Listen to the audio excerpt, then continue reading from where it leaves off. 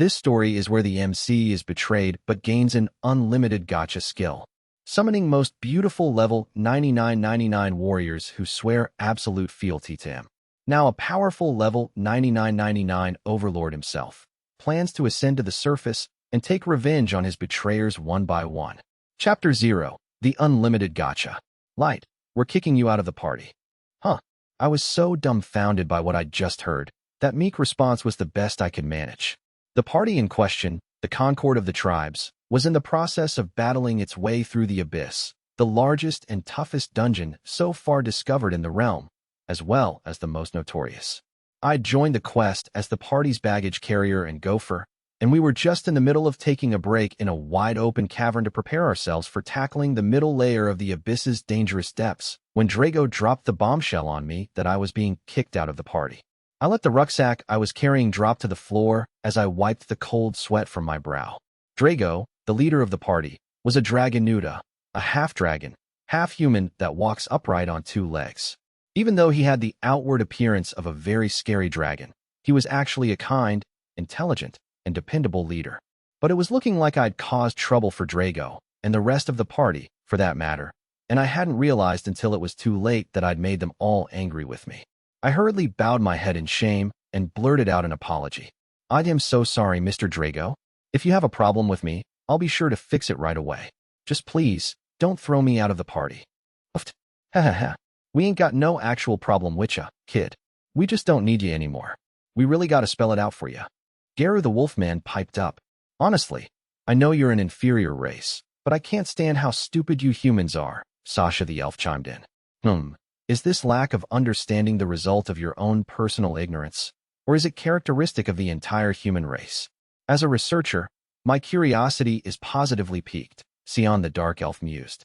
All three of them looked down on me with scorn as I apologized profusely, their words devastating me even more than Drago's declaration that I was being kicked out of the party. This realm is made up of 9 races: humans, beast folk, dragon youths, elves, dark elves, dwarves, demonkin, onofolk, and centaurs. Not all races were created equal, however. Humans, for instance, aren't as strong as beast folk or onofolk, nor are we as fast as centaurs. We aren't as magically gifted as dragon youths, elves, or dark elves, nor do we live as long as those races. Humans aren't as resourceful as dwarves, and we aren't as clever as demonkin. Because of this, in this realm, we humans are looked down on, discriminated against, and viewed as the most inferior of the races. In fact, the 8 other races often refer to us as inferiors, as shorthand. The Concord of the tribes was different, however. The party was famous for rejecting bigotry and recruiting members of all races in an attempt to embrace the lofty aspiration of creating a world where all are equal. Garu, who looked like a wolf standing on 2 legs, would yell at any beast folk who made fun of me when we were walking around town. Sasha, a beautiful elf with pointy ears and blonde hair cascading down her back, would console me whenever this discrimination brought tears to my eyes. Sion, who had silver hair and thin skin, would help me study, teaching me everything she knew about drug making. But in that moment, they all seemed like complete strangers to me, belittling me and leering at me as if I were some kind of nasty insect or a pitiful animal they were about to start hunting. This whole situation was shocking to me, and I felt like I'd been whacked around the head with a blunt object out of nowhere. Why would you 3? But before I could finish my question, I was cut off by the 4 party members who hadn't spoken yet. Come on, do we really need to spend all day talking about this? We don't need the kid, so let's just kill him already. We can't have another party waltzing in here and seeing us like this. That was Nano, a dwarf with a shaggy beard that was tied to a point. He was urging everyone to kill me, acting as if he were merely tossing out a tool he didn't need anymore. Nano had been the one who'd patiently taught me how to sharpen swords and keep armor maintained at the party's manor. Nano was right. I can barely stand breathing the same air as this inferior, so I would prefer it if we brought this to a conclusion soon. That was Diablo, a tall, lanky, young demon with pale skin and devil horns growing out of his head. He had been the one who taught me proper table manners and etiquette. Sure, he had a habit of muttering the occasional snide remark directed toward me, but I'd never heard him speak about me with such indignation and murderous intent before. Agreed. This is a complete waste of time. The next to offer their thoughts on the matter was Oboro, an Oni who'd taught me how to fight with my bare hands and melee weapons in his spare time. He wasn't just a fellow party member to me, he was my mentor, an expert instructor in combat techniques. Yet, with just a few short words, he had dismissed me as a pest. Hold your horses. This inferior's taken up too much of our valuable time to dispose of him quickly. I'd feel much better if we made him feel every last ounce of our pain before bumping him off. The last to speak up was Santor, a two-legged centaur who was the biggest of all the party members and who seemed to want me to die a slow, gruesome death. He had been the one who'd taught me how to use a bow and arrow and how to hit a moving target. I turned my gaze once more to the party leader, Drago, and fully aware that my teeth were chattering, I spluttered another question. This is a joke, right, Mr. Drago? It's all an act, isn't it? A prank at my expense? After all, there's no reason for you to kill me, is there? Sure there is, Drago said without missing a beat. As it happens, we were told to kill you. Just to make sure. You're killing me, Jay, just to make sure? I said, trembling. Make sure of what?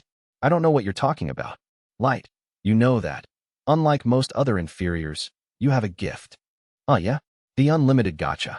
But you all know it's a useless gift that only produces junk. Once in a blue moon in this realm, a human gains what is known as a gift when they turn 10, and I was lucky enough to be one of those humans. But the gift I attained turned out to be this weird skill called the Unlimited Gacha. All I had to do to use this gift was summon it up, push a gacha button, and out pops a card. Whatever's on the card becomes a real-world item, which might seem really neat from the way I'm describing it. But trust me, it isn't. I'd had this gift for 2 years by this point, and all I'd ever gotten from it was junk, such as moldy bread, a single sock with a hole in it, and a broken spoon. Talk about an utterly useless gift. Our superiors initially suspected you were a master since you possessed this curious gift called the Unlimited Gacha, Drago explained. So we brought you into the party in order to observe your gift, your temperament, and your actions at close quarters. Unfortunately, your gift only brought forth rubbish, and your stats remain at the same level as your other inferiors. As such, it has been determined that you are not a master, and we were given orders from above to dispose of you. They wanted to eliminate any possibility of a calamity that may result from letting you wander around freely. I wasn't following even half of what he'd said. All I'd managed to glean from his explanation was that I wasn't a master and I was going to be done away with, just to be on the safe side. Also, what was a master anyway? My nation was disappointed he wasn't a master, but it was a huge weight off my shoulders, said Sasha. If Light had been a master, they would have ordered me to marry an inferior, just so the bloodline would be theirs. Ugh, just thinking about it gives me goosebumps. Ha ha ha. The elven nation would be disappointed, wouldn't they? Garu said. You elves and dark elves sure do love your masters, don't ya? A nation, I stuttered. Were these superiors? Drago mentioned the authorities of a nation? Were masters highly sought after by a nation? What did masters do, anyway? Drago glared at Sasha and Garu, whose faces immediately turned grim as the two of them trembled with fear under his gaze. They knew better than to get on the wrong side of the highest-level member of the party. Nano, Diablo, and Oboro stared incredulously at the loose-lipped pair, while Santor let out a derisive snort. Relations between the beast folk and the centaurs were every bit as bad as between the elves and dark elves, which likely explained why Santor's first reaction to Garu's predicament was to laugh. I swear, elves and beast folk always open their mouths before engaging their brains, don't they? Said Nano. Compared to inferiors, they have silver tongues. Though I think the way these two speak out of turn is more charming than it is offensive, Diablo said mirthfully. Not so charming if it causes trouble, Oboro shot back. Ha ha, that's beast folk for you. Santor sneered. Drago ignored the interjections of the other four and continued lecturing the two troublemakers. You two need to exercise more discretion. What happens if our secret gets out? Forgive me, my leader, said Sasha. It was a slip of the tongue. Why, yeah, sorry. Got a lil carried away there, Garu admitted. Tell you what if the two of us take care of the little puke for you? Then, our secret will stay nice and safe, yeah? It'll be on us. Yes. What a great idea, Garu. Sasha agreed. His blood will be on our hands. Eek! I shrieked as Garu jerked his arms out wide and flicked out the steel blades attached to his gauntlets. Sasha unslung her bow and took aim at me. They were really going to kill me. I started backing away slowly, then turned around and ran for it. Ah ha ha! Garu roared. This here's the abyss, human. Even if you do manage to get away from us, the monsters'll finish you off. Yes, but they won't get a chance if we kill you first. Sasha called out as she unleashed an arrow. Gah! I screamed in pain as the arrow speared through my left leg, and I fell to the ground, unable to run anymore. It was a really hard landing, too. The jarring impact with the rock-littered floor of the cave-like dungeon, drawing blood and turning the ground around me red. It was the arrow stuck in my leg that hurt the most, though. Nothing beats that look on their faces and all that screaming. I really get a kick out of hunting humans for sport. Monsters and animals ain't half as fun 'cause they can't talk. Indeed, Geru, Sion agreed, nodding along to the wolfman's sadistic remarks. I enjoy hearing the screams of the inferiors I do my experiments on so much, I can't help applying even more pressure to them in response. Light's screams and pained expressions are especially delicious. Sasha seemed repelled by the Dark Elf's words. Honestly, you Dark Elves are far too obsessed with experimentation. This is neither the time nor place. Our cover story is supposed to be that a monster landed a fatal blow on one of our party members while we were questing in the Abyss, the most dangerous dungeon in the world. But that won't convince anyone if we take our sweet time over it, and another party shows up before we finish the job. Okay, I hear ya. Relax, Geru replied before turning to me. Truth is, kid, I wanted to toy with you some more before wasting ya. On the other hand, you did give us all a good laugh by tag Jin along like an idiot with no clue of what we were really up to. So I'll put you out of your misery quick. Call it a thank you gift if you like. As casually as anything, Geru closed in for the kill as I lay there on the ground with an arrow through my leg, slavering, bleeding, and crying from the pain. I was in complete denial of the scene unfolding before my eyes. No, this can't be happening. The Concord of the tribes is supposed to be good. You're all imposters. You have to be fakes. The fake Drago snapped back with invective of his own. Nonsense. We Dragon Youths simply have too much pride to consort with you inferiors on equal terms. I only consented to this charade because I had orders from above. Ha. The fake Geru howled with laughter. Oh man, this is the funniest thing I've seen in my life. You're killing me. The fake Sasha's face wrinkled in disgust. Why are you marveling over this display? I swear, humans are vile, revolting creatures. Why don't the authorities just eradicate these inferiors once and for all? The fake Sion looked on impassively, as if she were watching a lab rat taking its final breath. Light could have been very useful as an experimental subject, but alas, it is out of my hands. I suppose I can make up for it by purchasing a few young female inferiors and using them instead. The fake Nano, who looked like he'd completely run out of patience, was egging on my killers to hurry up and finish the job. Come on, kill him already. This kid's not a master. He's nothing to us. We're burning daylight as we speak. The fake Diablo shrugged in agreement. Nano is quite correct. We are wasting precious time here. In any event, these inferiors look ghastly when they have lost all hope. Our best option is to kill him at once and leave this dungeon forthwith. The fake Oboro chimed in as well, practically whispering as he spoke. If none of you will kill him, I'll have the honor. The fake Santer bellowed angrily. Damn it, I want to kill him. Though I really want to pay him back for making my life hell first, by torturing him over and over. This is infuriating. All the murderous fakes who had the same faces, voices, and mannerisms as the real party members were mocking me and laughing at me. But I didn't want to die, so I tried to get away the best I could. With my leg hurt, however, I couldn't run, so I crawled along the jagged, rock-littered floor of the cavern, the very act of which ripped open my skin and caused me to bleed even more. I ignored these new wounds and kept moving. I didn't want to die, but in the back of my mind, I knew I was a goner. I had a power level of 15, which was high for a 12-year-old and mostly due to the party helping me to level up. But if you were to ask what the power levels of the other members of the party were, well, Geru and Santer were both around 150, while Sasha, Sion, and Nano were all around the 300 mark. Diablo and Oboro were nearer 400, while Drago's level was up around 500. Humans were way behind the other races when it came to physical strength, magic, and lifespan, to name just a few traits where we were found to be lacking. All of this meant humans had the weakest overall levels of any race, while the others were able to reach much higher levels, thanks to their strength, magic, and longer lives. This sizable gap in levels was the main driving force behind the discrimination humans suffered in this realm, and it was this stark difference in our respective power levels which told me I didn't have a hope in hell of getting away from the much higher-leveled members of the party. Still, I carried on crawling for my life. Though as I struggled desperately to get away, more bad luck befell me. As my outstretched right hand touched the ground, a huge curtain of light exploded from underneath it. Huh? Did he just trigger a teleportation trap? Don't let him get away. We have to kill Hai. In that instant, the sound of everybody's voices cut off abruptly, and for a moment, all I saw was blinding white light. Ugh, I hurt all over. Luckily for me, I'd managed to escape from the other party members, but unluckily for me, Sasha's arrow was still wedged in my left leg, and I was still scraped and bloodied from crawling across that rocky cavern floor. A momentary wave of relief washed over me on the realization that I'd made it to safety, though it was almost instantly followed by a second wave of total pain that tore through me without mercy. It looked like I'd ended up in another cavern in the same dungeon. Unlike the middle layer of the abyss, this area was much darker. I flopped onto my back on the bare rock beneath me. Mom, Dad, Big Brother, I mumbled to the air around me. You were right. The city is a scary place. I want to go home. I hurt all over. I had an arrow in my leg, and the party members I trusted completely had humiliated me and tried to kill me.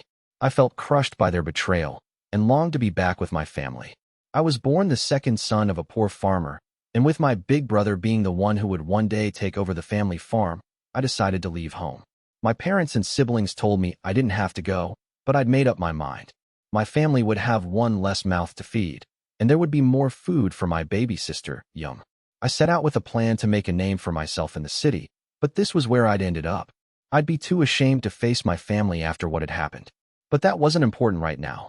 If I didn't make it out of the abyss, the most dangerous dungeon in the realm, I'd never see sunlight again, let alone reunite with my family. Why'd they trick me and try to kill me? I murmured. I'm just a poor farm boy. What is a master anyway? Why is some nation behind this? I don't want to die, not until I know what's going on. At any rate, the lingering respect I felt for my party and my sheer anguish at being betrayed by them gave way to a burning desire for revenge. I'll make them suffer for what they did to me. I'll kill them all. I can't die here without paying them back. I won't be able to die in peace until I've taken revenge against all those who betrayed me. The inferno of vengeance welling up inside me eclipsed the pain coursing through my body. But if I want my revenge and to see my family again, I have to somehow stop this bleeding and get out of. Grrrr. The guttural growl that cut me off told me that my bad luck had struck again. A monster appeared out of the shadows in front of me, perhaps drawn by all the noise I was making, or perhaps because it had caught a whiff of my blood. It was a huge creature, maybe 10 meters in length, and it walked on all fours. It had a tail that was thicker than my torso, and that looked a lot like a snake, even down to having its own 2 eyes and a mouth. The snake tail rippled its way through the air toward me. The monster stared at me with keen, menacing eyes as drool oozed from its mouth. Even if this had been an ordinary predator, I would have been done for, but I was in for a real shock when I saw the monster's stats screen. What? Is this some kind of joke? This can't be real. I cried. Level 1000. A person or creature can voluntarily activate their stats screens for others to see, which meant, by displaying its stats to me just to rub in how outmatched I was, the monster wasn't just intimidating me physically, it was mentally tormenting me as well. I'd had it all wrong.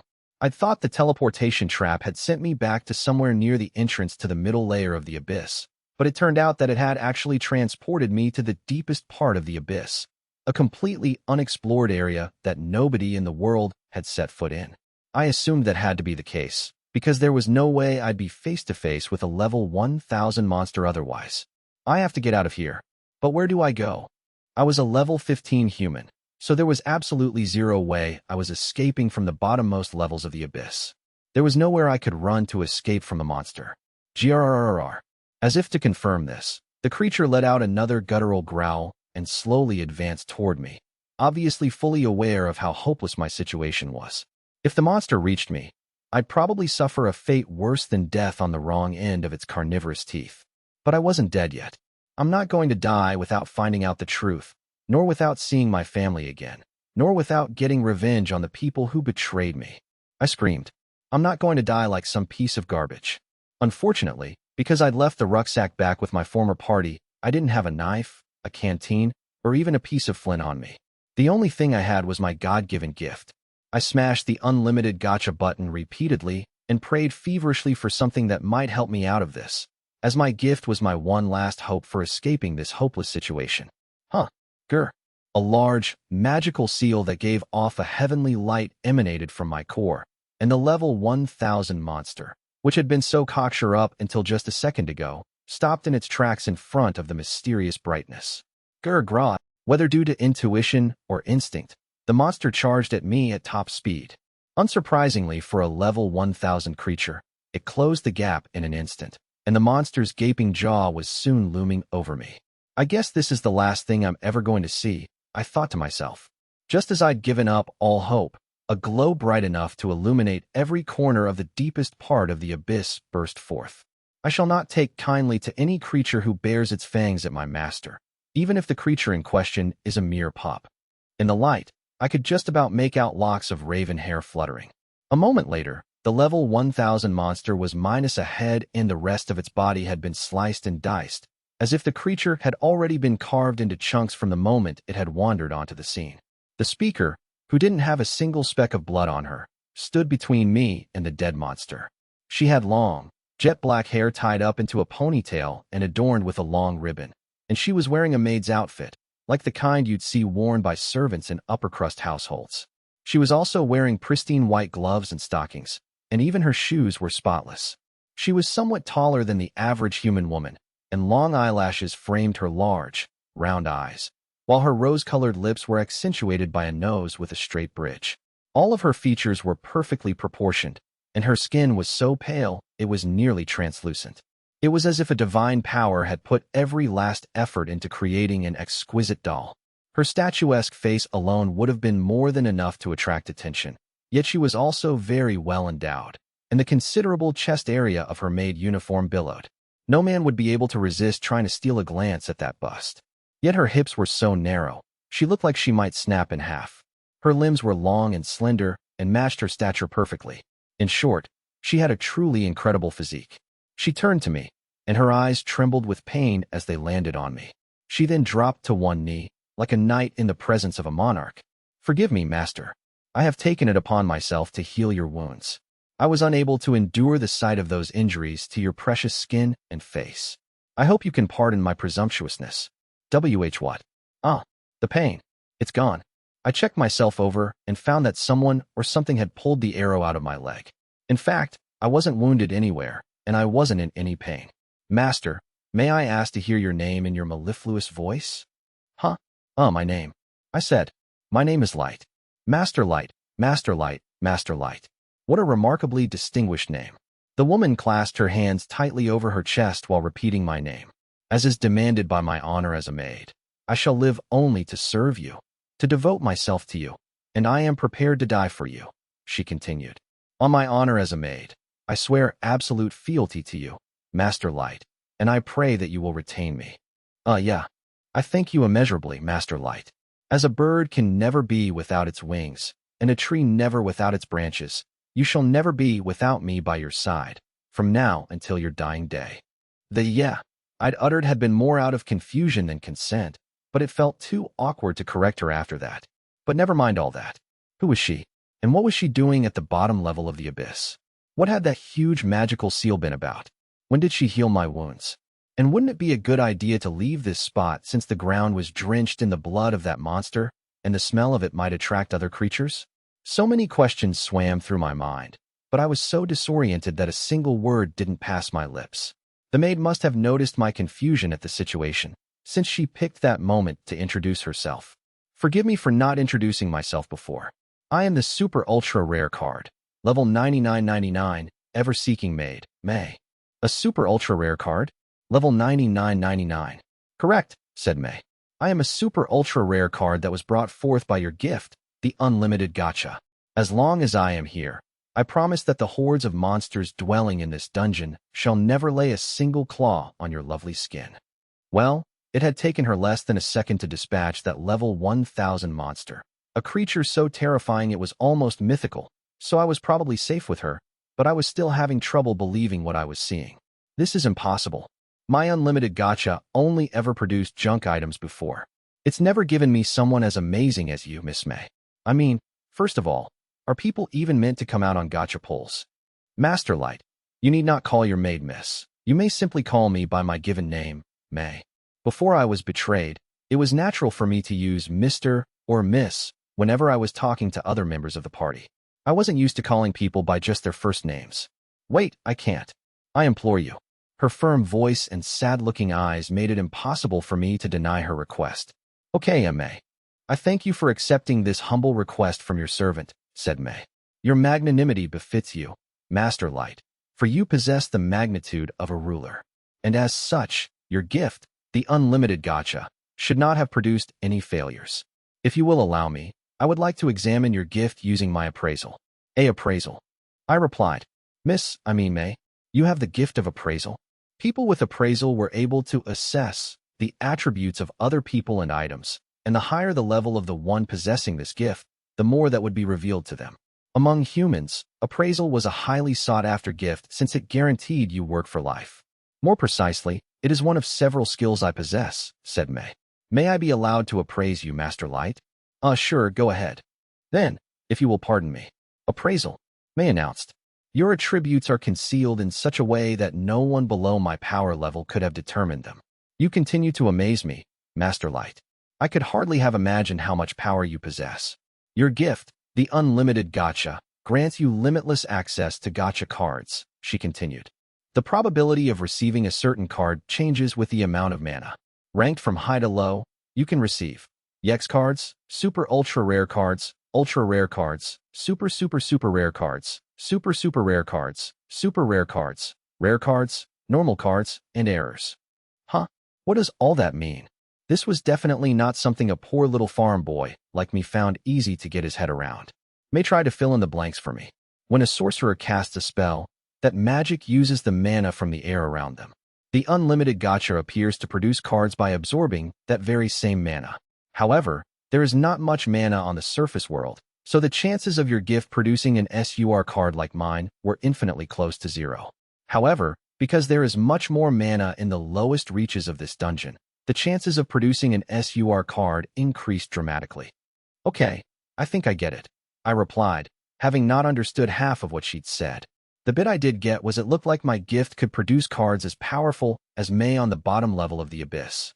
You are certainly astonishing, Master Light, May remarked.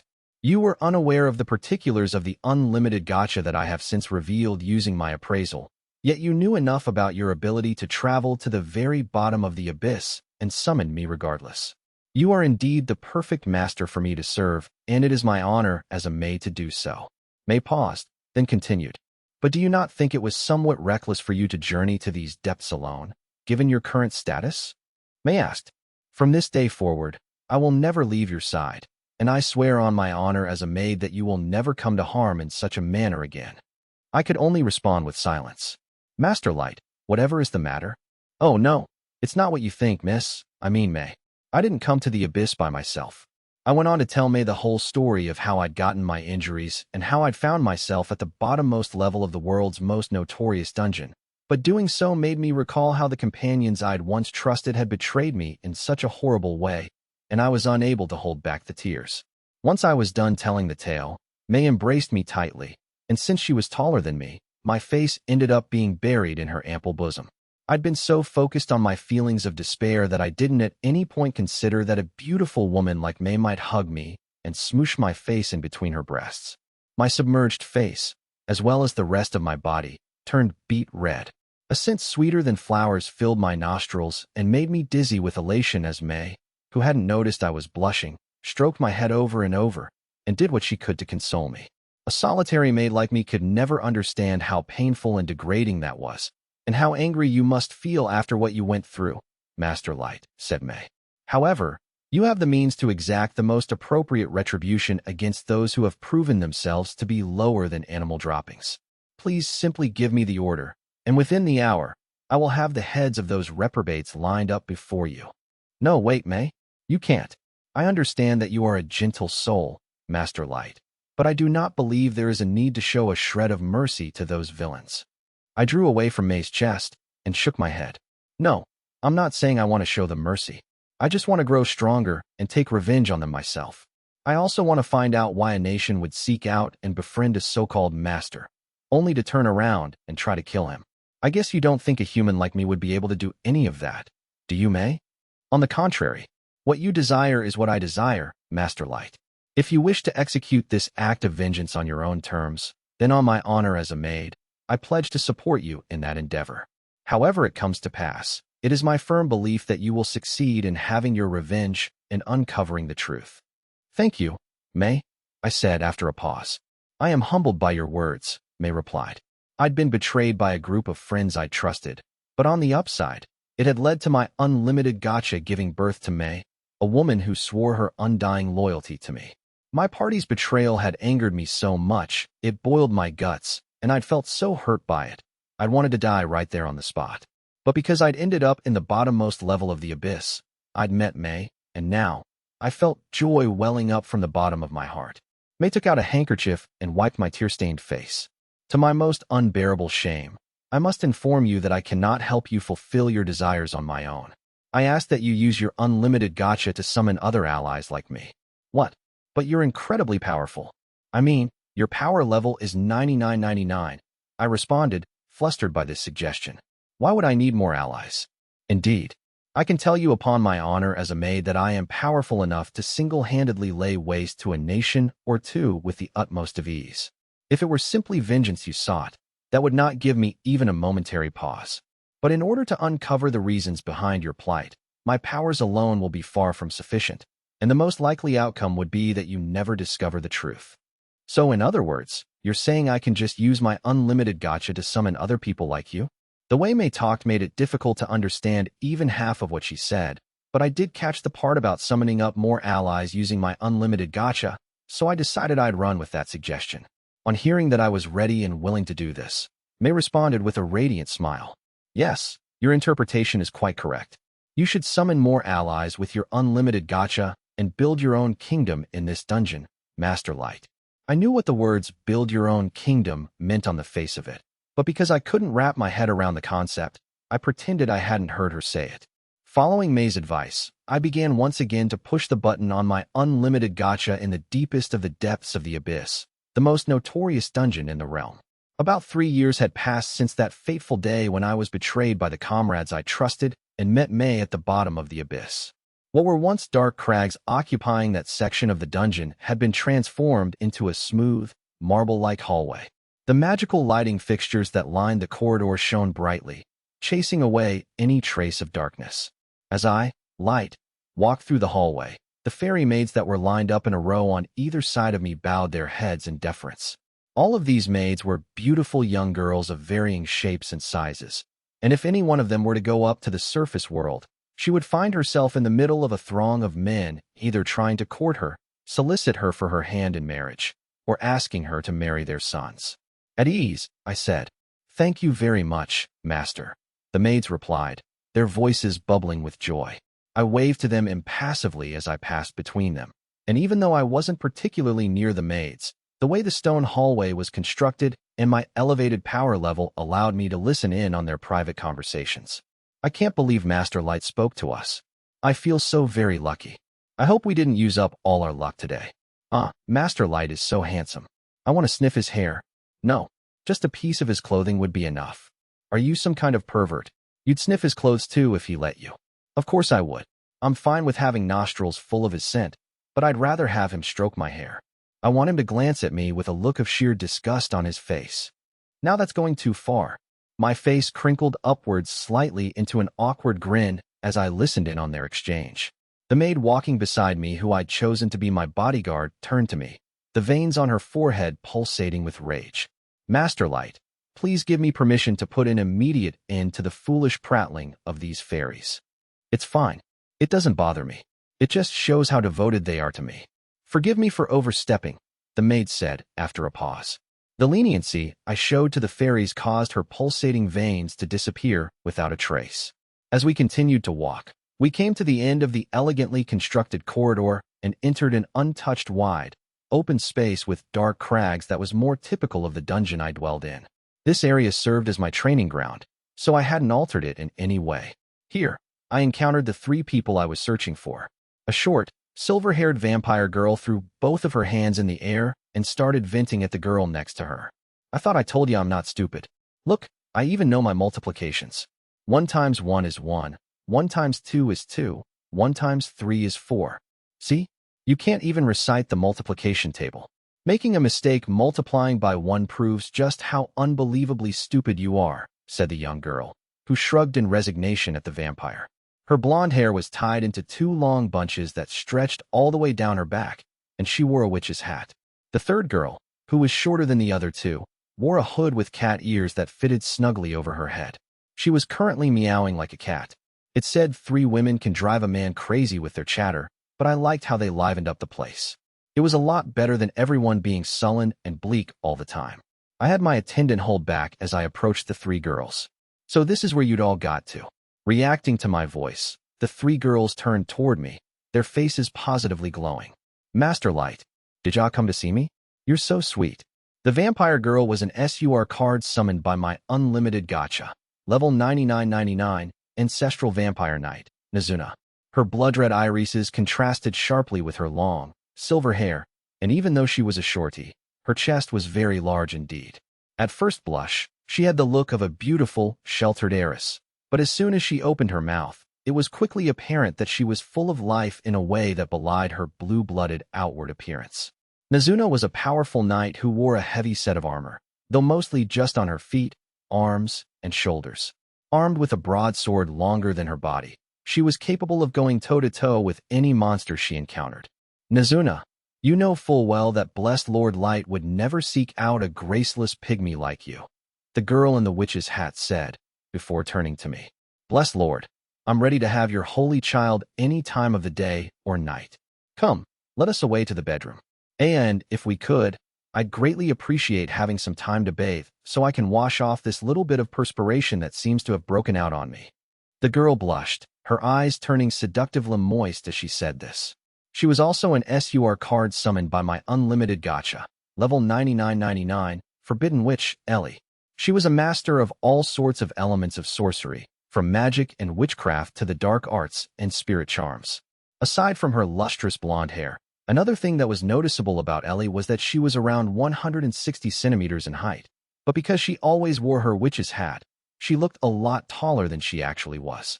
She had a well-developed bust and a decent hourglass figure, while thick, creamy thighs that would catch the eye of any man peeked out through her irregularly parted skirt. Naturally, her facial features were quite attractive too. Her large, doe-like eyes were so captivating. They seemed to draw you in, body and soul. She frequently invited me to her sleeping quarters, but she was actually a virgin with no experience in the bedroom.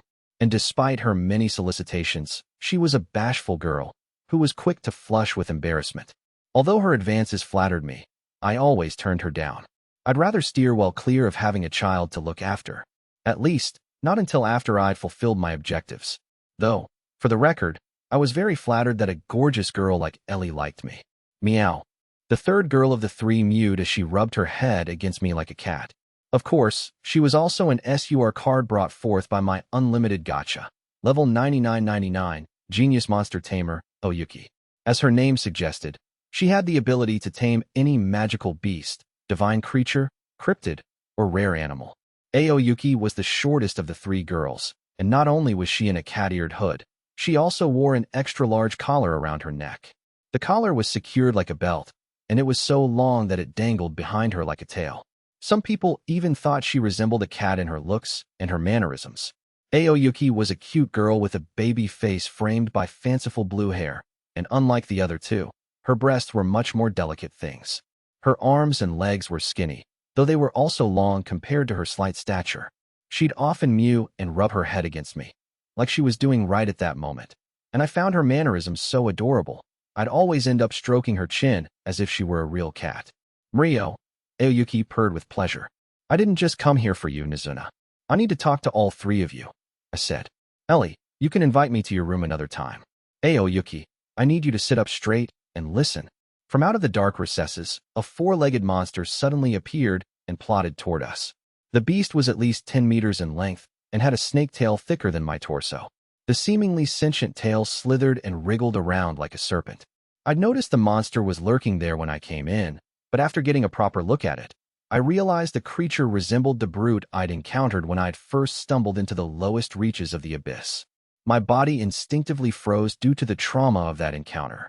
Noticing how scared stiff I was, the three girls fell into formation in readiness to attack the monster, which was called a snake hellhound. You really gonna disrespect my master in front of me like that? I ain't gonna make your death quick, bub.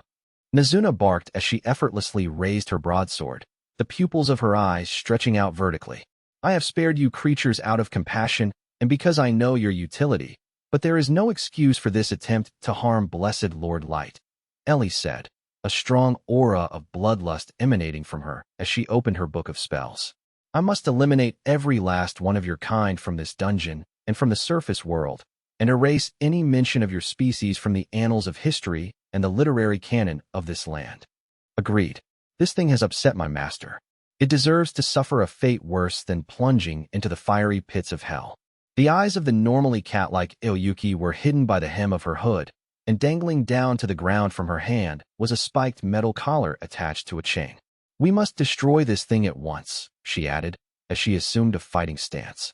In the presence of these three menacing level 9999 fighters, the expression on the level 1000 snake hellhound's face had turned to one of boundless fear. If I were to even jokingly give the three girls the go-ahead, they'd probably eradicate every last snake hellhound in this dungeon, before going on to wipe them off the face of the planet. I took some deep breaths to calm my nerves, then turned to the trio. I'm fine. Stand down, you three. Can't you see the poor little guy is absolutely terrified? They're actually quite cute once you get used to them. I approached the snake hellhound to pet it, and the creature, realizing that its life was on the line here, rolled over onto its back and let me rub its belly. Its snake tail wriggled playfully close to me, and I stroked its cold, scaly cheeks. Well, if you say so, master. I will always follow your instructions, blessed Lord Light. Moreau. The three girls obediently stood down. With this distraction taken care of, I was finally able to broach the topic at hand. I've received word from May that our target has taken the bait. I came here to tell the three of you to get ready to move. I'd been so excited to receive this message from May that I'd gone to the effort of relaying the news to the other girls in person, without relying on my power of telepathy like I usually did. Oh, so it's finally happening. Congrats, Master Light. I'll make sure I'm ready for this one, Nazuna said with glee. I for one am not pleased that May was chosen to be the bait for this mission, Ellie said. I could have performed the role perfectly. Or more perfectly, I should say. Mew, Aoyuki added. I appreciate your willingness, Ellie, I replied. But unfortunately, you don't quite look human. May can easily pass for a human, so she was the better choice for this mission. The big giveaway that Ellie wasn't human was her pointed ears. They weren't quite as sharply pointed as an elf's, but they stood out enough that she wouldn't be taken for being human at a glance. May, however, looked just like a human maid, even if she was a strikingly attractive one. Of course, if she'd wanted to, Ellie could have easily changed her appearance with magic items and the like, but a disguise like that wouldn't have been 100% foolproof, so we decided to go with May out of an abundance of caution. I do understand that, blessed Lord. I will, however, remind you that you do have me at your service, not just May. Of course, and I'm not just counting on you, Ellie. I need each and every one of you. The three girls seemed taken aback by this statement, even to the point of blushing and visibly trembling. I was very glad they were so devoted to me, but sometimes they'd take it a little too far, like at this very moment, and all I could do in those moments was awkwardly chuckle at the display. Despite this rather uncomfortable exchange, I couldn't help but feel invigorated by the prospect of carrying out the first step of my revenge after 3 long years. Garu the Beastman struck a gallant figure as he strutted down the city's main boulevard, and every person he encountered stepped aside for him. Everyone looked up to Garu, and they all scrambled to be the first to pay their respects as he passed. Garu, how are you doing today, boss? Can I ask where you're heading? If you don't mind, I'd like to come with, shouted one. Mr. Garu, is there any chance you can meet my little sister later? She's a huge fan of yours, shouted another. Pay no heed to these strangers. You should really get to know my daughter. Sir Garu, please come visit our parlor and regale us with tales of your legendary exploits, one young beastwoman called. We'll be waiting. Forget those young waifs, an older-sounding female voice called. Come to our parlor and let some real women treat you right. We promise to take extra good care of you. Beastmen young and old, as well as beastwomen both nubile and fully mature, showered Garu with a flurry of solicitations. Although his tail wagged gleefully at the attention, Garu raised his hands impassively to put a stop to all the commotion. Sorry, folks. Gotta take care of some business first. A man like me's got a packed schedule, you know. But I'll squeeze all of you in when I'm free. Just sit tight, folks. The gathered beast folk didn't say anything else after that, just collectively gazed at Garu with a mix of reverence, respect, adoration, and a few even with jealousy. Those looks of envy, however, just served to feed into Garu's sense of superiority. I'm now the front-runner to become the next chieftain of the Wolfmen. And all I had to do was bump off one human brat, Garu thought. You couldn't ask for a sweeter deal. Roughly 3 years ago, the Concord of the tribes had roped a boy into their party who they thought could be a master. They'd spent the next 3 months monitoring the boy, but in the end, it was determined that the kid didn't have the makings of a master after all. As such, they decided to kill the boy as a precaution, and the party had sought to carry out the deed in a dungeon where there would be no witnesses and where it would be easy to dispose of a body. The party members had gotten a little carried away, however, and allowed the boy to escape. More specifically, they were able to render the boy practically immobile by firing an arrow into one of his legs. But just as Garu was about to end it by slashing him to death, the boy had reached out and accidentally activated a magical teleportation trap. A moment later, the boy had vanished without a trace. Afterward, the party had searched for the boy as far and wide as they could, but they had been unable to locate him. In any event, it had been clear to them that the boy had been transported somewhere else within the Abyss, the most notorious dungeon in the realm. And what's more, he'd been badly injured at the time, so there had been no doubt in their minds that the stench of the boy's blood would have attracted the kind of monster that would likely eat him alive. All the members of the Concord of the tribes had eventually agreed that Light was dead, and they'd relayed this news to their superiors. Upon hearing the party members' account of events, the higher-ups also concluded that there was very little chance Light had survived, and declared him deceased. As a reward for killing off a human who was thought to be a master, Garu attained a status among his peers that made him the favorite to be the next chieftain of the Wolfmen, and all the other Wolfmen and beastfolk showed Garu due respect whenever he strolled the city streets. The nation's authorities also showered Garu with enough reward money for him to live a life of luxury for the rest of his days. I heard the guys who hired us also formed other parties besides us to look for masters. There even formed underground societies through professional guilds to that end, Garu mused. Still don't get what a master even is, though. Wonder why the nations are going to so much trouble to find a master. Garu's reward had been generous indeed. Just a few years before, his social status hadn't been anything special, and he'd been in no position to be in the running to take over as the leader of the Wolfmen. To put it in simpler terms, it was as if the third son of a farmer had suddenly risen to become the heir apparent of the village chief. Barring any surprises, Garu was a shoo-in to be elected to the position. And Garu wasn't the only one who'd come out ahead. From what he'd heard, everyone else in the Concord of the tribes had shot up the social ladder in similar ways back in their own homelands. That elf Sasha was a bastard child, and her half-sisters and her dad's actual wife treated her like the black sheep of the family, Garu thought. Now I hear talk of her marrying into the royal family. Sion the Dark Elf's a high-level researcher, and Nano the Dwarf's working at the top blacksmithing forge in his kingdom now. Oboro the Oni and that musclehead centaur Santor went back to their own nations. The demon Diabolos no longer disowned, and not only was he allowed back into the peerage, he even got himself a higher rank at court. The party member who had advanced the furthest, however, was Drago the Dragonuda. Never knew Drago was a member of the imperial family, Garu mused.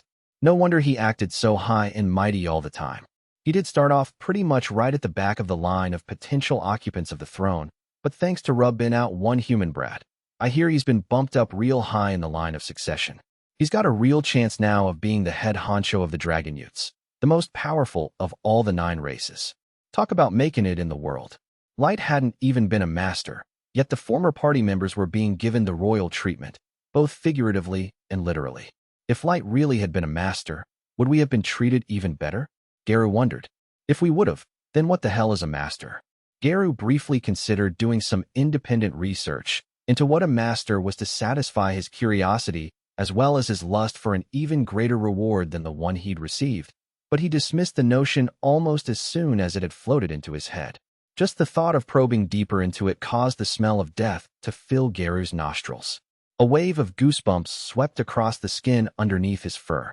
My instinct is telling me not to mess with this master stuff, whatever it is.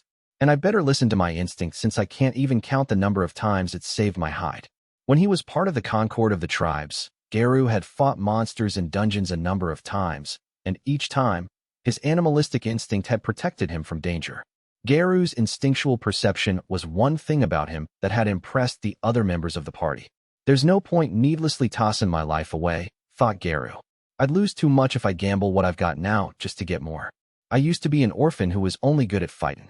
Now I'm the lead-in candidate to become the next chief of the Wolfmen. And if things go my way, I'll be the top Wolfman. To keep my status, I need to forget all about those masters once and for all. The royal treatment that had been granted to the people responsible for Light's death, even though he wasn't a master, came with an implied message. You've been given what you wanted, so don't involve yourself any further in the matter. Viewed in that light, there was absolutely no reason for Garu to toss away his elevated social standing just to satisfy his curiosity. Forgetting about these so-called masters was the right course of action. Hello, might I have a word with you? It was a disagreeable grunt that passed Garu's lips, because whoever had said this to him had interrupted his thoughts just as he'd made the decision to forget all about masters. But when he saw the human woman standing before him, his irritation vanished instantly. She had jet black hair tied into a ponytail and wore an elegant cloak over finely tailored traveling garments. She was tall for a human woman, and she had large eyes, rose-colored lips, and a straight nose, all of which were well-proportioned on her pale face with its limpid skin. In short, she looked like a doll that had been meticulously crafted by a god. Her face alone was more than enough to turn heads, but she was also so well endowed. Her chest jutted out prominently beneath her clothes, a sight that would have caused any man to stare in wonder at her. At the same time, her hips were so narrow, she seemed in danger of snapping clean in half. Her lithe arms and legs matched her stature, giving her the perfect figure. And this gorgeous human was calling out to Garu. In fact, she was so beautiful, it was doubtful whether she was actually human. Forgive me for interrupting you in your day. If I am not mistaken, you are Sir Garu, formerly of the Concord of the Tribes, yes? Yeah. Even though the Concord of the Tribes had disbanded, Garu hadn't changed his name, so it had been a piece of cake to find him. The official reason for the party being disbanded had been that it was the members' way of taking accountability for allowing a human under their protection to perish in the dungeon. I am searching for the whereabouts of Light, the young master I am sworn to serve, the woman said with a forlorn look on her face. Oh, forgive me. I have yet to formally introduce myself. I am May, a maid who has sworn absolute fealty to Light. Garu could only jabber incomprehensibly at the woman's sudden questions and introduction. May went on to tell Garu that Light wasn't actually the second son of a poor farmer at all. He was, in fact, the son of blue-blooded aristocrats, though she wasn't at liberty to name them. Due to circumstances out of his control, Light was compelled to live with a family of farmers, according to May, and after years of separation, she was finally free to reunite with Light. Trouble was, she didn't know whether he was dead or alive. May had heard that the last time Light had been seen, he had been a member of the Concord of the Tribes, but it had taken her a long time to track down this party that had already disbanded. May told the Wolfman that she'd lost all hope of ever seeing Light again, but she still wanted to know about his final moments with the Concord of the Tribes. She then came out with a request. She wanted to know if it was at all possible for him to take her to the location where the party had last seen Light alive. Just for guiding her to that spot, May was willing to pay the Beastman handsomely, a sum large enough to build a modest-sized house. The proposal made Garu perform a wild, happy jig in his head. These inferiors are dumber than rocks, thought Garu. Who pays that kind of moolah just to see where some little brat kicked the bucket? But what the hell? I can grab this May chick, have some fun with her, then sell her to a slave trader and make even more dough. Garu's mind snagged on something. But hold on a sec. I thought the party and the authorities did a thorough background check on Light when they were trying to figure out if the kid was really a master. We looked into absolutely everything, like where he was born and all of that junk, so how come we didn't find this classy babe then? This stinks, I tell ya. But there's still a non-zero chance this broad's the real deal. Or maybe she's looking for a different kid entirely. Whatever the case, I can't afford to let this chance pass me by. Garu had his doubts about the whole thing, but pressing his hand over his shirt pocket, where he kept his secret weapon, reassured him slightly. He'd had this particular trump card in his possession since before he joined the Concord of the Tribes, and Garu knew he could escape from most situations as long as he had it close to hand. In spite of his qualms, Garu was inclined to help May for the price she'd suggested. But the truth of the matter was it'd be too much trouble for Garu to escort this woman to the middle layer of the abyss alone. After all, humans were useless low-level deadweights that had only slowed down an adventurer. And it wasn't like Garu was exactly desperate for money either. In the end, Garu decided he'd get some loyal, young wolfmen to join him on the journey as a way of boosting his reputation. He didn't mind sharing the spoils of the venture too much because his real objective wasn't May's money, but to engage in carnal pleasure with her. For Garu to have his way with May, he needed a place where they would be unseen by the eyes of others, and a dungeon fit the bill perfectly. Inferiors are too stupid to know how these things play out, Garu thought. This country should have wiped out all of these weaklings long ago. Well, at least I'll get to have a good time out of this. And so, Garu went along with May's request, the two of them agreeing on a departure time, the itinerary, and other details of the undertaking. Garu's plea for assistance was answered practically immediately, and because Garu was the front-runner to become the next chieftain, it wasn't just fellow wolfmen who responded to the call. Plenty of other beast folk did too. They gathered like ants to honey, lured by the prospect of being recognized and rewarded by this future bigwig. As a result, it took longer to choose members for the party than it did to hash out the particulars with May. Garu ultimately selected 10 young wolfmen, their power levels all hovering around the 150 mark. By the end of the process, the traveling party, when Garu and May were counted, numbered 12. Compared to the other races that had been in the Concord of the tribes, the power levels of the beast folk weren't particularly high, so they needed to compensate for that with greater numbers. On top of that, beast folk were better at fighting in groups than alone, though admittedly, a lot of that depended on the particular beast tribe they were a part of. Due to their superior sense of smell, the party managed to find their way to the middle layer of the abyss without needing to fight a single monster. So this is where my light was, May said when they entered the cavern. Yeah, some monster pulled a sneak attack on Light and injured him bad. Then the unlucky kid triggered a teleportation trap and disappeared before our eyes, Garu told her. May put her hand over her mouth, and to anyone looking at her, she appeared unbearably crestfallen. Her jet-black ponytail swayed like a doleful dog that knew it would never see its master again.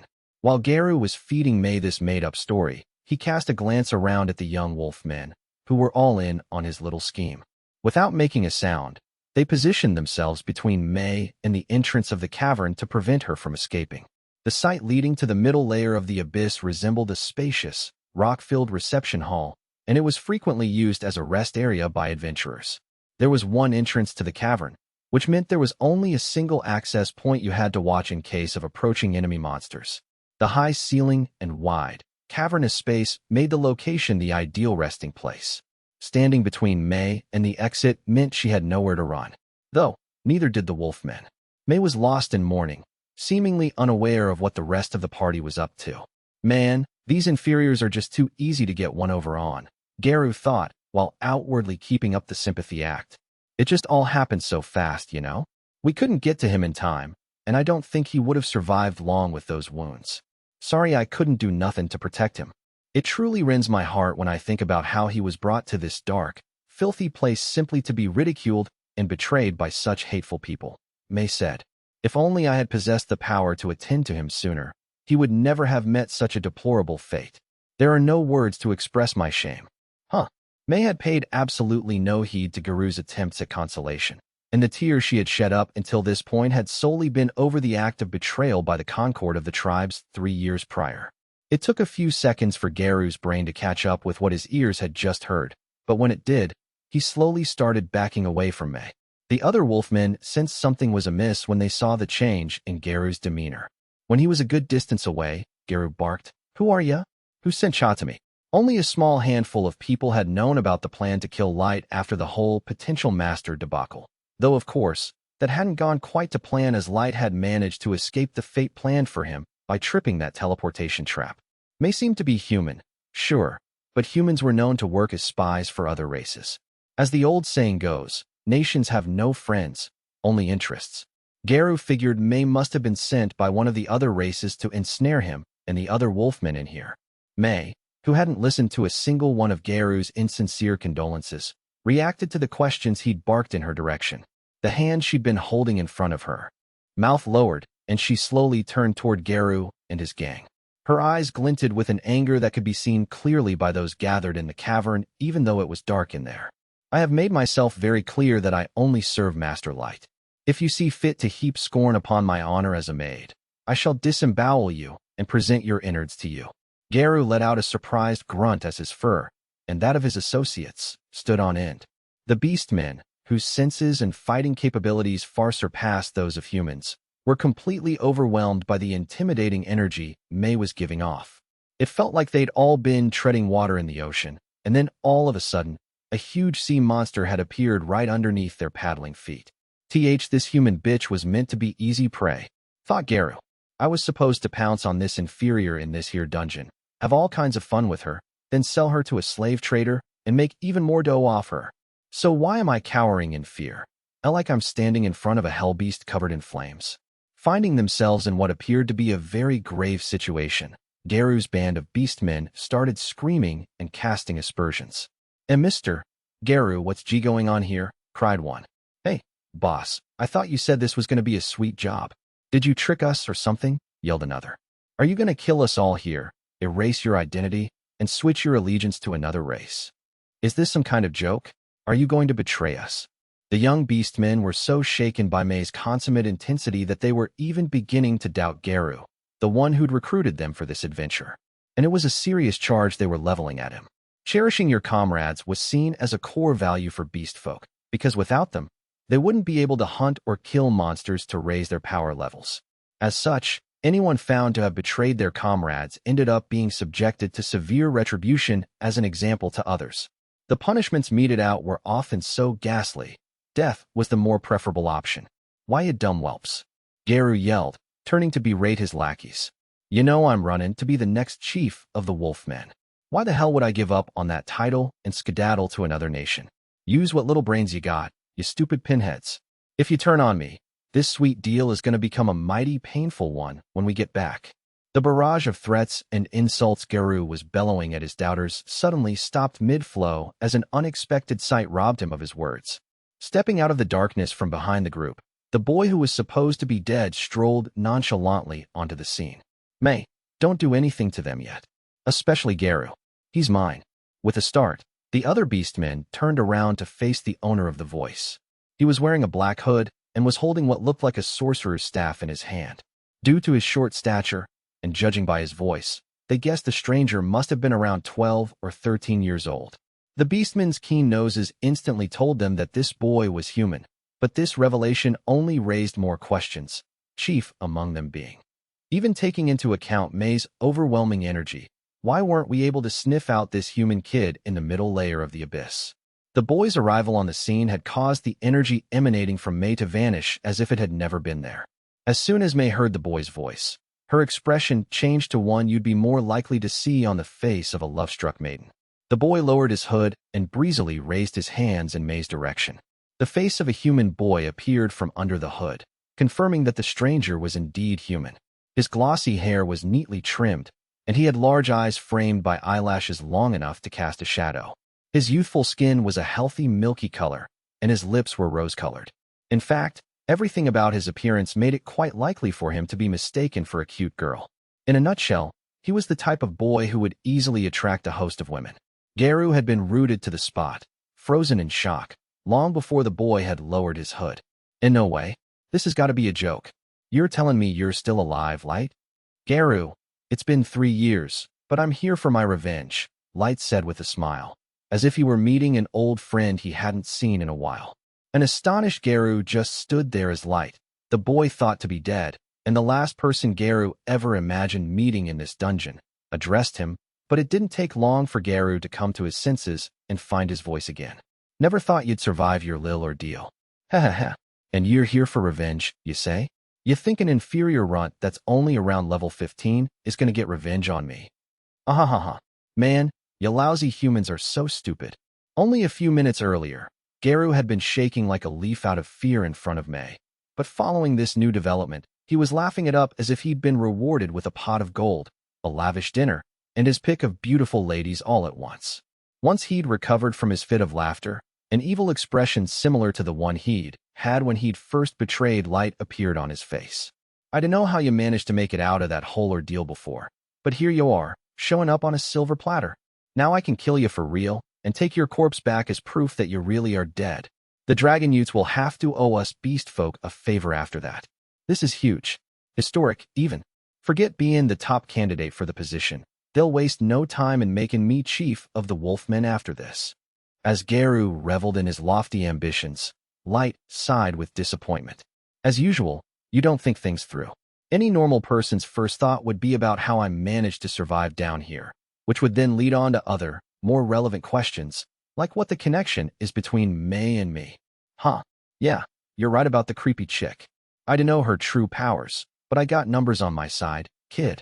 Me and the boys'll just overpower the both of you. You really think us beastmen gonna lose to a couple of stinking inferiors? Geru's comeback was punctuated with a snort, making it clear he was looking down on humans like he always had. And besides, we did a background check on you, so I know everything there is to know about you, all the way down to the number of freckles on your ass. We know you're just a nobody with a weird little gift. I bet you're only still alive, 'cause creepy girl here just happened to show up in the nick of time to save your freckly ass. I suppose you're right there. Light felt under no obligation to tell Geru the whole truth about his unlimited gacha, though his perfunctory remark only succeeded in making Geru even more confident in himself. Me and the boys'll have no trouble taking care of the chick who saved you. Still think you can pull off your little act of revenge? Huh, think again. You're too dumb to know how outmatched you are. On finishing his scornful monologue, Geru sucked his teeth impatiently at his motionless crew, who hadn't really been able to stay on top of the developing situation. TCH, why are all of you just standing around like dopes? Don't you see what we got here? We can kill this boy and take his dead body to the dragon youths. If we do that, they'll owe us one. That alone will guarantee me becoming the next chieftain.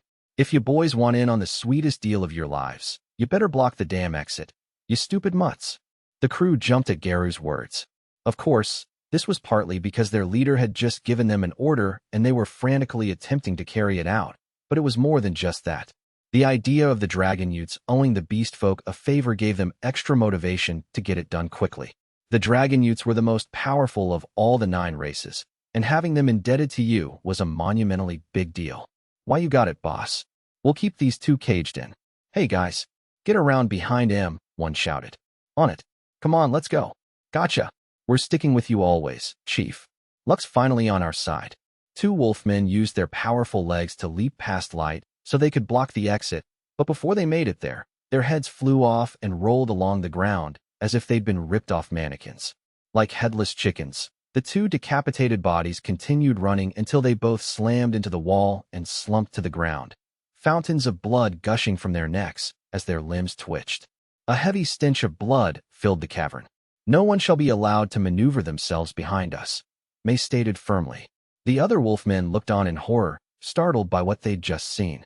May had somehow relocated herself from behind them to Light's side without anybody noticing, and judging by her words, it appeared that she had been the one who'd beheaded the 2 wolfmen, though Geru's gang had absolutely no clue how she'd done it. All they'd witnessed was 2 heads suddenly detaching themselves from their owners. What's more, May had ripped off her cloak by this point, revealing that she had at some point changed into a smart maid's uniform that didn't have a single wrinkle on it. As Geru's crew stared at the 2 of them utterly agog, Light coolly praised May as if he'd expected nothing less from her. Thank you, May.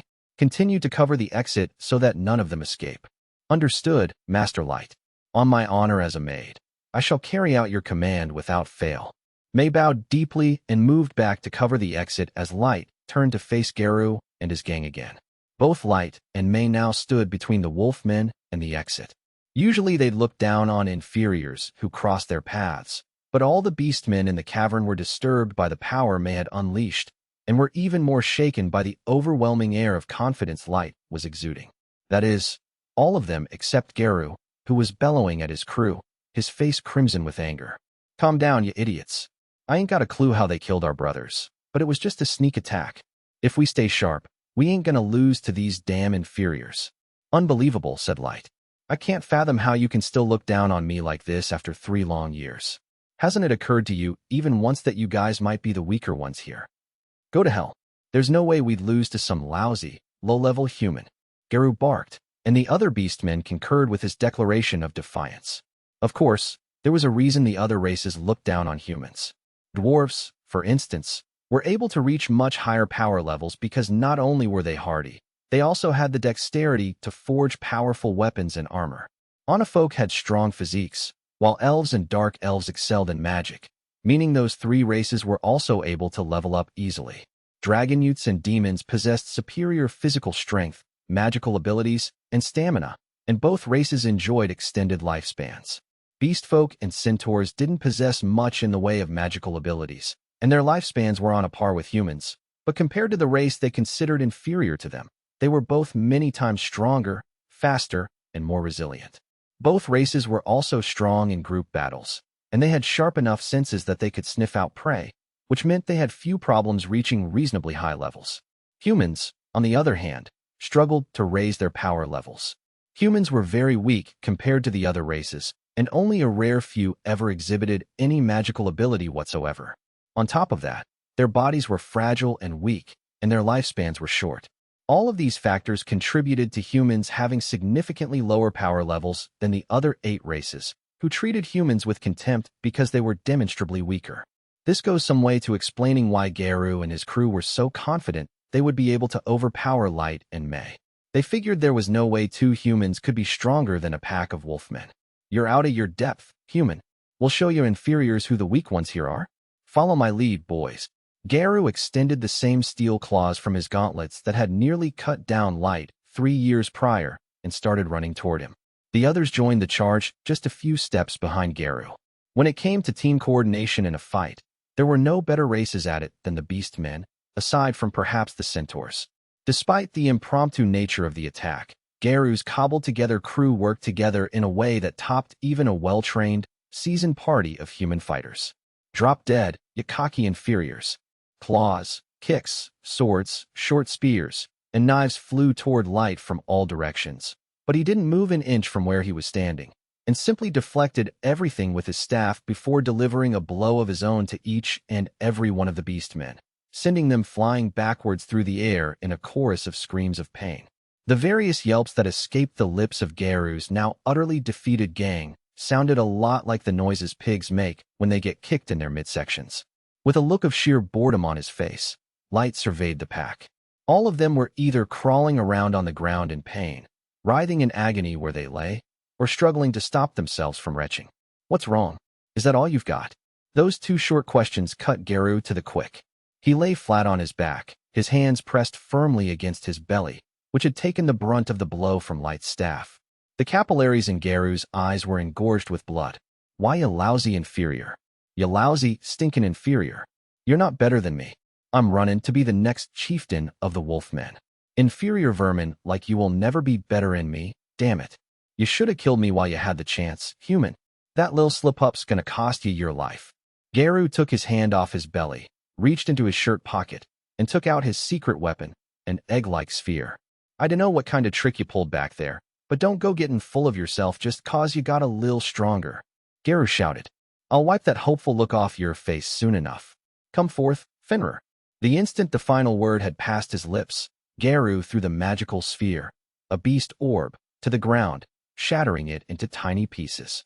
Beast orbs are magic items occasionally found in ruins and dungeons that have high-level monsters sealed away inside of them, and anyone who breaks one is able to summon and command the magical beast within, though it disappears again after about an hour.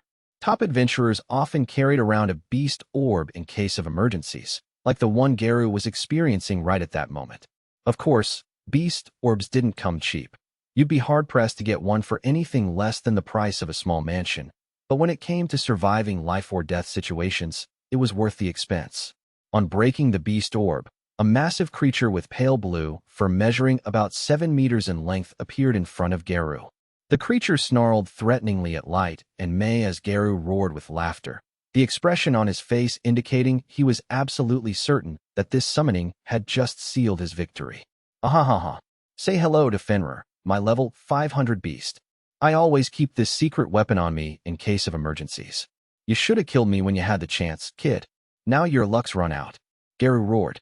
The other beastmen, who were all still licking their wounds from the beat-down Light had given them, got rather animated at the arrival of Fenrir. So beautiful, so powerful, one commented. It really shows you were in the #1 party of top adventurers, boss. Should have known you'd have a trump card like that up your sleeve, said another. Praise mighty Garu. The wolfmen all looked upon Fenrir with reverence, as if they were young fans meeting their favorite thespian. Light sighed at the beastman's foolish display. Level 500, he said, unimpressed. That's seriously your secret weapon? It's pathetically weak. Ahahaha.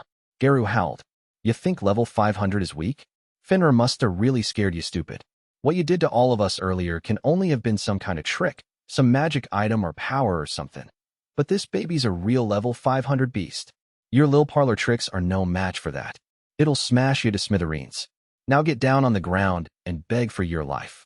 If you make me laugh good and hard, maybe I'll let you live. Come on, human, do it. Of course, Garu had absolutely no intention of sparing Light's life, no matter what the boy did. The other wolfmen, who all had knowing grins on their faces, leered at Light with contemptuous anticipation. Light's response was yet another exasperated sigh. Not only did Light not get down on the ground to beg for his life, he started taunting Garu and goading the wolfman to attack him. So a level 500 beast is your secret weapon, huh? All right, tell you what, I won't move from this spot, so take your best shot. Light's attempts at provocation were underlined by him spreading his arms wide. Anyone looking at him could see that he didn't intend to move an inch from where he was standing. Garu flew into a fit of red-faced rage at Light's cocky attitude. All right, you asked for it. There ain't gonna be a single one of your bones left once I'm done with ya. Go, Fenrir. Hit him with your howling beast blast.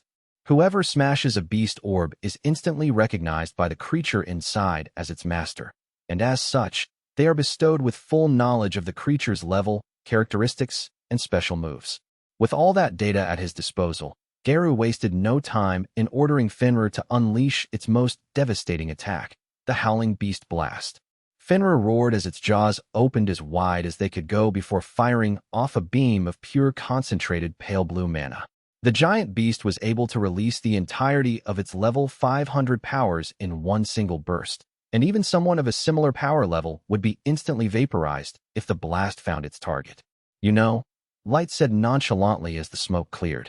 Guys like you always make such a big deal over attacks that only succeed in kicking up a little bit of dust. This is starting to get a tad awkward now. I am possible. He ain't got a single scratch on him.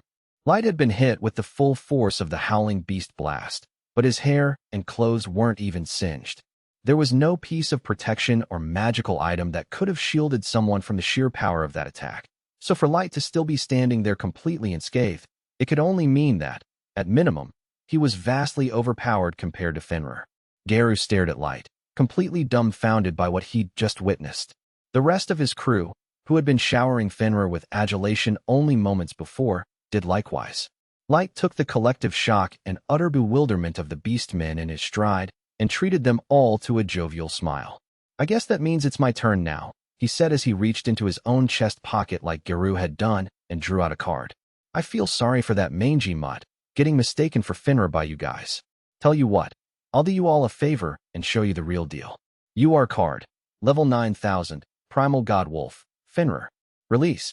As soon as the command passed Light's lips, the card began to glow and light filled the room. After a few moments, the light diminished to reveal a gigantic 15-meter-long beast with snow-white, fur-bearing fangs that looked monstrously powerful. You could tell just by looking that Light had indeed released the real Fenrir. Pitted against the level 9000 beast, the level 500 Fenrir was no more than a flea-bitten pup. Light's next command was slightly more high-pitched, in a voice more befitting of a young kid. Primal Fenrir, kill that mutt. The godwolf Fenrir uttered a submissive bark in response to its owner's command, raised a paw in the direction of the fake Fenrir, and encased the smaller wolf in ice. Cracks formed in the frozen block containing the beast before shattering into tiny shards, which then proceeded to disappear altogether, leaving not even a single hair of the creature behind. It was as if the level 500 Fenrir had never existed. Great job. Good boy, Light said. Arf. Arf, came the reply. The godwolf Fenrir's reward was being petted and stroked like a common house pet, which the holy beast seemed to enjoy immensely, for its tail wagged with joy and it nuzzled up to Light. Meanwhile, May silently watched on from a distance. the look on her face betraying how envious she was of the attention the creature was getting. Garu's crew, on the other hand, were anything but silent as they fell backwards onto their rears to a chorus of yelps, gasps, and barely comprehensible babbling, the life draining from their limbs. Even Garu slumped down onto his backside, fear sapping his strength, and at a complete loss to explain the situation that had just unfolded in front of him. Why you trained that behemoth to wipe out my level 500 Fenrir in the blink of an eye, he said, dumbfounded. Well, I didn't really need to summon the godwolf Fenrir. I could have easily killed that thing myself. I am level 9999, after all. What? I'm level 9999. Light activated his stats screen for Garu to see, and the wolfmen in the cavern suddenly went several shades paler. Light turned to Garu's crew with the intention of obliterating what little hope they had left. Oh, and it's not just me. May's the same power level. May, if you would. May silently turned on her stats screen at Light's request, and true enough, it displayed level 9999 too. The beastmen looked absolutely beaten and started grumbling about their defeat. Level 9999, one said. Is that even possible? Questioned another. I thought the highest humans could get was level 100. There's definitely no way we're winning this, is there? The wolfmen were forced to face the truth of the situation they found themselves in. Light was so powerful, not only could he summon the god wolf Fenrir, he cuddled it and treated it like a pet. And this was a beast that was able to erase the level 500 Fenrir from existence in an instant with an attack that had caused Garu to keel over backwards and rendered him powerless to get back to his feet. Seeing as how Light was the only one able to control the god wolf Fenrir, there seemed to be no reason for anyone in the cavern to doubt his words. Garu eyed Light, the wolfman's pale face covered in greasy flop sweat. Why didn't I notice it before? He thought. Light ain't aged a day, even though it's been 3 years. Why's it taken me this long to notice? The last time Garu had seen Light, he'd been a 12-year-old boy freshly plucked from a farming community. 3 years had passed since then, so by all rights, Light should have been 15.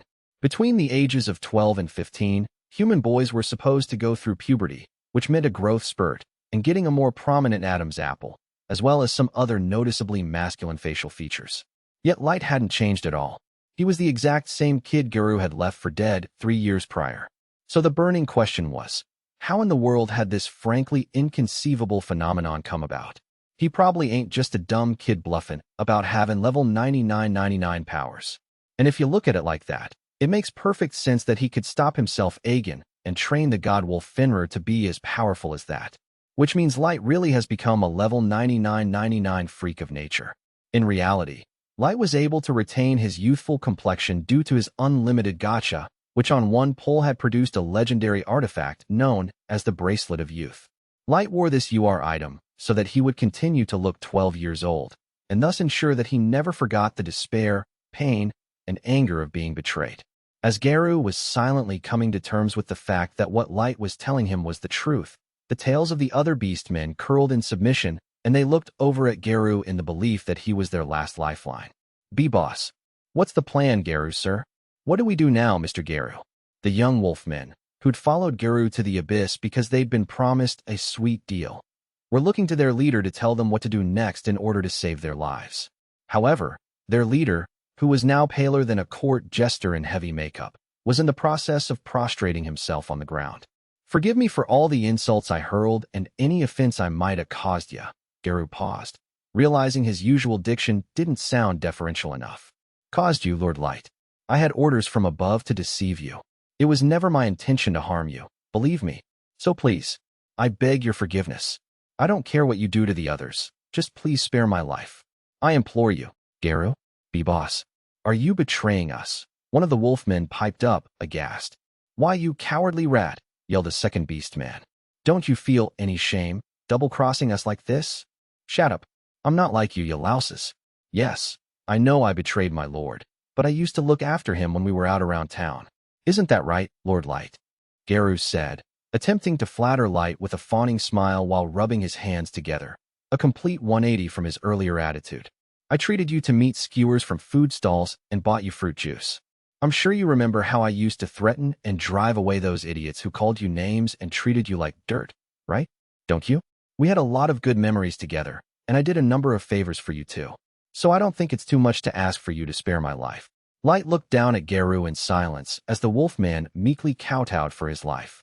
At the same time, the other beastmen carried on jeering at Geru over his craven attempts to save his own skin.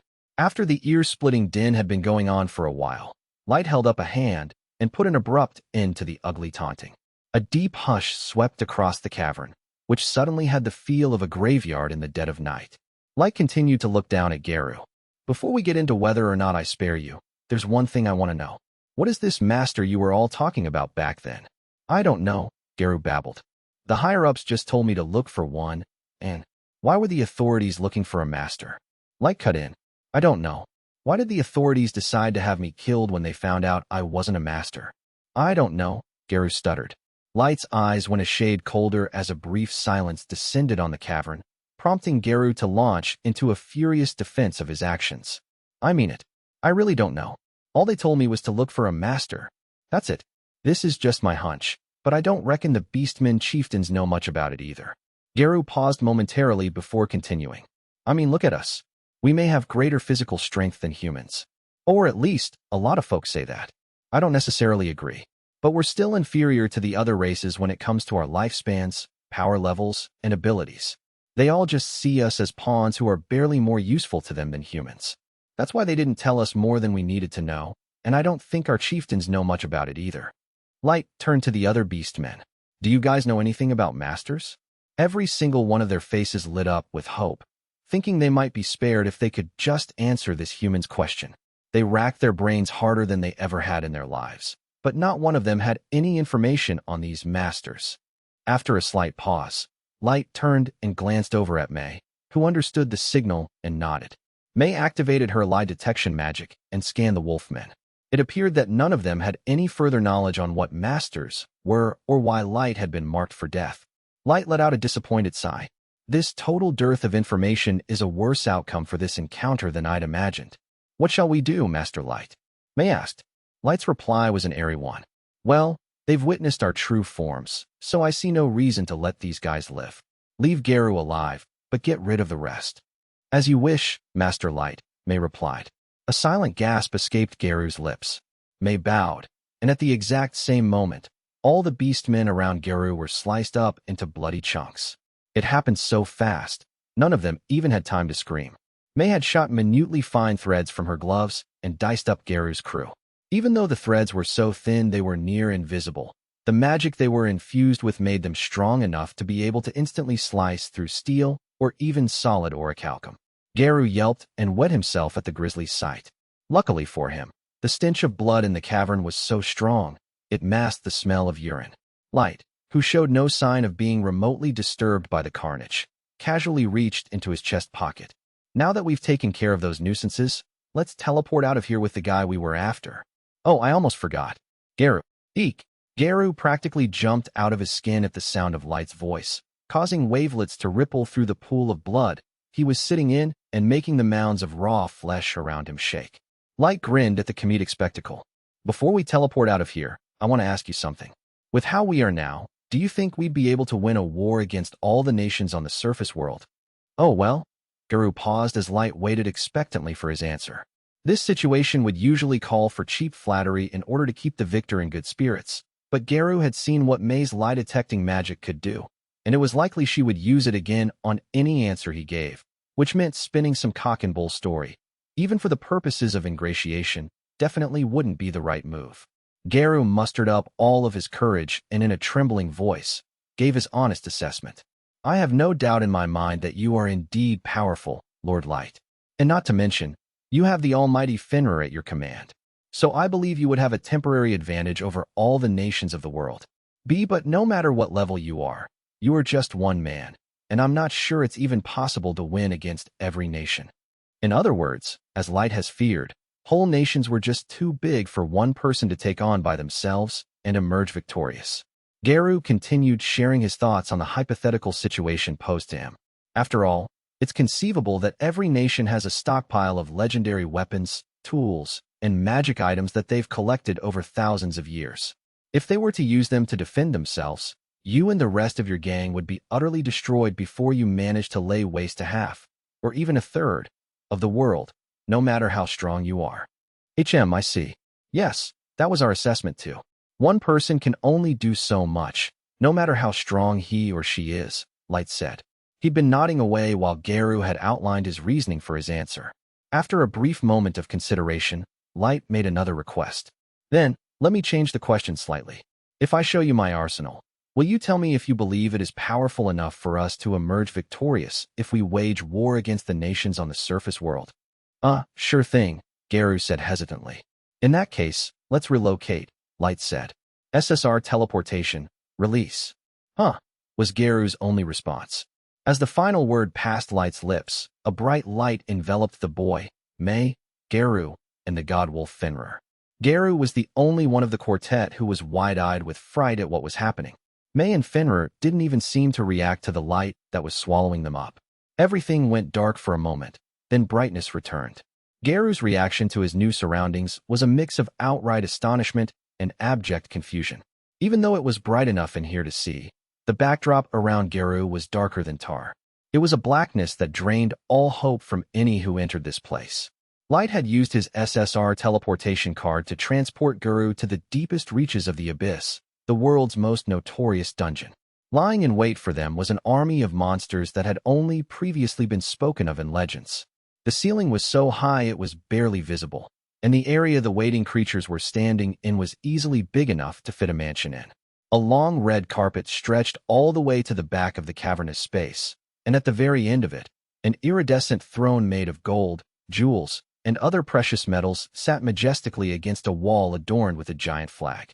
3 gorgeous girls stood at the bottom of the steps leading up to the throne, and there were massive dragons, giants, and 3-headed hounds every bit as large as the god-wolf Fenrir flanking the carpet on either side. Not all the creatures were fearsome-looking, though. Nestled among the groups of giant beasts was a vast array of cuties, all in maid outfits with translucent wings affixed to their backs, as well as one knight clad in a dazzling, full gold suit of armor, who stood out from the crowd. One beautiful woman who caught the eye was wearing a scarf that covered her mouth, while another stunning beauty was carrying a musket. Though as Garu was unfamiliar with what a musket was, it just looked like some kind of long, spear-like tube to him. Altogether, there were about 3,000 people and creatures of all shapes and sizes in this room. But despite the variety on show, Garu sensed a strong and very singular form of fanatic loyalty from the amassed crowd. Standing in front of these legendary creatures, Light casually issued an order. Everyone, display your stats. Light's voice wasn't really loud enough to carry all the way around the palatial cavern, yet none of them wasted any time in displaying their stats screens for Garu. A strangled scream escaped Garu as he gazed in disbelief at the range of power levels on show. The fairy maids were all level 500. The assorted monsters of various shapes and sizes were anywhere between level 1000 and level 9000, while the gold-armored knight was level 5000. But the 3 girls standing in front of the throne were the most powerful of all. Just like Light and May, each of them was level 9999. Light strolled down the bright red carpet with stats screens hanging in the air on either side of him. May followed closely behind, while the god-wolf Fenrir took its place among the other giant creatures, leaving Garu alone on his little patch of red carpet. As Light made his way along the carpet, members of his army kneeled and bowed their heads as he passed, an action that seemed perfectly natural to them. In fact, Garu got the impression that this act of subservience and respect was considered the correct and most exalted way to conduct oneself in this domain. Light strode past the kneeling crowd as if this was an established routine here. The 3 enchanting girls waiting at the foot of the throne also kneeled before the boy, as a way of showing their love for their master. May joined the 3 of them and happily bent the knee too. Without so much as a pause, Light walked up the steps and nonchalantly seated himself on the throne, which had been ostentatiously carved to a degree that made the observer doubt that such a throne could even exist. You may raise your heads, Light said. The legendary creatures obeyed and lifted their heads in perfect unison. Light then directed his attention to Garu, who was still sitting on his rear all alone on the red carpet. This is the army I've assembled over the past 3 years. I'll ask you again, Garu. Will this arsenal be enough to emerge victorious if I were to wage war against the surface nations? Garu opened his mouth, but all that came out was a series of incomprehensible sounds. Though in truth, a verbal response wasn't all that necessary, because the look of absolute despair on his face was enough of an answer to the question. What the hell is this? Has he dragged me into some kind of mythical world? He's got all these creatures, too many to count, who are all ready to rise up from the depths of the abyss and attack the surface world. Who could have seen him getting himself an army this big? Will all the legendary weapons, tools, and magic items the nations have amassed be enough to fight off this horde? Even more astonishingly, this army had been put together by an impoverished farmer boy who'd left home only 3 years before. The same boy Garu and the rest of the Concord of the tribes had secretly scorned, then finally tried to bump off while laughing at the tears he'd shed over being betrayed. And in those 3 years, Light hadn't changed one bit. Would a lord of destruction, sitting on his throne, have such an innocent, childlike smile on his face? Yet Light had the power to end the world just as easily as a child could knock over a miniature house made of wooden blocks. Ah, I get it now. We're the ones who made him like this, 'cause we tried to kill him. It was at that moment that Garu realized the full gravity of what he and his party had done. Before they betrayed Light, he had been an honest and genuine boy, though a less charitable description would be that he was a naive, ignorant kid. However you chose to look at it, Light had just been an ordinary child with ordinary values, like the kind of young boy you could find anywhere. But because the powers that be had ordered Garu and his party to betray Light and eliminate him, this ordinary boy had morphed into the threat he was today. Or rather, it had been revealed to Light that he was viewed as something to be used, then thrown on the trash heap when he was of no use anymore. On top of that, because the Concord of the tribes had been ordered to gang up on Light to kill him, the boy had found out a simple fact of life. It's kill or be killed. If Light hadn't been made aware of this fact, he never would have thought to build an army that could destroy nations. But because Garu and his party had bared their fangs against Light first, he now wouldn't hesitate to retaliate with the army he'd amassed. After all, it was the nations of the world who'd decided to attack Light first, and those who seek to kill a person should always be prepared to be stabbed right back. Consequently, the thought of thousands, millions, perhaps even hundreds of millions of dead bodies piling up at his feet wouldn't make Light so much as flinch. He had the power to destroy the world, and what's more, Garu and his former party were the ones responsible for creating this monster. By this point, Garu's once proud fur had turned gray, and his despair at the situation he found himself in had caused it to start shedding. He paid no heed to his haggard state, however, as he was too busy weeping bitterly. When Light caught sight of this spectacle, he allowed a satisfied smile to appear on his face. Seems the old saying is right. Speech is silver, silence is golden, said Light. I was right to choose you as my first target, Garu. You weren't much of a thinker back when we were in the party, but your instincts are sharp, just like an animal's. And judging by your reaction, we have the strength to take on and lay waste to the nations of the world. After smiling his way through this short speech, Light's gaze suddenly turned icy as his eyes bored into Garu. As a reward for acquiescing to my requests, I'll let you live for now. At least until I've uncovered the truth and made a final decision on whether to put an end to all the non-human races. And you'd better stay alive, you hear? Even if you feel like you want to die, you need to stay alive. For the first time since arriving in the abyss, Garu howled loudly, but he wasn't wailing at the thought of being brutally tortured over and over until Light came to a final decision on what he would do with him. No, he was lamenting the fact that he and his party had given birth to the ultimate Dark Lord, a diabolical scourge who, depending on his mood, was more than ready and willing to wipe out every other race on the planet until only the humans were left. Two monsters approached Garu from either side, ready to drag him off to his jail cell. The howling beast man didn't even attempt to run away. Instead, still disregarding how gray and thin his fur was getting, Garu hurled a defiant question at Light. And just who the hell are you, anyway?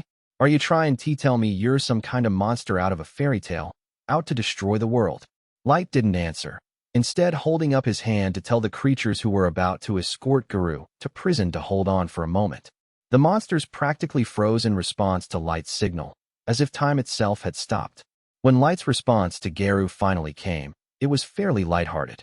I'm not a fairy tale monster. That's way over the top. I just want to get revenge on you guys and find out the truth behind why you all wanted to smush me like a bug. And then, after I'm done getting revenge on all of you, I intend to return to my normal life again. In fact, I want to use my Unlimited Gacha to help people and do good in this world. Garu started guffawing like a maniac. Ahahaha. What I mean do good? An agent of destruction like you ain't gonna do a single ounce of good. All you can do is rain death and disaster down on the realm. Who do you think you are, some kind of god? The abyss monsters were left seething with rage at Garu after the tirade of insults and aspersions he'd just hurled at their one true master. Anyone receiving furious glares that intense would normally be so scared out of their wits that their heart would stop, but Garu was way too far gone to notice, and he just carried on howling with crazed laughter. "Take him away," said Light, whose eyes had remained on Garu throughout, never once turning away despite his unhinged antics. The two creatures grabbed an arm each and dragged Garu off to his cell, the wolfman continuing to laugh like a lunatic throughout. The beastman was taken out through the main door, which closed behind him, and once Garu's cackling had faded into silence, Light took the opportunity to consider what had been said. "A god, huh?" Light whispered to himself as an innocent smile appeared on his face. "I see. The thought never crossed my mind. Well, in that case, I will become a god," Light declared. "If that's what he wants, so be it. If that's what it takes to find out why I was marked for death 3 years ago and to uncover the truth about the world I live in, then I shall become a god. Yes, that will be my calling." Light turned to his faithful lieutenants once more. "Thanks to Garu's reaction, I'm now confident that we have the armed might to subjugate the world, so it is at our mercy. Though like he said, it won't be easy.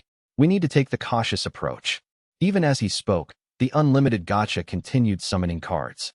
Light had found a trick that would allow the button on his gift to be pressed again and again around the clock without the need for him to actually press it himself. Our forces will increase over time, but in order to improve our odds of victory, I need intelligence on the most powerful champions from each nation. I particularly need intelligence on these so-called masters. Even though Light had been unable to uncover any details on what masters actually were, it was blindingly obvious that they must wield substantial powers. If there's more than one master and they all possess gifts as powerful as mine, we could be setting ourselves up to have the tables turned on us unexpectedly. So in order to get to the truth, I intend to divert more of our resources to information gathering. Any objections? Over the past 3 years, Light had followed a strict regimen to prepare himself for taking over the abyss and ascending to the surface world. He'd leveled up, studied hard to expand his knowledge, and summoned reinforcements to add to his already overpowered horde. As no objections were forthcoming, Light nodded and handed down his decrees. Worst-case scenario, we're forced to immediately engage in a war. If that does happen, we'll rely on the formations we've come up with. Nazuna, you will be in charge of the vanguard. You can count on me, master, Nazuna said, her pupils stretched vertically out of excitement. I'll slash, kill, and annihilate any obstacle that's in your way. Ellie, you will be my deputy. You will be in charge of tactics, relaying orders, and forward planning. Ellie raised one hand to her witch's hat to keep it from falling off her head and grabbed the hem of her asymmetrical skirt with the other as she curtsied elegantly.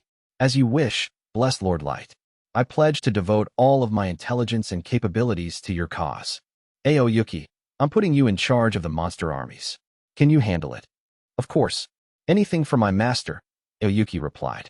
Every drop of blood that flows through my veins will serve you to the fullest. The hem of Aoyuki's cat-eared had shielded her eyes from view as she said this, and her voice was colder than usual, which only served to underline her absolute willingness to obey the orders she'd been given. Last of all, Light turned to May. May, you will be in charge of collating all the intelligence we gather. You'll also take the lead on the logistical side of things, on providing support, and in identifying any problems I may have overlooked, as well as proposing solutions to them. Can you handle it? On my honor as a maid, I vow to carry out my duties perfectly and to the best of my abilities. Light nodded at length, visibly satisfied by May's enthusiastic response. I say to you, nations of the world, that if I find out that the truth you've been hiding from me is just and righteous, then I will become a god who is a charitable gift-giver, showering his subjects with blessings. But if it turns out that all of you were hiding a twisted, evil, ugly truth from me, then I shall become a poisonous gift-giver, a god who will not hesitate to rain death, destruction, and despair down on everyone. When that time comes, this almighty demon will lay waste to all the lands in the realm. All the way through his little speech pledging global devastation, Light had the smile of an innocent child plastered across his face. In the knowledge that he had the power to destroy the known world at his fingertips, Light mobilized his troops with just a few words. Come, we will ascend from the abyss to the surface world, from out of the darkness and into the light. Let us advance so that we can finally find out the truth. And with that, the apocalyptic forces of the abyss made their way to the surface. Chapter 1. Departure. Mom. Dad. I've come back. After exacting my revenge on Garu the Wolfman, I left the abyss for the surface world. When I was finally above ground, the first place I visited was my parents' graves in my village. Or at least, what used to be my village, as it had been razed to the ground by forces unknown. Could have been monsters, raiders, soldiers, or something else entirely. I'd visited my village once before in the hopes of reuniting with my parents, not long after I'd leveled up and overcome the various obstacles that had kept me from leaving the abyss. To my shock, I had found my village in ruins and all of the buildings and farms burned to the ground, with the corpses of the villagers, including my parents, scattered everywhere. I tried to figure out who or what could have been responsible for this massacre, but it was too long after the event to tell. Whatever evidence that could have been obtained had been erased by the elements, leaving me no way of finding out whether this was the handiwork of human criminals, monsters, or one of the other races. The only silver lining in all that carnage was that I couldn't find either my big brother or my sister Yum among the untold number of dead bodies. I'd scoured the area far and wide to make doubly sure, but their remains were nowhere to be found. Maybe that means they got out alive, I'd thought, allowing myself a slight glimmer of hope. I'd ordered the subordinates who were with me. They'd already begun conducting their information-gathering operations to also search for my siblings and find the ones who destroyed my village, before proceeding to gather up the bodies of my parents and the rest of the villagers and place them all in graves. Among the dead, there were children who could have been my friends. About half a year had passed since that grisly homecoming. After a brief moment of silence, I placed the flowers I'd brought with me in front of the headstones, kneeled down, and prayed that my parents and the rest of the villagers had had a safe journey into the waiting arms of the goddess. After offering up my silent prayer, I got up and patted the dust off my clothes. "Everything tickety-boo, old bean?" asked Gold, who was one of my bodyguards and a member of my questing party. His full appellation was level 5000. "You are Auric Knight, Gold," and as the name suggested, he struck something of an ostentatious figure, looking like he was completely made of gold. He wore a full-face helmet, along with a full suit of armor that started at the top of his shoulders and went all the way down to the tips of his toes. A sword and shield slung across his back completed the look. Every single piece of his attire, including the hilt of his sword and the sword scabbard, seemed as if it had been dipped in gold. Although his offensive abilities were nothing to write home about, he was the type of fighter who specialized in defense, which is the reason I'd selected him to accompany me on this journey. Yes, I was able to say hello to my mom and dad again and tell them the latest news, I replied. Then let us be on our merry way, what?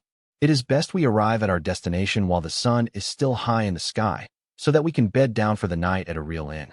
The prospect of sleeping under the bally stars is not an appealing one, I can tell you. Gold, would it kill you to show an ounce of respect while Lord Light grieves for his parents? Think about how he's feeling before you go flapping your gums. And don't call him Old Bean. Damn it. The girl yelling at Gold was the other bodyguard I'd brought along on the journey. Level 5000, you are Assassin's Blade, Nimumu. She had dazzling shoulder-length silver hair and wore a scarf that covered her mouth. Boasting a taut, hourglass figure, she was a real beauty who looked about 17 or 18, and the outfit she was wearing exposed much of her tanned, chiseled body. Up until that moment, she'd been watching me with a pained, worried look in her eyes, so much so, in fact, it was as if someone had plunged a knife into her own chest, so her flying off the handle at Gold's blithe remark wasn't all that surprising. Gold took Nimumu's sharp rebuke in his stride and simply shrugged his shoulders. Talking like some stuffed shirt would suck out all the warmth and bonhomie that makes these little chinwags enjoyable, girl. And besides, Nimumu, I am quite sure you would rather not rough it on the first night either, would you? Don't you dare lump me in with you.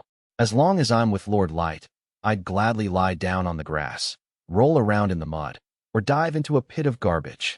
And I would be more than delighted to trek deep into the coldest mountain or over lakes of bone-melting lava with my lord, Gold replied. I swore a golden oath of loyalty to my master, which is all part and parcel of the Auric Knight's chivalric code.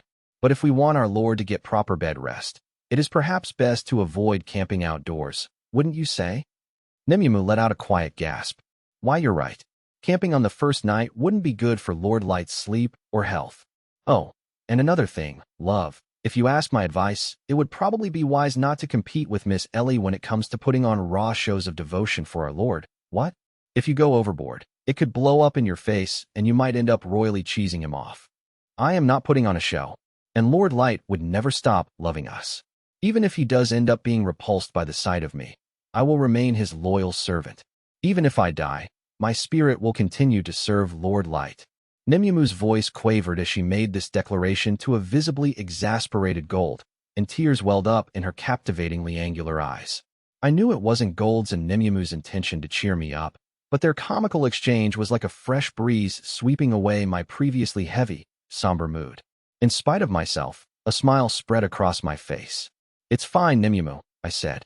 "I could never be disgusted with any of you. Gold, you shouldn't pick on her so much." "Lord Light," Nimumu cried, her face brightening at my words, while her eyes sparkled with joy. "You are too nice for our own good, my lord," Gold said, shrugging with an air of resignation, his arms wide. "There are some things that ought to bloom in," Welby said. "Well, anyway, I think it's time to go," I said. "I don't really want to sleep outdoors on the first night either." In truth, there wasn't anything actually forcing us to sleep outdoors at all, because if it came to it, all I had to do was use my SSR teleportation card to return us all to the abyss. But resorting to that on the first day would just make things awkward, so I wanted to avoid that.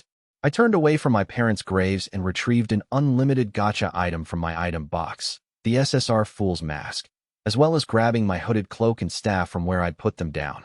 Before departing, I turned to my parents' graves once more, but no words passed my lips. The Concord of the tribes tried to kill me in the abyss out of an abundance of caution because I wasn't a master. Then sometime later, my home village gets destroyed and nearly everyone in it is massacred. Is it really sensible to chalk this sequence of events up to mere coincidence? No reasonable person would think the two events weren't linked in some way.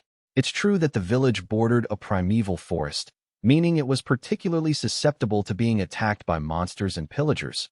But even accounting for that, it was unthinkable for the village to be obliterated in such a manner. A number of nations wanted me killed just to be on the safe side. It's highly conceivable they were behind the destruction of my village too. I didn't know why they would go as far as wiping out every last little thing that had anything to do with me, but I couldn't ignore the possibility that the very same people who had ordered my death were also behind this tragedy. If it was indeed the same nations that had done this to my village out of an abundance of caution, Mom, Dad, people of my village, I swear to you all that I will uncover the truth. I will find out what a master is, why I was marked for death, and who destroyed this village. I will also have my revenge on every last member of the Concord of the tribes that betrayed me and tried to kill me. I promise I will complete each and every single one of these objectives. If I uncovered a secret that pointed to the world being beyond redemption, I wouldn't hesitate to become a poisonous gift giver, bringing destruction, slaughter, and despair, and incinerating all of creation with my hellfire. My two traveling companions suddenly jumped in shock at the waves of fury emanating from me. Nimumu, who had just offered her own soul to me out of loyalty, let out an audible gasp, and her shock was echoed by Gold, the knight in full armor who usually had an imposing air about the way he carried himself. Birds took flight from the nearby forest, and I sensed animals and monsters scrambling to get as far away as possible from where I was standing, grimly silent. I knew I couldn't go to the city in the state I was in, so I made an effort to calm myself down. It only took me a few seconds at most to return to normal. Mom, Dad, everyone, till we meet again. Once I'd finished up my goodbyes, I turned my back on the graves for the last time. Okay, let's go. All right, I'll stick by you wherever you go, Nimumu said, cheerfully pretending she wasn't the least bit frightened of me, though her stuttering suggested otherwise. Gold, on the other hand, was much less willing to let my little display slide. My lord, you should try to refrain from unleashing that murderous aura when we get to the city. The two of us are quite used to it, but you'd likely give the city folk heart attacks. This marked the beginning of our search for the truth and my odyssey of vengeance. Our destination was a city in the Dwarf Kingdom, which was a long way southwest of my former village. The city had been built very close to the border with the Elven Queendom because there was a useful dungeon nearby that drew people from far and wide. Due to their close proximity, the Dwarf Kingdom and the Elven Queendom were at odds with each other, and the animosity between the two nations appeared to have been going on for a long while. Dwarves made up the majority of the residents of the city, But since the place was famous for the dungeon just outside it, it was filled with all sorts of races, especially beast folk. There were quite a few humans there too, many of whom were adventurers, despite the fact the other races regularly persecuted them. Because of the nearby dungeon, the city was bustling with life. It was also reasonably far away from the metropolis I had been active in with the Concord of the tribes 3 years prior, which is largely why I'd chosen this place as a temporary base of operations for this round of questing. The three of us finished registering ourselves as adventurers and took over the entire top floor at the finest inn in the whole city. Our silent release, I said when we reached our rooms. I also used the rare card detection and the super rare card magic jamming to scour the rooms for any magical items, or for anyone who might be surveilling us or eavesdropping. But in the end, everything checked out. Gold let out a hearty belly laugh. Who would have guessed we would run into some blinkin' bandits so soon into our trek? Can't say much for law and order up here in the surface world. What? You're much safer down in the abyss. Maybe we should have come by carriage instead of on foot, I said with a sigh as I lounged on the sofa. After visiting the graves of my parents and the other villagers, the three of us had used powers granted to us by my Unlimited Gacha to transport us just outside the Dwarf Kingdom city. We decided on this approach so we could make a more conventional impression on people when we moseyed into town, instead of creating a commotion by magically appearing in the middle of the street. But after only a short time walking in the direction of the city, we were attacked by bandits, forcing us into a battle we hadn't planned for. Nemimu tried to cheer me up. It's fine. Just shows how there's pretty much no order up here on the surface world. And let's face it, Gold's armor stuck out like a sore thumb. It was practically asking to be stolen. This was the right move, Lord Light. We were able to enter the city without drawing attention to ourselves. Gold laughed again. You are quite right there, girl. We rolled into town without much fuss, and we've even registered ourselves as adventurers. I think we can safely call that a roaring success, old boy. Yeah, you're right, I replied with a smile. It all worked out, and now we're official adventurers. Nemimu puffed out her cheek and started pouting. I can't believe they made us all start out as F-rank adventurers. They should have made you A-rank, Lord Light. That receptionist must have been blind. I chuckled. Well, what can you expect? In my case, I look like a 12-year-old human boy. It's only natural they'd place me right at the bottom, at F-rank. In this world, guilds organized adventurers using a 6-rank system. A-rank was reserved for top adventurers, while B-rank was the next step down, for adventurers who were still high-level but not quite as high. C-rank was filled with proficient pros. D-rank was for those considered full-fledged adventurers, and if you had middling experience at questing, you ended up in E-rank. F-rank was for adventurers who were just starting out. There was also an S-rank, which was reserved for the real cream of the crop and not counted as part of the main system because those adventurers were rare exceptions. So the system basically revolved around the 6 ranks from A to F. Before I was betrayed, I'd only ever been an F-rank adventurer, even before I joined the Concord of the tribes, so it didn't concern me one bit to find myself once again assigned to F-rank. Also, Nemimu, I said, on the surface world, you should call me Dark, not Light. I'm not concerned about people listening in right now as I've swept the rooms with my cards, but be careful what you call me while on the surface world.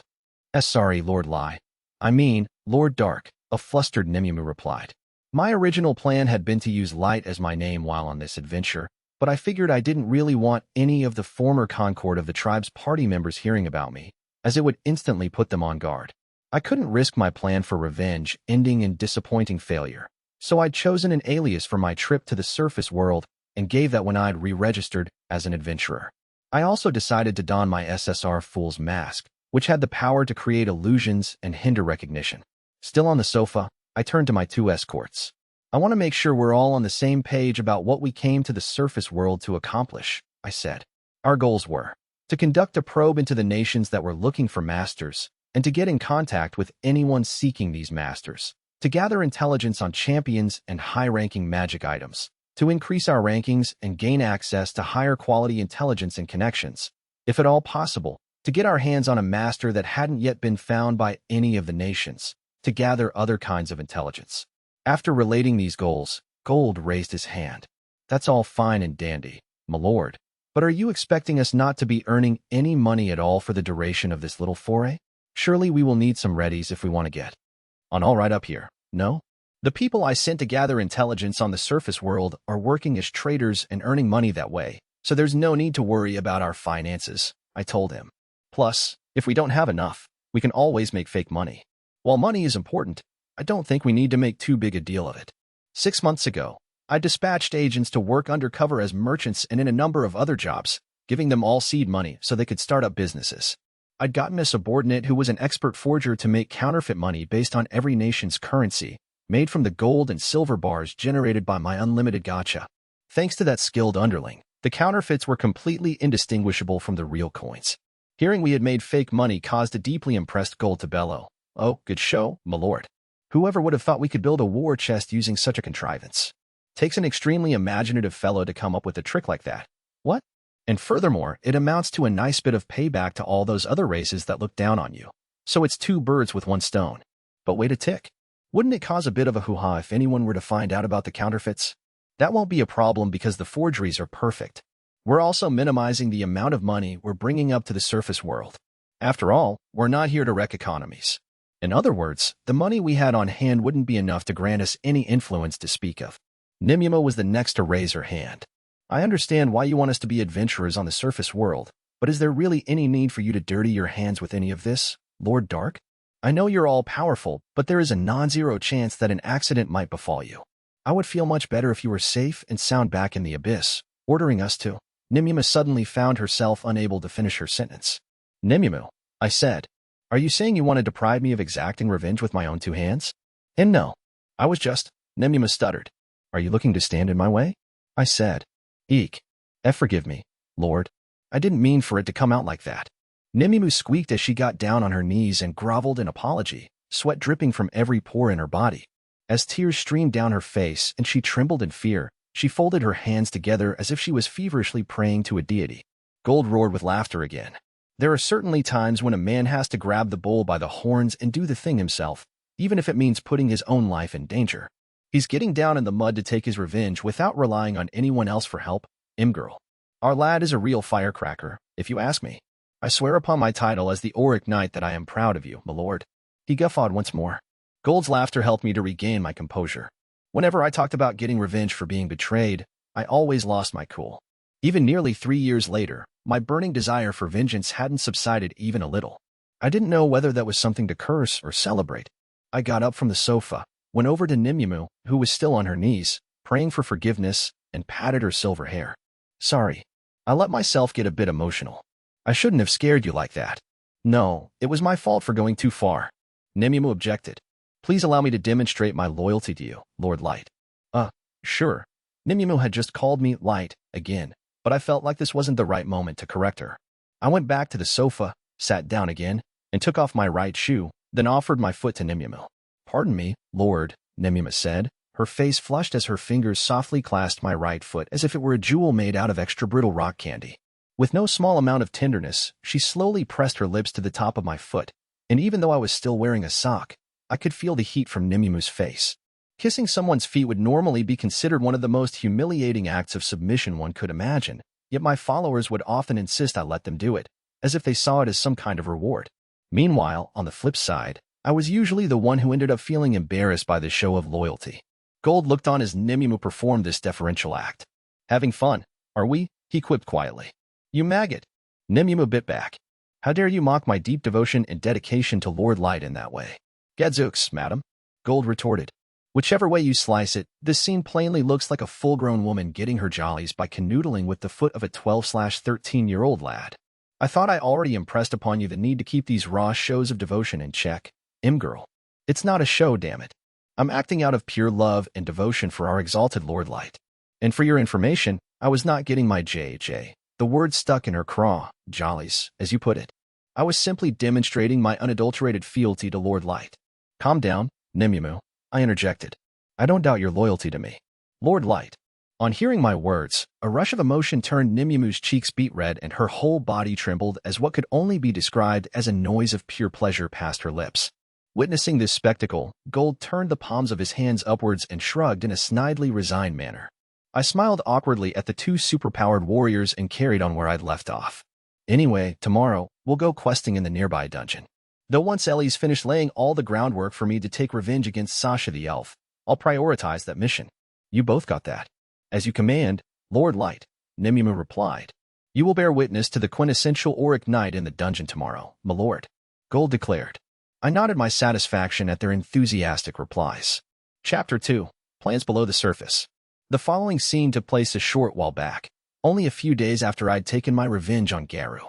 I had gathered my troops in the executive office I'd built for myself in the Abyss, and I was sat facing my elite level 9999 warriors, who were lined up in front of me, the ever-seeking maid, May, the genius monster tamer, Aoyuki, the forbidden witch, Ellie, and the ancestral vampire knight, Mizuna. Thankfully, I was able to exact my revenge on Garu without a hitch, I said. Now the next step in my plan is to ramp up our intelligence gathering. Despite what my bombastic display to Garu had implied, suddenly declaring war on the rest of the world without knowing what I was up against would be the height of foolishness. We needed to collect information on the military capabilities of the surface world nations before even contemplating that. Of course, I will never stop seeking vengeance for what was done to me, but in the worst-case scenario, I could be soundly defeated without getting my revenge on the 7 other party members, without finding out what a master is, without knowing why I was marked for death, and without discovering who destroyed my village. Ellie hung her head as she listened to my words. I hope you can forgive me, my blessed lord. You may have been able to save your village if only I'd been able to recalibrate the dungeon core faster. It's not your fault, Ellie, I assured her. The Abyss is huge, after all. It took a while to make every corner of it our own, and we weren't able to use the teleportation card at first. There were a whole load of things we didn't anticipate. The Concord of the tribes called the place where they tried to assassinate me the middle layer of the Abyss, but in truth, it was still very near the surface. To put it in terms that are easier to understand visually, if you had to descend 100 floors to reach the very bottom of the Abyss, that so-called middle layer would only be around the 10th floor down. But even after I'd completely taken over the Abyss, I still wasn't able to use the teleportation card due to the dungeon core. What's a dungeon core, you ask? For me to explain that, I'd have to recount the tale of how the world was created. In the beginning, the world was a syrupy black vortex of nothingness until the goddess shone light upon the darkness, causing the lands to emerge and the 9 races to be born. These races were humans, beastfolk, dragonutes, elves, dark elves, dwarves, demonkin, onofolk, and centaurs. But the leftover dregs of the darkness clumped together and molded itself into the undergod of evil. The undergod fell in love with the goddess and tried to take possession of her, but was quickly sealed beneath the earth, unable to ascend to the surface. The undergod, however, was able to make monsters out of his own flesh and send them up to the surface world through the dark holes that dotted the land. These holes were widely believed to be metaphors for dungeons. He did this so the monsters would pile up on top of each other, enabling the undergod to reach the goddess. The 9 races created by the light from the goddess fought these monsters to protect their deity, and in turn, the monsters attempted to eliminate the races that stood in their way. This battle continued from antiquity to the present day, and that was the tale of how the world was created. Monsters are stronger at night because that's when the undergod's powers are at their most intense. It is also said that monsters become more powerful the further underground you go, because they are closer to the undergod's energy. I'd long planned to make the Abyss our base of operations, as I saw it as the ideal location due to how extremely difficult it was to set foot in the deepest reaches of what was said to be the most dangerous dungeon in the world. It would also be fairly easy for us to travel back and forth to the surface world from here using the SSR teleportation card. But there were a number of hurdles I had to clear before I could use these powers of teleportation. First of all, I had no understanding of the mechanics behind a dungeon core, which was the term commonly given to the massive power from the undergod considered to be a piece of his life energy. If one destroyed a dungeon core, the dungeon itself would cease to function. It was also believed the destroyer would gain the power of the dungeon core, and thus, the undergod would be weakened as a result. After me and my comrades had taken over the Abyss, Ellie, who was an expert in dark arts, had tried to examine the Abyss's dungeon core, but had been unable to completely comprehend it either.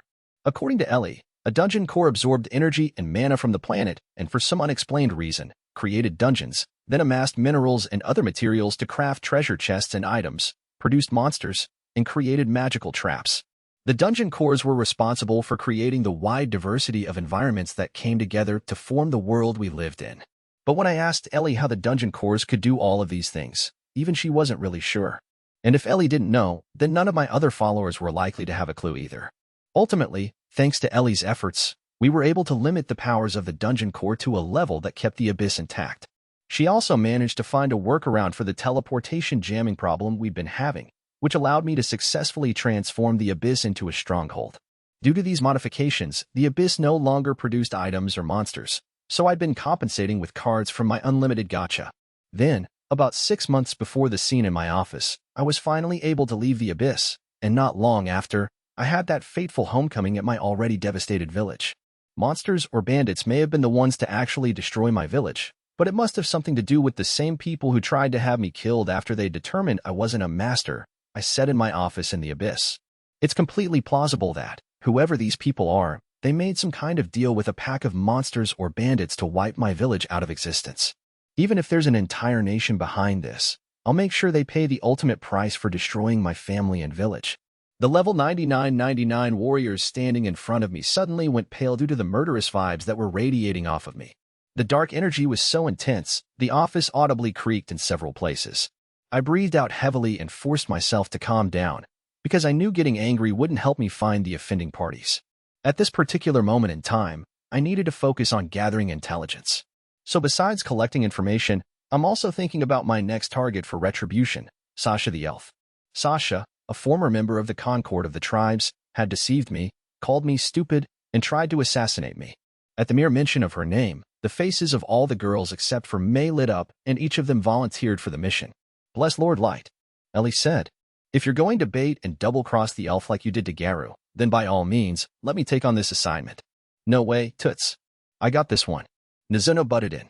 Mro. Aoyuki added. I appreciated their enthusiasm, but I shook my head ruefully. I'm glad you guys are all so ready and willing, but we aren't going to repeat what we did to Garu. Yes, I wanted to take revenge on Garu, but I also wanted him to tell me that my army is strong enough to take on the surface world nations. He was from the Beastfolk nation, one of the least powerful non-human ones. On top of that, he was the easiest of the 8 party members to reel in, so that's why I used May as bait. I'd been able to gauge our fighting capabilities by battling Garu's gang and witnessing his reaction when he saw my arsenal. All the signs pointed to my army being plenty strong enough to wage war against the rest of the world. Though that being said, I wasn't stupid enough to pick a fight against the entire world without gathering some intelligence on what we might find ourselves facing first. Unlike Garu, Sasha won't be so easy to lead by the nose to the abyss.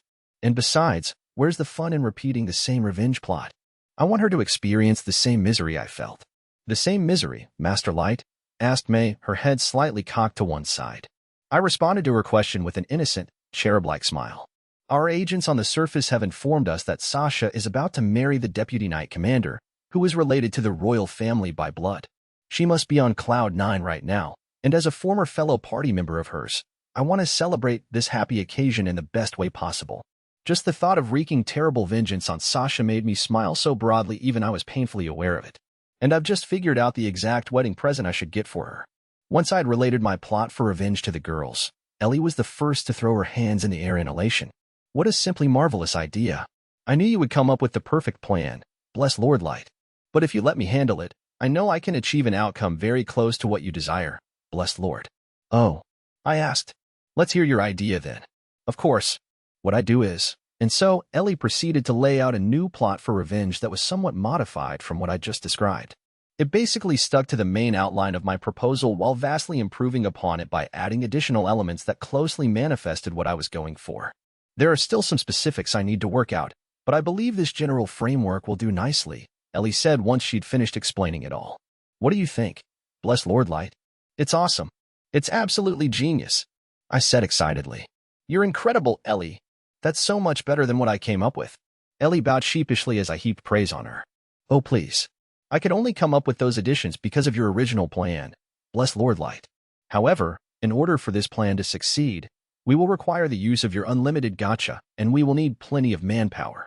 Forgive my impudence, but is it possible to ask for your assistance in this, bless Lord Light? Of course you may, I said.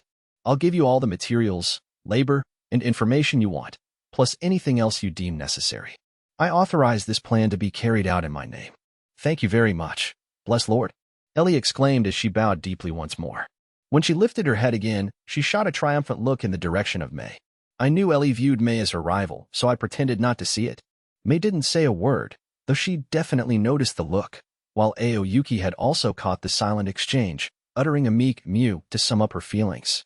Nizuna seemed to be the only one who was oblivious to Ellie's rather impertinent attitude. Looks like I'll be put to work too, if this plan goes how it's supposed to, she said. Ooh, I'm so psyched for this. Ellie, you better set everything up pronto, ya hear? You don't need to tell me that, halfling. Ellie huffed. Not only will I be quick about it, I will perform to the best of my ability for my blessed Lord Light. Nizuna's sunny personality instantly cleared the air and chased away the awkwardness of the situation that had been brewing. She reminded me once again of the invaluable role she played as the life and soul of my inner circle, even if at times she wasn't especially thoughtful. I casually cleared my throat to grab the girl's attention again. As you all know, I'll soon begin what I'm calling Operation Adventurer, which is part of our wider intelligence-gathering operation. I'll be engaged in that activity until we're ready to initiate this revenge plot against Sasha. Ellie, I need you to devote all of your efforts to this revenge project. If you need any help or need to discuss any problems with me, don't hesitate to say. This project is of the highest priority. Understood. Bless Lord, Ellie replied.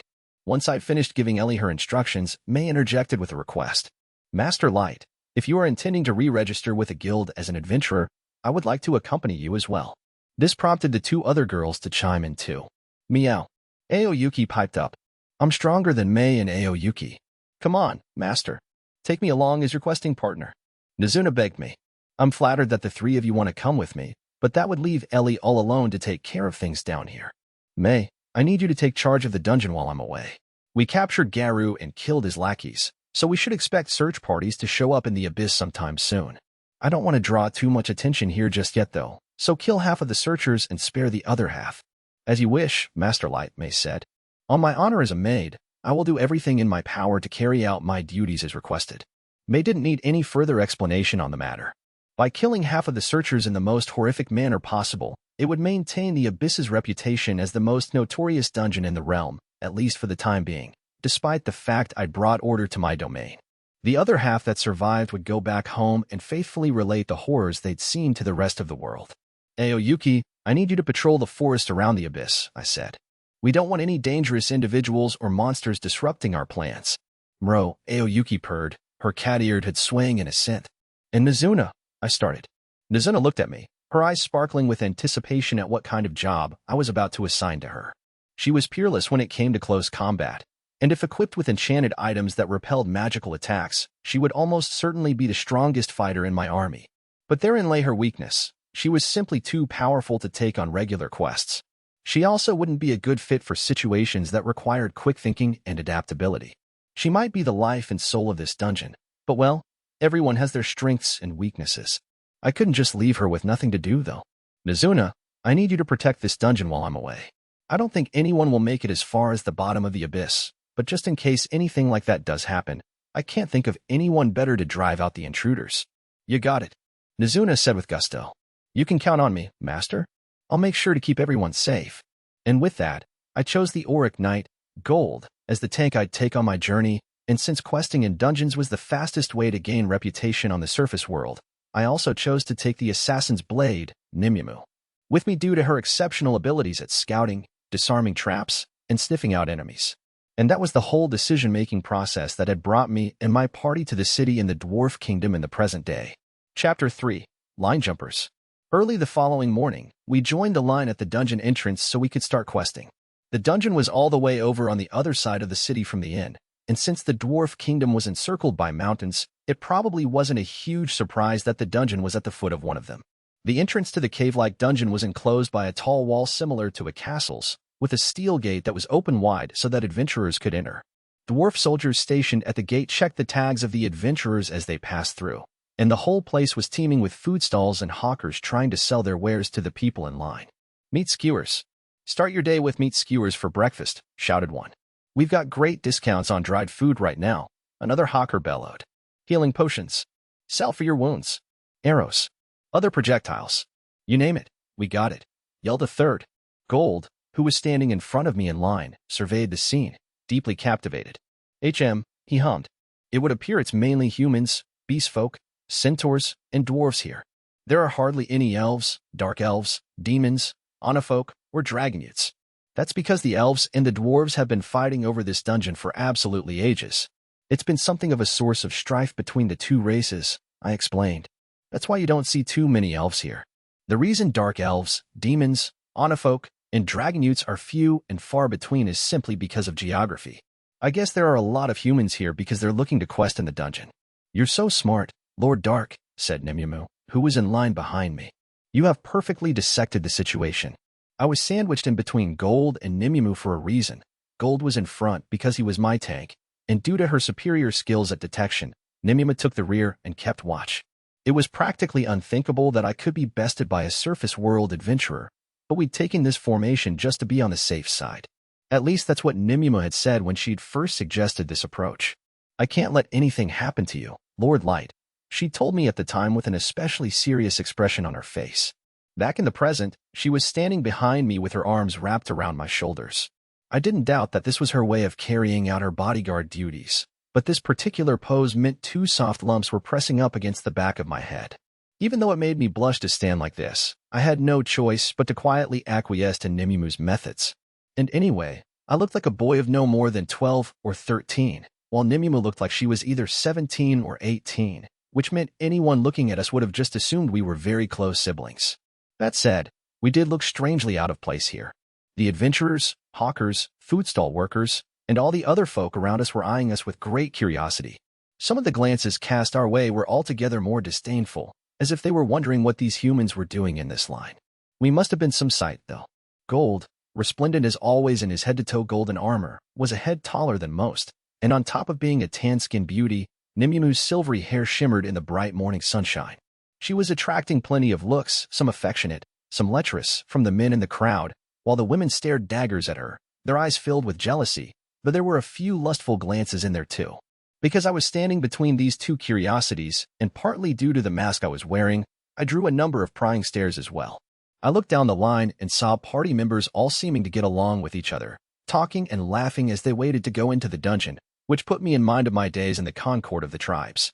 Seeing all these other parties like this caused me to muse somewhat pointlessly about the past. If I'd been a better adventurer, maybe they wouldn't have tried to kill me. I was rudely snapped out of wallowing in my memories by a group that suddenly cut in line in front of the party that was in front of Gold. The latter appeared to be entirely made up of rookie adventurers in their mid-teens, while the former that had barged their way in front of them were all hooded. One of the hooded party was about 170 centimeters tall and was carrying a large item wrapped in cloth on his back, his gait seemingly unaffected by the weight of it, suggesting he was incredibly powerful. Another party member was even taller, probably about 180 centimeters in height, but although he was quite well built, he looked weaker and more vulnerable than the other guy. The final member of their party appeared to be a tag-along who was carrying a large set of luggage. The group of young adventurers the hooded party had jumped in front of were all human, and because there was no real way of telling what race the hooded party was, the party of teens decided not to say anything. They just stood there, exchanging confused glances with one another, clearly wondering what they should do about it. I quickly realized they were paralyzed by indecisiveness and stepped in to help. Hey, hooded guys. Let's not go cutting in, yeah? The hoods all turned toward me. The rookie adventurers who were caught in between withered in fear. You're talking to me of all people, the hooded guy with the large item on his back said, seemingly affronted. Do you have any idea who you're talking to? You expect me to recognize someone whose face is hidden under a hood? I replied, of course I don't know who you are, and if you really are well known, then all the more reason not to cut in line, right? It's disgraceful. Gold followed up my dressing down with a thunderous laugh. You heard my lord, lads.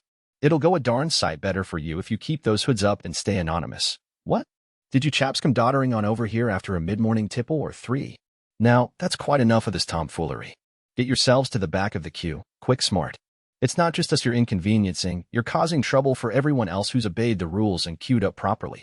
Lord Dark's right, Nimue chimed in. You 3 better shove off all the way to the back. Are you too stupid to know how lines work? Other human adventurers behind me backed me up and started jeering at the hooded party. The boy's absolutely right. You wouldn't want us knowing who you're under that hood, would you? Shouted one. Here, do what the boy says and go join the back of the line, shouted another. In truth, they probably only spoke up after seeing some fellow humans standing up to a bunch of bullies.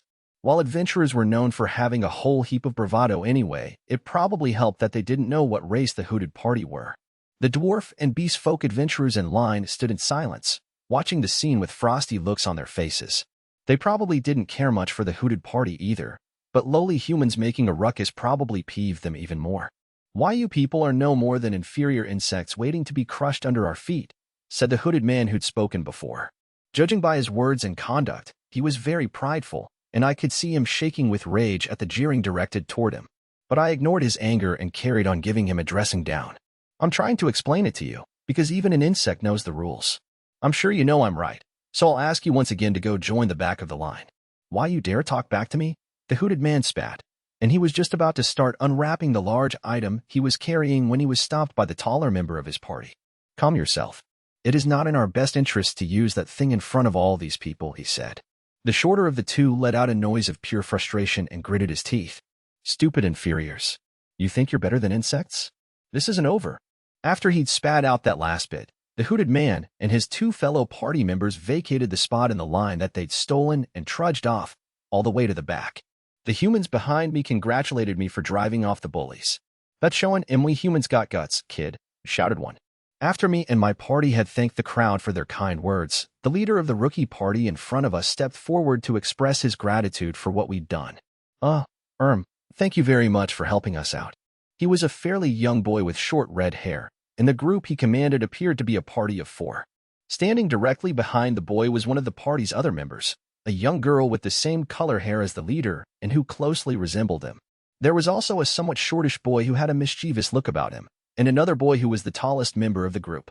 The lone girl in the party looked like she was about 12 or 13, while the boys all looked around 14 or 15. It all happened so suddenly. We didn't know what to do about those people, the boy said, bowing his head at us. After all, we could have ended up getting into a fight with members of a very prideful race. I'm sorry you got dragged into our mess. Oh, please, don't give it a second thought, I replied brightly. I was only doing what was right. And besides, if we'd allowed them to jump in, we would have had to wait longer for our turn. That answer appeared to set the boy's mind at rest, and we both smiled at each other. Seriously though, we owe you one, dude. The mischievous-looking boy piped up from behind his party leader. By the way, that mask you're wearing is awesome. And is this knight's armor made of real gold or what?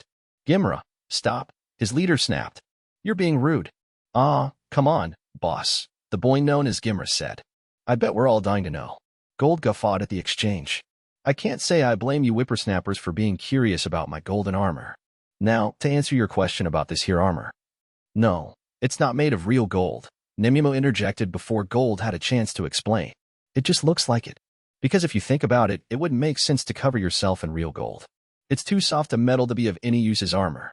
The other adventurers in the vicinity who had overheard Nemimu's explanation nodded at this, finding it completely logical. Though in reality, the alloy Gold's armor was made from did indeed contain gold. It had simply been mixed with some other rare metals to increase its protective strength. The reason the armor looked like it was made of pure gold was because it had been fashioned in such a way that it retained the sheen you get on gold. However, there was no real need to tell everybody that.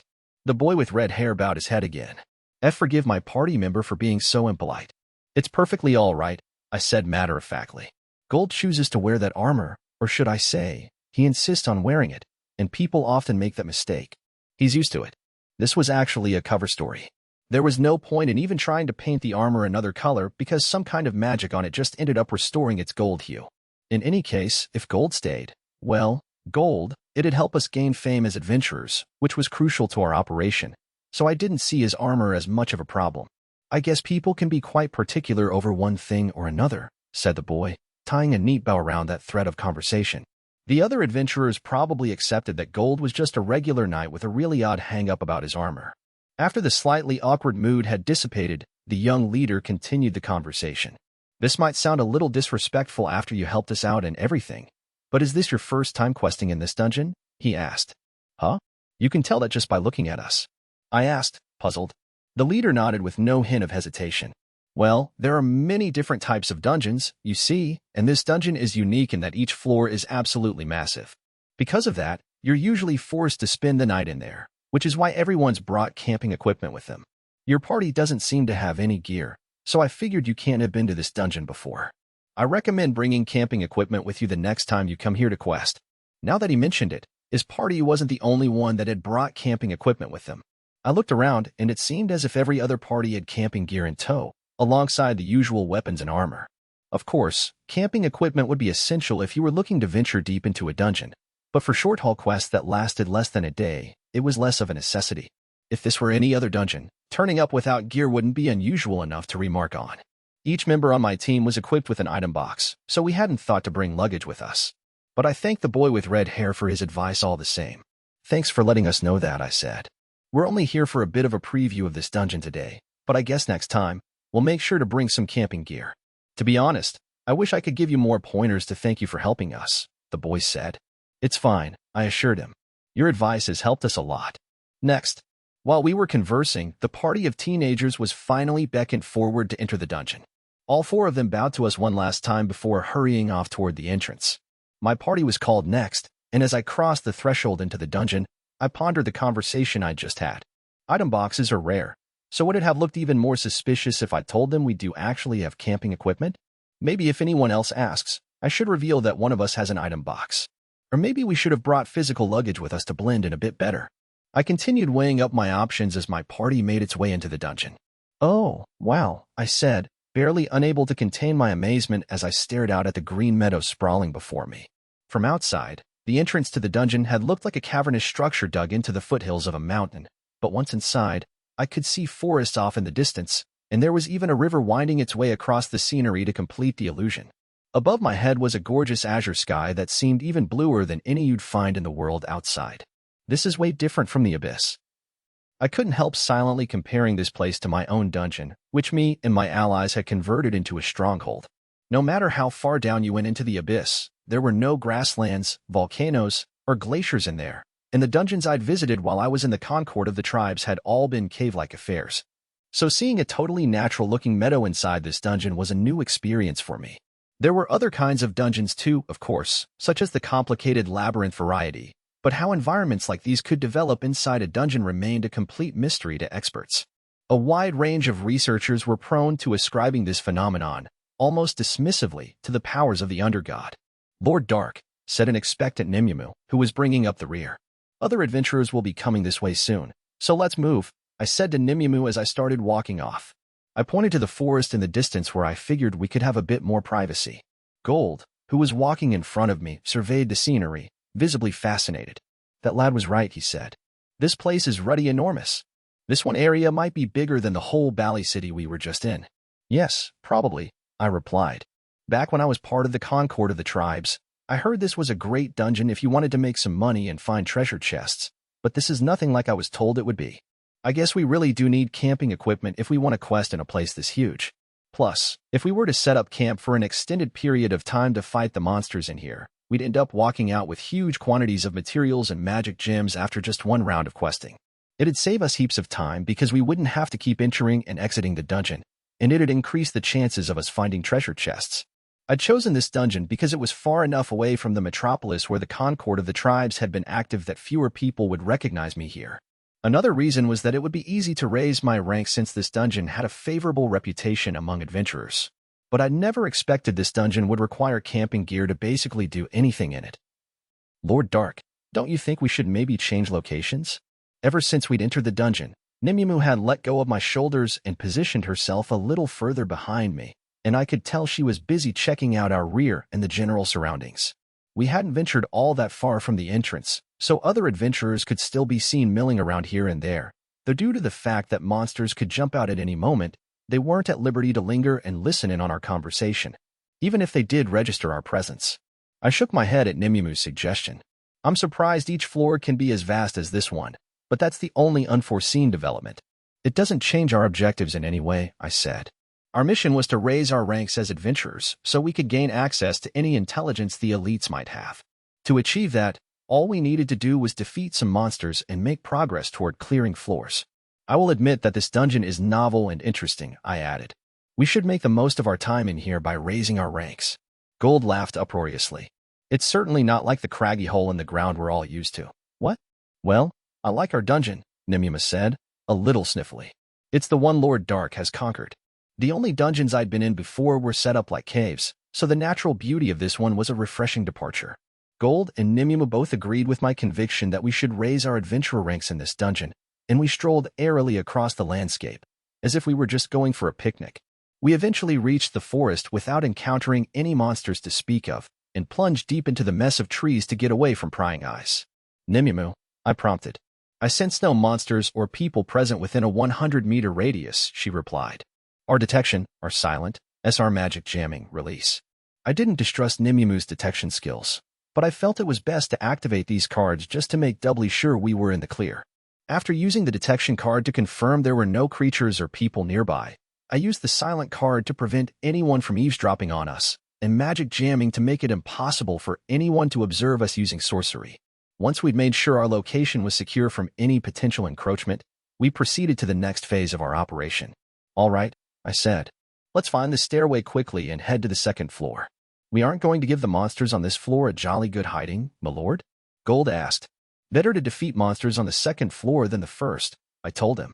And third-floor monsters would help raise our ranks even faster, don't you think? In that case, I'll go search for this floor's stairway. Nimumu piped up, knowing it was her time to shine.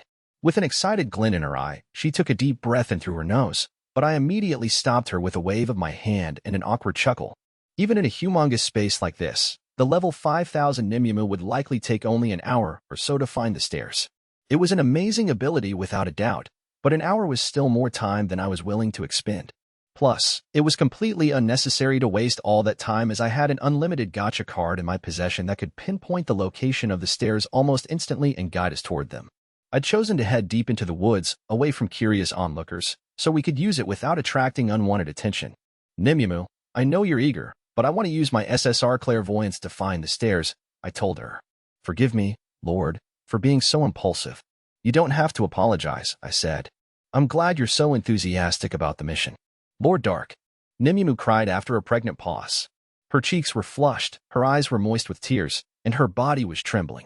It appeared she was beside herself with joy at receiving praise from me. Gold, who was pointedly ignoring Nimumu's rather predictable conduct, turned his attention to what was in my hand. Hello, he said in mild surprise. I don't believe I've seen that card before. And you say this card is going to help us find the stairs, old bean? Yeah, this is the SSR clairvoyance, but my hesitation was due to the fact that, while the user of the card would be able to discover the location of any far-off thing they desired to seek out and get a real-time look at it, if their request was too vague, or if they didn't know what the specific thing looked like, or if the object was too far away, they wouldn't see anything. What a splendidly convenient card to have at one's disposal, my lord. You never cease to astonish me with the number of aces you have up your sleeve. Well, not that I expect anything less from my master. Gold rounded off his praise with his standard belly laugh. It's convenient when it works. There are a bunch of annoying limitations to this card. I can't say it's completely foolproof, I said, emphasizing my statement with a shrug of the shoulders, imitating Gold's trademark gesture. Okay, here goes. SSR Clairvoyance, release. On activating the card, I closed my eyes and imagined the stairway, at which point, I was granted a vision of the furthest edge of this nature scene, a long way from the forest we were in.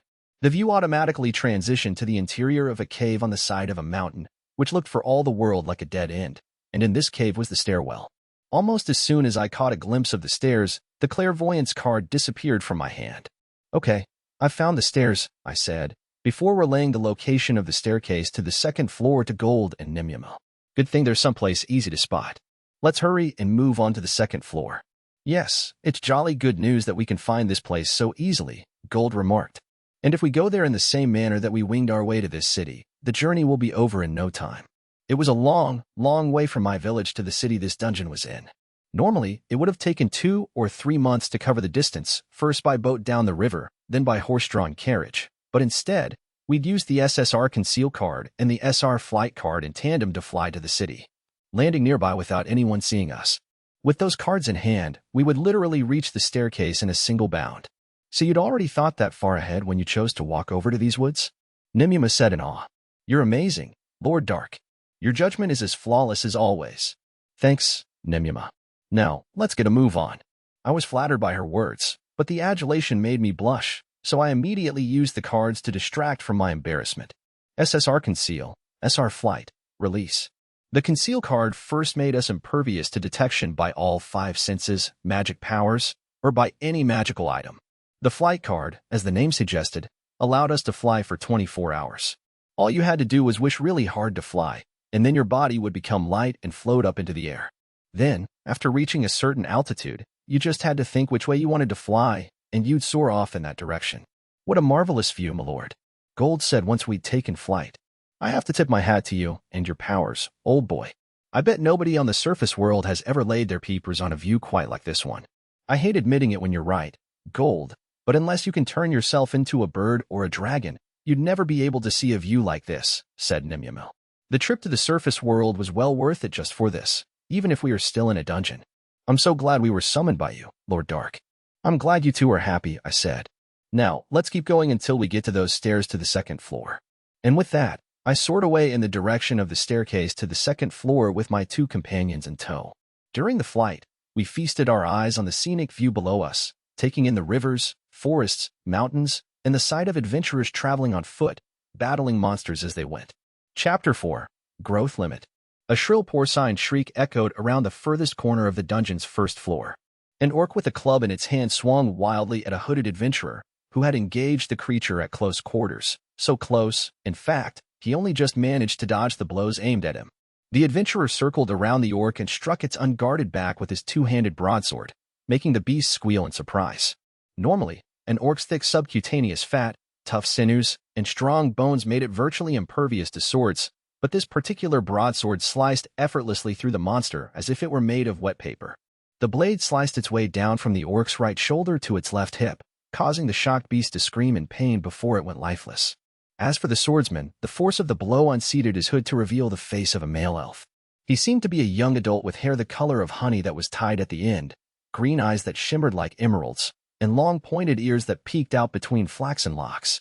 His facial features and the look in his eye were undoubtedly intimidating, but from his overall visage, he could easily have been mistaken for a female elf, but that was true of pretty much all youthful-looking male elves. And that makes 10. The elf said as he activated his stats screen without bothering to fix his hood or even look down at the bloodied orc corpses at his feet. He wiped the sweat from his brow, and completely ignoring the smell rising from the carnage he had wrought, peered into the stats screen with narrow, nearly triangular eyes. His expression turned to one of frustration as he realized his hopes had been misplaced. Damn it. These creatures were too weak to raise my level. The stats screen read, Kaido, 200 years old, elf, male, level 1500. The last number made Kaido angrily grind his teeth together. Was a level of 1500 really so low that it would make anyone gnash their teeth in annoyance? No, of course not. Any reasonable person would tell you that this level was abnormally high. It was believed that elves, dark elves, dragonutes, and demonkin typically maxed out at around level 1000, though there were plenty of variables that went into that estimate. Kaido was fairly young in elf terms, yet he had already attained an exceptionally high power level of 1500. Even then, Kaido still found his current power level unacceptable. So much so, in fact, that he thrust his broadsword into the ground in exasperation. The tallest member of his party, a dark elf named Yanaak, lowered his hood and attempted to calm Kaido down. I suggest you relax, Mr. Kaido. Our primary goal is to fight the trolls on the third floor, remember? We shouldn't be wasting our time with these orcs. Let's make our way to the next level of the dungeon. Yanaak had long blonde hair, tan skin, and wore a monocle over his right eye. Although he was roughly 180 centimeters tall, he was slender and less muscular than Kaido. Like most other dark elves, Yanaak's facial features made him look a bit like a shady scientist. Yes, I know that, Kaido protested. But I have the blood of a hero of a master. Yet, for all we know, I might have hit my growth limit at 1,500. You can't expect me to just calm down. At this point, you might be asking what a growth limit is. The term commonly refers to a specific power level a person cannot surpass. This figure is usually 100 for humans, 200 to 300 for beastfolk and centaurs, 500 to 700 for dwarves and onifolk, 300, 1000 for demonkin, and 1,000 for elves, dark elves, and dragonutes. These are rough estimates, however, not absolutes. And it seemed like, for Kaido, the idea of hitting his growth limit wounded his pride deeply. I'm the youngest elf to enter the White Knights of the Elven Queendom, and I'm next in line to lead the order, he continued. I'm the future legendary hero. And yet, ever since Kaido was young, he'd been able to increase his power level quickly, and he'd excelled at swordsmanship, horse riding, and academics, as well as military tactics and strategizing. Kaido had been both physically and academically gifted, and from a young age, everyone had anticipated a bright future for him. Every single person in Kaido's life lionized him, and he tended to attract a number of hangers-on. As a result of his achievements, Kaido habitually sang his own praises and developed the arrogant attitude of looking down on his fellow elves. Nobody said anything about it, though, because he always backed up his words with his feats. As Kaido said, he had been the youngest person ever to be ennobled as a white knight in the Elven Queendom, and he'd also been regarded as a leading candidate to one day take over as the leader of the order. But the merest hint that Kaido might have reached his growth limit at level 1500 had brought his glory days to an abrupt end. His hangers-on had deserted him and turned on him in waves, and the same thing had happened with the more senior White Knights who'd once had high hopes for Kaido. What presumptive commander of the White Knights hits his growth limit that soon? He's only at half the power level of the current leader, yet that clown acted like he owned everything. I've always hated him. He thinks he's better than everyone else, and all you ever hear from him is the same self-congratulatory prattle. I know, right? He's so full of himself that if you point out one tiny mistake he's made, he flies into a fit of rage. He goes red in the face and starts screaming about how you're the incompetent one. He's just the worst. He got all our hopes up for a measly power level of 1500. And he calls us incompetent? Huh. He has no clue that swarms of people hate his guts. Take my colleagues, for instance. Shut up. Shut up. Shut up. Shut up. The taunts Kaido had overheard prior to setting out from the Queendom rang in his ears once again, like hallucinations come to life. Kaido struck the ground repeatedly with his broadsword, as if attempting to cut down the unseen speakers of these phantom jeers. On seeing Kaido recalling the insults that had been aimed at him, Yananak was quick to give smarmy, unctuous reassurances in a voice worthy of any con artist. Mr. Kaido, believe me, I understand your disappointment as if it were my own. As you well know, my people were intolerant of my research and forced me to flee my homeland. I want to help you, Mr. Kaido, which is why I suggest we proceed directly to the 3rd floor. Yananak completely ignored the crazed vibes exuding from Kaido and made sure to keep a winning smile firmly affixed to his face. Yanak's intervention took the edge off Kaido's anger, and the elf clicked his tongue. Fine, you win, he said. We'll head to the 3rd floor. And once we get there, you'd better complete this research of yours and help me level up. Yes, understood. We have linked hands as brothers in arms with common interests. I do trust scruples won't enter into it over what becomes of my research, Yanak said, continuing to smile at Kaido in the same way a scientist smiles at a lab rat. The smile thoroughly creeped Kaido out, but for the sake of his own interests, he pulled his sword out of the ground and plodded off toward the 3rd floor. Damn it. I'm descended from a legendary master. People are supposed to recognize and worship me as a hero someday. So why am I forced to quest in this dungeon, and with a dark elf no less? Is this the goddess testing me? Does that mean if I can level up past 1500, the goddess will bless me as a true legendary hero? Is that what type of test this is? Kaido continued on with this self-serving train of thought in silence. And if the goddess does bestow the title of hero on me, I will go back to my nation and slaughter everyone who's ever made fun of me. I'll kill that golden eyesore too, and the rest of those inferior insects who talked down to me this morning. Kaido recalled the events of that morning, the memories of it fueling his anger and his thirst for blood. They dare tell me not to cut in line. Who do they think I am? I'm Kaido, the hero who will soon be recognized by the goddess herself. All those human insects are good for is serving the elves as foot rests. Yet they deign to disrespect me? If it hadn't been for that issue with the grandiose sword, I would have sliced those inferiors up right there on the spot. I would have ended the lives of those miserable insects in seconds. Kaido suddenly backed down on the idea of massacring all 3 of the humans who had challenged him. No, wait. I wouldn't want that silver-haired woman to go to waste. She may be an inferior, but her beauty would be unrivaled back in the queendom. In her case, I'll make her my special attendant. I can always get rid of her once I get tired of her, or if she ever becomes ugly. And she'll be serving the future legendary hero of the elves, so she's sure to weep tears of joy at the prospect. Kaido really did believe deep in his heart that the silver-haired woman, Nimue, would cry tears of gratitude and embrace him if he put this offer to her. And this conclusion wasn't actually a product of Kaido's self-aggrandizing delusions, because elves of either sex were known to be particularly beautiful. So it was common for elves to believe that any human would instantly jump at the chance to consort with them. Nimue's exquisite beauty far surpassed anything Kaido had seen in his life up until this point, and he couldn't help himself imagining her tightly embracing him and whispering sweet nothings in his ear. This flight of fancy effectively extinguished Kaido's red-hot fury. Oh, for pity's sake, he said to himself. Why would the goddess put me through this silly little test just because I'm destined to be a hero? Did you say something, Mr. Kaido? Yanak asked. Oh, ignore me, Kaido said as they carried on trudging through the far reaches of the dungeon. Passing this trial from the goddess that he'd completely made up was the thing that was keeping him going. Yanak, on the other hand, was largely focused on furthering his research on this trip. Hey, aren't those the adventurers from this morning? We just finished our first day of questing in the dungeon, having made it all the way to the third floor with the help of my conceal and flight cards. On the second floor, we'd defeated a horde of golems, and on the third floor, we'd vanquished a band of trolls. We collected magical gems from both groups of foes before taking flight again and heading back in the direction of the outside world. We'd had the chance to take more stuff from the golems and trolls, but that would have involved storing them in our item boxes, and as very few people actually owned magical item boxes, revealing that all three of us had one would have drawn unwanted attention. Having our item boxes seized by the kingdom wouldn't do anything to help us raise our ranks. I considered taking the materials the monsters had on them back to the abyss, but the Unlimited Gacha was already pumping out cards anyway, so I wasn't exactly lacking in resources.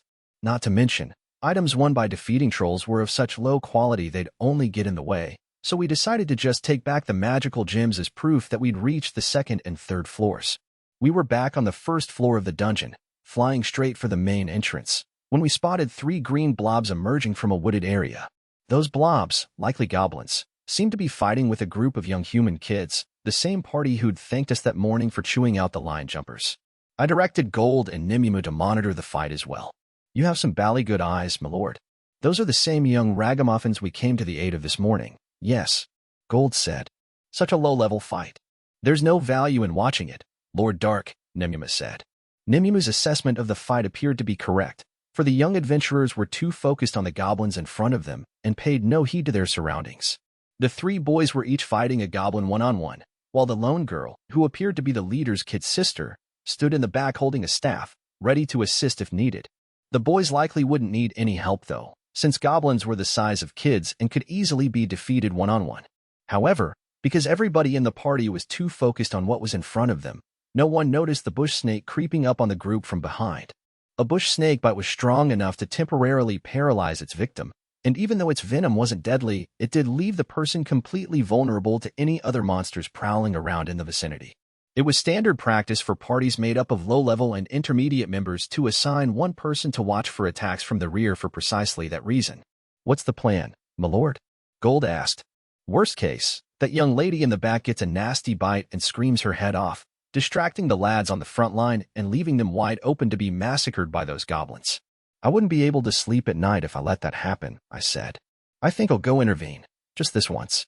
I descended to the ground with my conceal card still activated so that I wouldn't be noticed by the young fighters or their enemies, and as soon as I landed, I crushed the bush snake's neck with my staff. Once I was satisfied the creature was well and truly dead, Nimumu and Gold joined me on the ground. Good job, guys. We defeated the goblins, the red-haired leader said, congratulating his party. Now let's gather up their gems before any other monsters show. He stopped abruptly and blinked. Huh? Aren't you the boy from this morning? Every teenager in the party gasped in surprise when they saw us lurking behind them without making so much as a sound or giving them some kind of warning of our presence. The leader's little sister was so shocked, she took a step back, away from us. While it's a sound basic strategy to give the enemy in front of you most of your attention, don't forget that not all enemies come at you from the front, I said. If you don't watch your rear, you might end up losing your life. See? Grinning sheepishly, I used my staff to hoist up the dead bush snake to show to the teenagers. On seeing it, the party instantly realized the full extent of the danger they had been in, and not for the first time, their leader bowed his head to me. Thank you so much for saving my sister. Mia, you should thank him too. Thanks very much, said Mia, fumbling her words slightly as she bowed her head too. Thanks for saving our girl Mia for us, said the mischievous-looking boy. But I gotta ask, when the heck did you guys show up? I didn't blame the kid for wondering that. The only way we could have conceivably concealed ourselves would have been to hide in the woods the goblins had emerged from, because everywhere else was wide open fields. Trouble is, the young party had kept their eyes glued on the woods the whole time, so if my party had tried to approach them from the meadow, they would have heard the sound of our footsteps as we trudged over the leaves and grass, or noticed the light reflecting off of Gold's golden suit of armor. Yet on the flip side, it looked for all the world to the young party like we'd appeared out of nowhere like wraiths. I couldn't tell them about my conceal and flight cards, so I decided to fib my way out. We were just passing by. I think you were all too busy fighting to notice us approaching. Anyway, aren't you supposed to be collecting the gems? Oh yeah, you're right, said the young leader. Gimra, Wordy, hurry up and grab the gems. Mia, you stand watch. I turned to Gold. You should slice open the bush snake too and check if it has any gems on it. Righto. Leave it to me, my lord, Gold said cheerily. In general, goblins have nothing of value on them except for magic gems. The meat from a bush snake would probably fetch a little bit of money, but it wasn't really an enticing enough amount to justify carrying it around with us, so I ordered Gold to only look for gems. Elio, should I? Mia asked her brother. Oh, sure. Go ahead, Mia. You haven't used that little trick yet today, so we should be in the clear. Mia, who appeared to be a mage, started reciting an incantation. Magic power, heed my call. Reveal thy shape as a water ball. The next moment, a large sphere of water appeared in midair. Even though it was fairly basic water magic Mia had performed, this ability ensured the party would never go thirsty while questing in a dungeon. Mages that could perform this trick were highly sought after. Her brother, Elio, offered the water to Gold. Mr. Knight, you can use the water to wash the blood and stuff off your hands, he said. Oh, thank you kindly, son, Gold said appreciatively. No, thank you for saving my sister, the boy with red hair said. It's a small token of our appreciation. Hey, Mia, let us get in on that, said Gimra. The wisecracking kid and Wordy, who was the tallest member of their party, joined Gold in sticking their hands into the giant ball of water to wash off the goblin and bush snake blood. A mage using up some of her precious mana to give us water just to wash our hands in the middle of a dungeon was no small gesture, so I felt the need to show them my appreciation for their generosity. Thank you for using up the little mana you have to give us water, I said to the party of youths.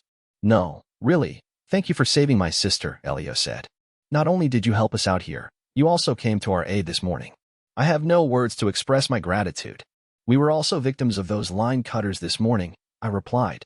And seriously, I just happened to notice your party was in trouble as we were passing, so I helped out, knowing I wouldn't be able to bear to turn a blind eye to the danger creeping up on you. I probably should have called out to you guys, but you were all busy fighting those goblins, so I took it on myself to intervene. I really appreciate your concern, said Elio. Lord Dark, Nemima chimed in. It looks like there are enemies coming our way. As this was my level 5000 tracker speaking, I had to heed her warning. I cut short my conversation with Elio to take a look around, and immediately sensed a large mass emerging from the nearby forest and going much faster than these teens could run. The large mass let out a guttural growl as it got closer. Wait, is that? Elio started. Is that a great bush wolf? A large wolf around 2 meters in length and the color of grass burst out of the woods, followed by other bush wolves close behind it. What are they doing in these parts? Elio exclaimed. I thought their territory was deeper in the dungeon. He hastily turned to his party and started issuing orders. We can't fight these creatures. We have to fall back. Mr. Knight, do you think you and your party could help us retreat? The bush wolves aren't the real enemy, I said. They won't attack us. They're just running away. Huh. As I predicted, the great bush wolf and the other wolves didn't pay us any heed as they ran full tilt past us and off into the meadows. The creature following the wolves was on the large side, and trees fell and the ground shuddered with every step it took. The beast was so big, even Elio and his party noticed it approaching. It eventually emerged from the woods and revealed itself to be a giant, 4-armed praying mantis. It must have been a good 3 meters high at the very least, and the sight of it shocked Elio even more than the bush wolves had. A 4-sided mantis? He cried out in terror. You know what that is? I asked. I am the party leader, so it was my job to look up what types of monsters might show up on the first floor. The 4-sided mantis is really rare, only appearing about once every 30 years or so. You don't often see a monster this powerful roaming around on the first floor, so when the guild confirms a sighting of it, all the adventurers in town team up to hunt it. But the last such hunt was only 10 years ago, so this is way too early for another one to appear. I used my appraisal power to scan the mantis, and it was indeed a level 500 monster, much too powerful for the first floor of this dungeon. When I was with the Concord of the tribes, I'd heard that certain dungeons occasionally spat out high-powered monsters that were totally out of place for the floor they were on. I'd also heard that, in dungeons like that, it had become more important to figure out strategies to avoid these monsters, rather than trying to tackle them head-on. This 4-sided mantis might be one of those monsters, I thought, before Elio's urgent voice pulled me out of my reminiscing. Mia, hit it with your secret weapon, Elio shouted. Mr. Knight, once Mia slowed it down, you and the others bolt for the exit. Oh, okay, brother, Mia said, Elio's command making her grip her staff tightly. I was curious to find out what Mia's secret weapon was, not least because the 4-sided mantis had legs as thick as tree trunks and its exoskeleton had a sheen to it that suggested it was tougher than steel armor. Thanks to its bulky legs, the mantis was able to move faster than its huge frame would imply it could. Even if Mia were to give this hulking great monster a moment's pause, her party still wouldn't be able to outrun it. By this point, the 4-sided mantis had stopped chasing the bush wolves and had turned its attention toward us. I assumed that, if it decided to give chase, it would be relentless in its pursuit of us, just like your average dungeon monster was. The mantis's head rotated in our direction, and it was clear it had registered us as prey. The creature rubbed its mandibles together and let out a grating, staccato trill of a screech. Mia started sobbing softly with fright at the intimidating dirge coming out of the mantis, and Elio and the other boys all shrank back. But I had other ideas. If you guys are falling back, that means you're not going to fight it, right? So we can battle it, yeah? Sure, if you want to, said Elio. But that thing's a four-sided mantis. It's fine. Nothing to worry about, I said airily. Me and my team had become adventurers to gain fame, so we couldn't just let this golden opportunity pass us by. Plus, Elio had just given us permission to take it on in his party's stead. Gold, Nimumu, I said to my companions. We're taking this mantis down. Yes, sir, Lord Dark. Nimumu said. You're really going to fight that monster? Elio cried. That thing's stronger than any of the final bosses you can find on all 7 floors. All the adventurers in the city banded together to kill the last four-sided mantis that appeared. Do you seriously think you three stand a chance against it? Gold threw back his head and laughed. There is no need to take leave of your senses, young fellow lad. For us, this type of monster isn't even worth writing home about. In fact, I'll take this opportunity to show you Sprout some proper sword and shield work in battle. Gold unslung his shield and drew his sword from its scabbard as Elio's party looked on in astonishment. The Golden Knight marched forward and took up a position that made him the closest person to the screeching mantis. Mr. Knight, look out, Elio yelled. The four-sided mantis's forearms resembled giant sickles, and they all sighed rapidly through the air, creating a whirlwind of appendages. A blow from any one of those razor-sharp blades on its arms looked capable of easily ripping through any metal shield or armor. I saw you lads taking the fight to those goblins, Gold yelled over. You used your shields to protect yourselves and your blades to attack, like so. Gold effortlessly parried the strikes from the four-sided mantis using both his shield and sword, all while his face was turned in the direction of Elio's party as he gave them pointers. Protecting yourself with a shield and attacking with a sword isn't necessarily wrong, but it's not quite the correct approach either. What? After all, there's no rule saying it can't be vice versa.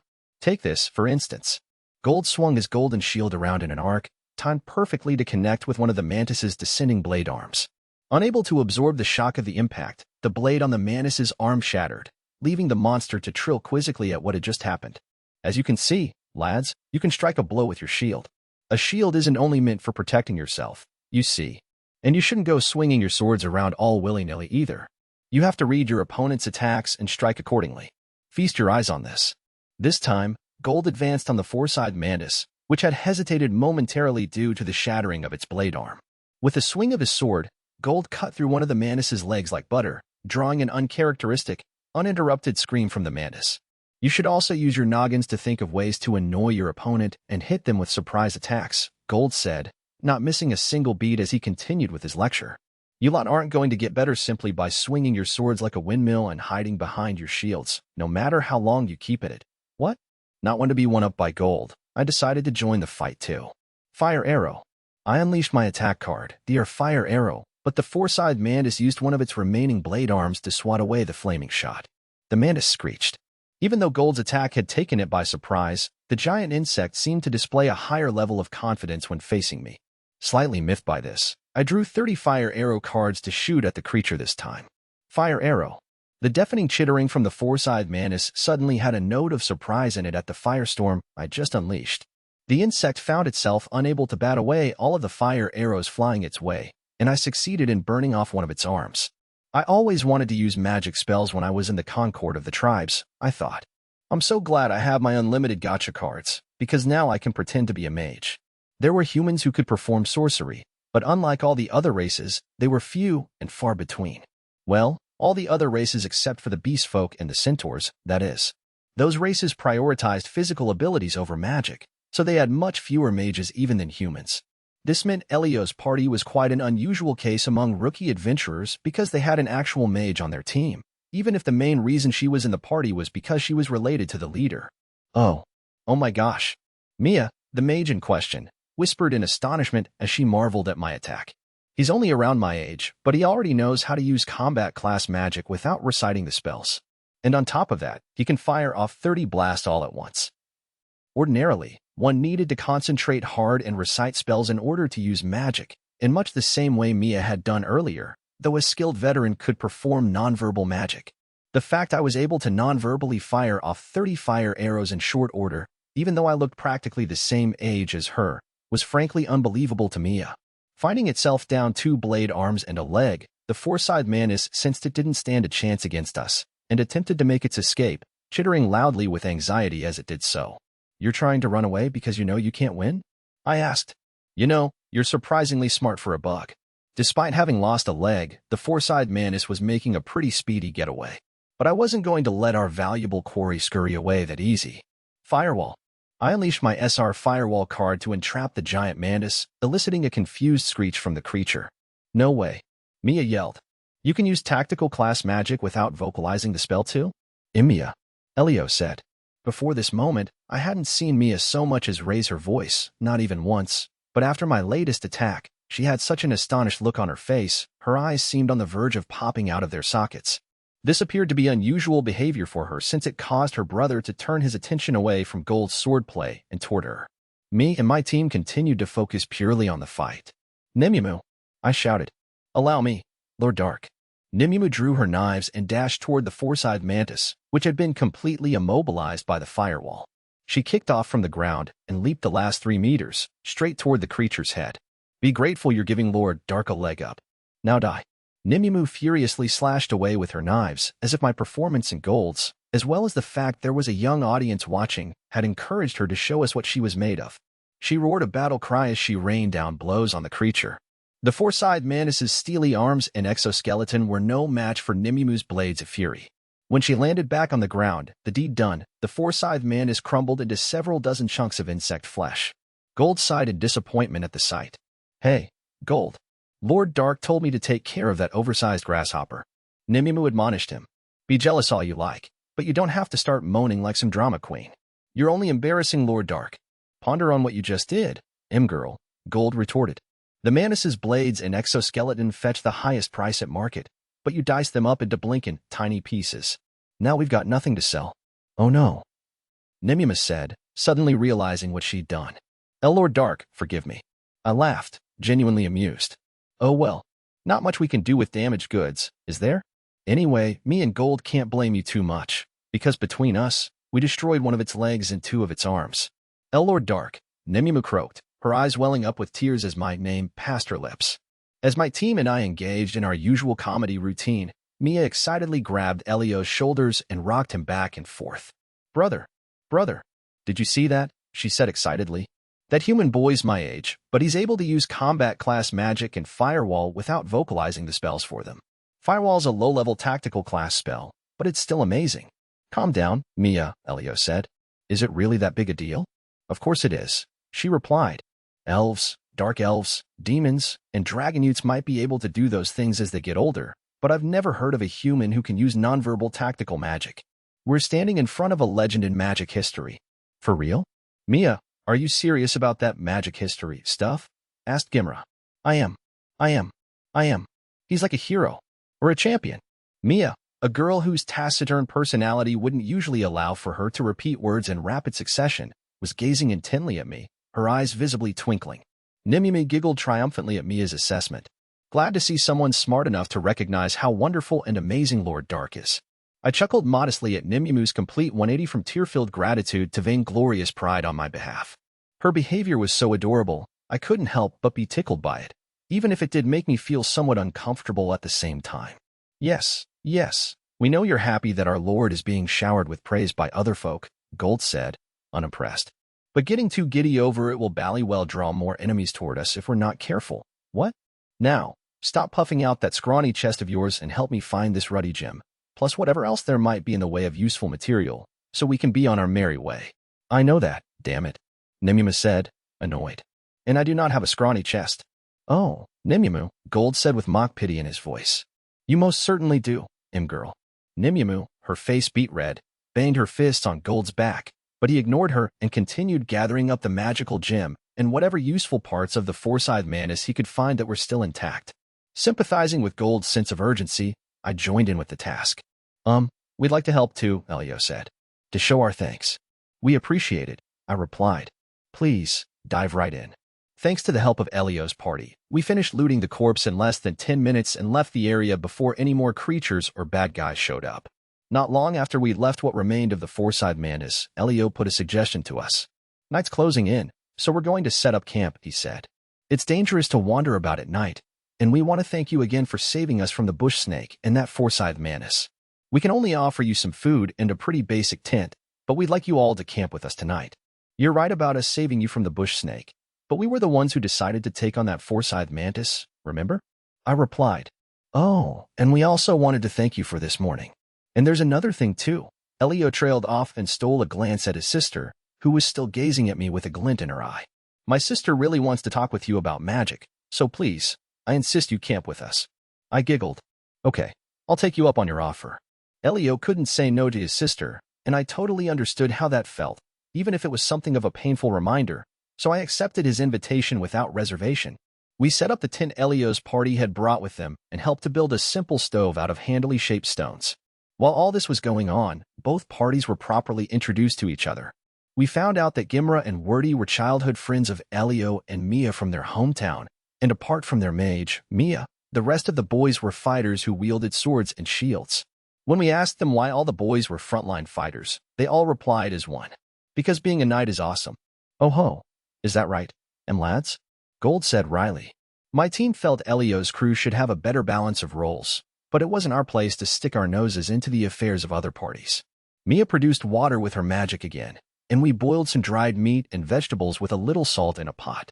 While the food was cooking, Mia and I chatted about magic. Or rather, I fed Mia a totally made-up story about my background that didn't include any mention of my dominion over the abyss, since I couldn't reveal my true story just yet. So both your parents were mages? Mia said. No wonder you're so super talented. I think it's amazing you were able to use magic at your age, Mia, I said.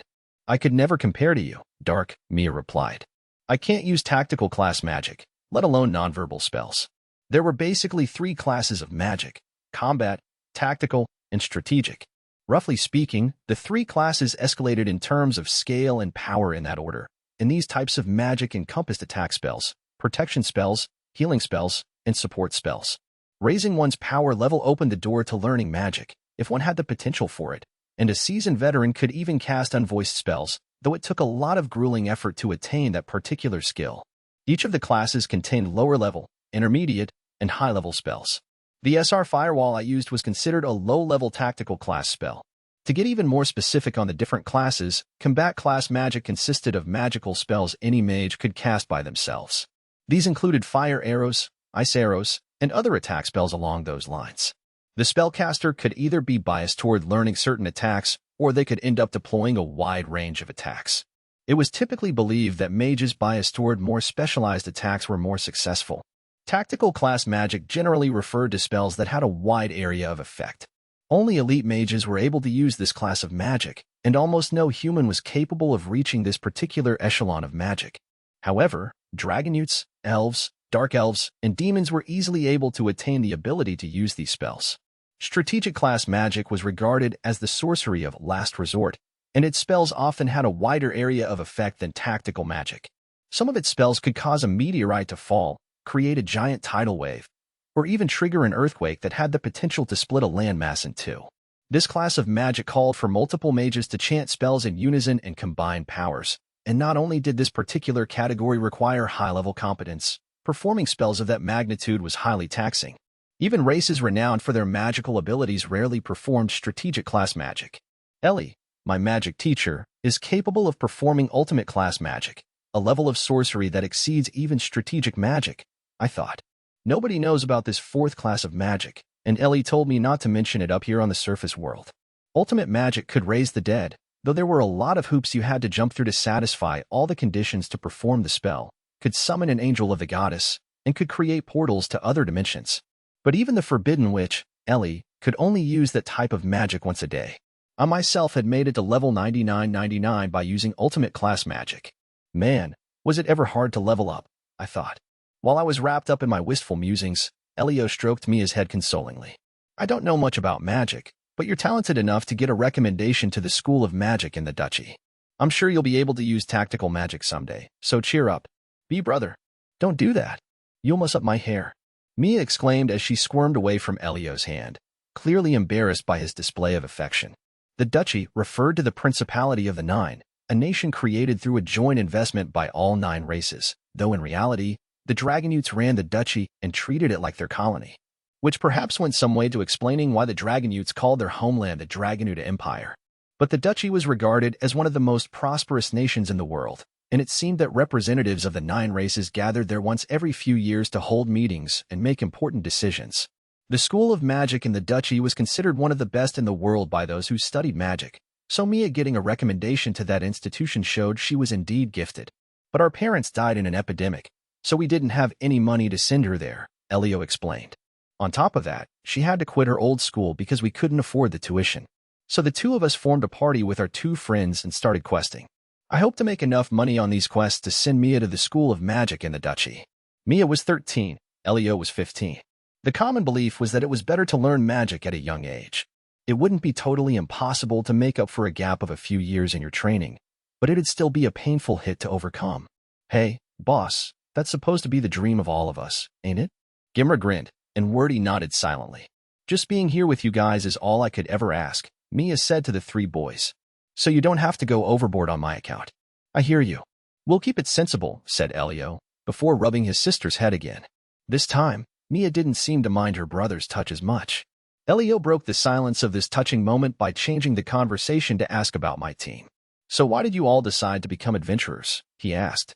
Well, Nimemu and I owed much to my lord's parents, you see, Gold explained. His mom and dad died in a fire, and Dark's face was terribly burned in the tragic blaze too. We're on this quest in search of a special potion that will sort out that scar on his face. We also became adventurers so that my lord could see the world and gain some experience.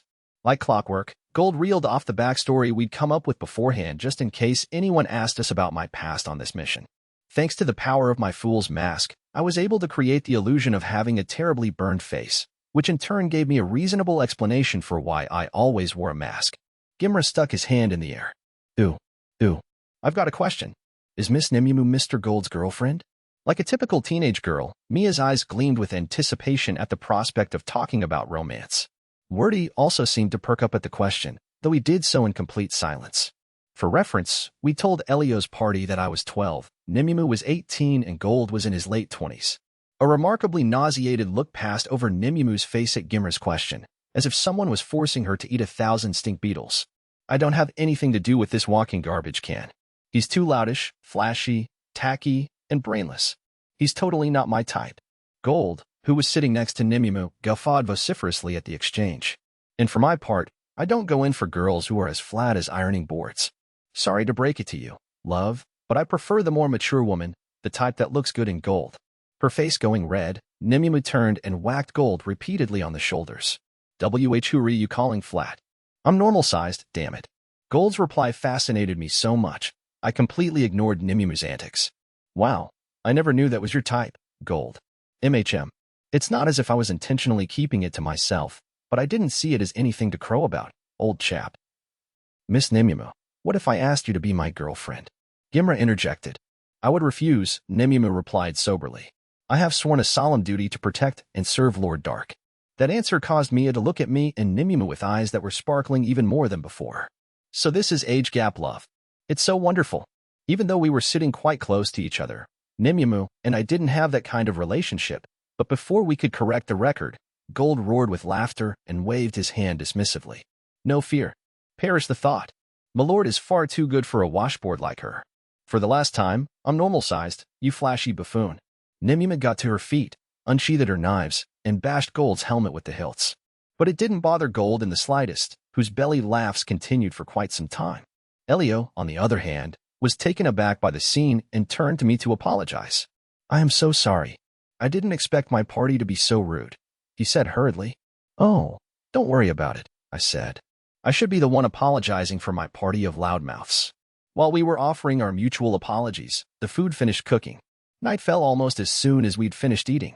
There was only one tent, which Elio offered to us since we were their guests. It didn't seem right to monopolize the tent, though, so I proposed we take turns keeping watch. The first rotation would see me sleeping in the tent with Nimemu while Elio and Mia slept outside and Gimra and Wordy kept watch. Sometime later, Elio and Mia would switch places with Gimra and Wordy. The last rotation would see me and Nimimu taking over from Elio and Mia and letting them take the tent for the rest of the night. Gold would serve as the third person on watch for all 3 rotations. I can stay awake for at least 2 or 3 days without breaking a sweat, so I will stay up all night tonight, Gold had announced. Chapter 5. Prejudice. The night passed without incident, and the darkness slowly melted away as dawn usurped it. We didn't want to impose on Elio's party any further, so my team and I insisted on leaving before breakfast. While we felt we had to depart the dungeon at this juncture, the kids had decided to stay for another 2 or 3 days to fight goblins. If the chance ever arises, let's quest in the dungeon together again, said Elio. I'd really like it if Mr. Gold could teach us some more about how to wield a sword and shield correctly. Of course, I replied. I look forward to hanging out with you guys again someday. Elio and I shook hands to make the promise official, then my party and I headed toward the dungeon's exit. When we were a good distance away from Elio's party, and having made sure that nobody was watching, I activated the SSR Conceal and SR Flight cards once more. The 3 of us reached the exit in under an hour, at which point we caught sight of the throngs of adventurers streaming into the dungeon, far outnumbering the ones leaving it this early in the morning. Thanks to this imbalance, we managed to walk out of the dungeon without hassle and without having to wait around at all. What's the plan, my lord? Gold asked. Are we heading back to the inn? We should go to the guild first and cash in our magic gems, I said. We don't want to be holding on to them forever. We headed off to the guild building, walking the same route as the arriving questers except in reverse. We were last there only a day ago, when the guild had made some adventurer tags for us, and as we entered, I glanced over at the bulletin board filled with want ads for questers that took up a sizable chunk of one of the walls. One of the posters on it was seeking someone to gather 10 bundles of a herb that grew on the banks of a river located on the dungeon's first floor. Another was looking for someone to fetch a particular, or that could be found in the volcano on the 5th floor of the dungeon. Not all the notices were for the dungeon, though. There were some quests that could be done inside the city, and others that would see you venturing beyond the city limits. There was certainly a wide variety of jobs an adventurer could choose from. Even though it was still early, the guild was filled with adventurers all milling around in front of the wanted board, though that probably shouldn't have come as a surprise as these jobs were on a first-come first-served basis, meaning there were plenty of early birds looking for the choicest picks. Of course, some adventurers made a point of ignoring the quest board entirely and just focusing on the dungeon instead. The 3 of us went over to the reception desk opposite the quest board, which was basically a series of windows separated by partition walls. Perhaps it wasn't really a surprise because of the kingdom we were in, but almost all of the receptionists were dwarf women. We approached one of them. Good morning, the receptionist greeted us. Are you here to accept one of the quests? No, we just came from the dungeon, I said. We'd like to cash in these magical gems. Despite the diminutive stature of both male and female dwarves, they could never be accused of looking weak due to how solidly built they were. All through childhood, dwarves had relatively normal-looking, age-appropriate frames, but as they grew older, they gradually became stouter and stouter. The receptionist we were addressing was a little shorter than me, but her figure was probably best described as stocky. I handed over the bag with all the gems, including the one from the Forsyth Mantis, we'd picked up on the first 3 floors of the dungeon. We'd ultimately decided against pocketing any other materials the Mantis had, because they'd just take up too much space, and of course, Nimimo had sliced and diced its blade arms and exoskeleton, the 2 items that would have fetched the highest prices. So in the end, we'd only taken a ball-sized gem, which felt very heavy if you tried carrying it one-handed, from the Mantis's torso, and afterward, I'd used one of my magic cards to incinerate the rest of the corpse, so that its flesh wouldn't attract any hungry monsters. That bag looks pretty heavy, the receptionist remarked. One of the gems is pretty big, I said. Judging by the colors, a good number of these gems are from the 3rd floor, the receptionist said, assessing the contents of the bag. But your party could only have entered the dungeon either yesterday or the day before. I recognize you people from when you came in to register. Huh? Well, yes. We started questing in the dungeon early yesterday morning, I said. Is there a problem? My party and I had mostly collected gems from trolls on the 3rd floor in order to raise our ranks a bit quicker, though thinking about it back here at the guild, when I was adventuring with the Concord of the tribes, I'd heard that some dungeons strictly forbade the overfarming of gems as a way of propping up the exchange rates for the stones. Maybe there was a rule like that in place for this dungeon too? I seemed to be way off though, as the receptionist was eyeing us as if we were thieves. If you were any other race, a haul like this might be halfway believable, but it simply isn't possible for a group of humans to make it to the 3rd floor, or even the 2nd, in the space of a day, much less come back from there with this number of gems. she said sharply. You've even stolen a gem I've never seen before. This guild doesn't pay out for gems obtained illegally, so we are exercising our right not to do business with you people. I grimaced under my mask. The receptionist had just insinuated that it was absolutely impossible for so-called inferior humans to collect this many gems in a single day, therefore we must have committed some kind of crime to get them.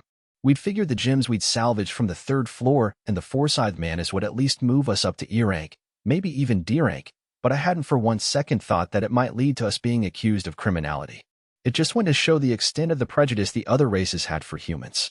I sensed Nimue was about to give the receptionist a piece of her mind, so before she could open her mouth and shout the place down, I raised a hand to signal to her that she should stand down. I managed to suppress my own anger at this outrageous treatment, and when I spoke again, my voice was quite calm. We can attest that we did nothing illegal in getting these gems and everything we did was above board. We quested through the dungeon, defeated some monsters, collected these gems, then came straight here. That large gem you see there, we got from defeating a Forsyth Manus. I assure you, we have committed no wrong. A Forsyth Manus? The receptionist said skeptically. That's an extremely rare monster that only appears once every 3 decades or so. The entire guild of adventurers banded together to defeat one of those creatures 10 years ago, so there's simply no way another could have reappeared so soon after. I would advise against spouting such transparent falsehoods. I'm telling the truth, I insisted. You can have someone with the gift of appraisal verify the gem. And anyway, what crime do you think we might have committed to collect these gems? Well, you must have attacked other adventurers and stolen their gems, the receptionist said. Or, you shouldn't make false accusations without proof, I retorted. We would never attack another adventurer. And we intend to re-enter the dungeon and bring back more gems as a demonstration of what we can do. More to come, you say? She said, before thinking about the situation for a moment and tooting. Yes, it would be problematic if I stated outright that you'd done something criminal without any evidence to back it up. So in accordance with the rules, I will exchange these gems for cash on this occasion, since no misconduct has officially been brought to light. For this so-called Forsyth Manus gem, I will get someone to conduct an appraisal, and if it is determined that it is real, you will receive the money for it within a few days. But if it is subsequently discovered that you people have committed crimes or any other illegal activities in procuring these gems, the guild shall not overlook the matter. Despite her undisguised suspicion, the receptionist was forced to carry out the cash exchange, because in the absence of evidence, it would be difficult for her to refuse a transaction.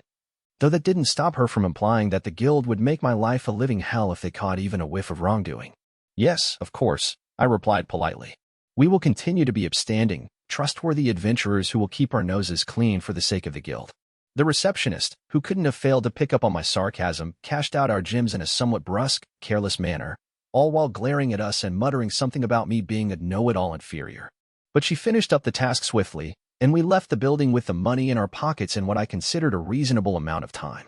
After we left the guild, a clearly livid Nimue proposed a violent act of retribution. I can't believe how rude she was to you, Lord Dark. Just give me the word, and I'll remove every trace of her from this planet. I gave a little sigh and tried to talk some sense into her. Nimue, I'm happy that you're so mad on my account, but you really should refrain from saying those kinds of things, I told her. If that receptionist were to disappear now, regardless of our part in it, we would be the first ones the authorities would suspect. And I'd really like to avoid any more false accusations being leveled at us. Please forgive me. Nimue cried. I failed to think ahead. It wasn't my intent in the slightest to cause you any trouble, Lord Dark. Yes, I know you meant well, I reassured her. But please, be a little more careful, okay? My lord, Gold murmured, the usually bombastic knight nearly whispering. I know, I said, already having registered what he was trying to draw my attention to. Nimue, numbers. 3 tailing us, another 2 seemingly circling around to block our path, she replied. It hadn't taken each of us long to realize that a group had been trailing us since the moment we'd walked out of the guild building. Thankfully for us, the level 5000 assassin's blade, Nimue, was able to discern precisely how many were following us and how many were attempting to head us off. I want to know who's shadowing us, I said. They might have some useful intelligence we can shake out of them. I want to bump into them somewhere secluded. Nimue, can you lead them by the nose, do you think? With ease, Lord Dark, she said. Don't head for the inn. Turn left at the next opportunity. I followed Nimue's instructions and turned onto an adjacent footpath that led us to an alleyway. Even without Nimue's detection skills, I could tell our stalkers were frantically changing direction to stay on our tail. Lord Dark, one of the group of 3 has peeled off to join up with the group of 2. I suggest slowing down and allowing them to block our path. Agreed. You heard her, Gold, I said. Righto, my lord, Gold replied, slowing his pace as Nimuma had instructed. We'd intentionally led our stalkers into this alleyway so they could trap us, and they were practically dancing to our tune. When we reached the desired spot, our stalkers showed up right on time, trapping us in the alleyway by blocking the way forward and back. Hold it right there, inferiors, a voice boomed from behind us. We want to talk to you about something. I turned around and saw a bear-like beast man at least 2.5 meters tall, who seemed to be the leader of the pack of stalkers, looming large in front of me. The group seemed to be made up entirely of beast men, all wearing leather armor that looked shabby, but at the same time, clearly showed signs of years of use by seasoned professionals. I heard you arguing with that receptionist lady back at the guild, the bearman said patronizingly. She had every right to be suspicious of you humans. It takes our party a whole day to even get a peek at the second floor, but you inferiors say you fought monsters on the third floor? Any way you slice it, that ain't physically possible. And as for saying you got that big gem by defeating a Forsyth Mantis. Huh. The bearman made a show of scoffing at the very idea before continuing explaining why he thought it was nonsense. Every adventurer in town knows it only shows up once every 30 years or so.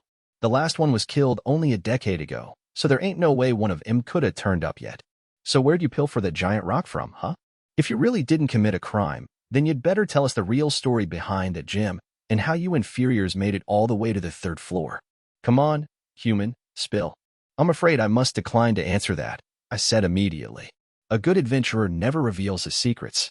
You think this is a game, kid? The bearman roared.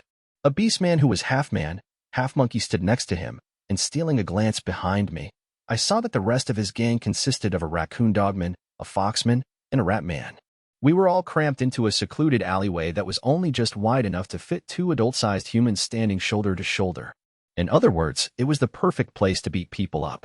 You should know that me and my associates here have been questing in this city for many a year now, the bearman warned us.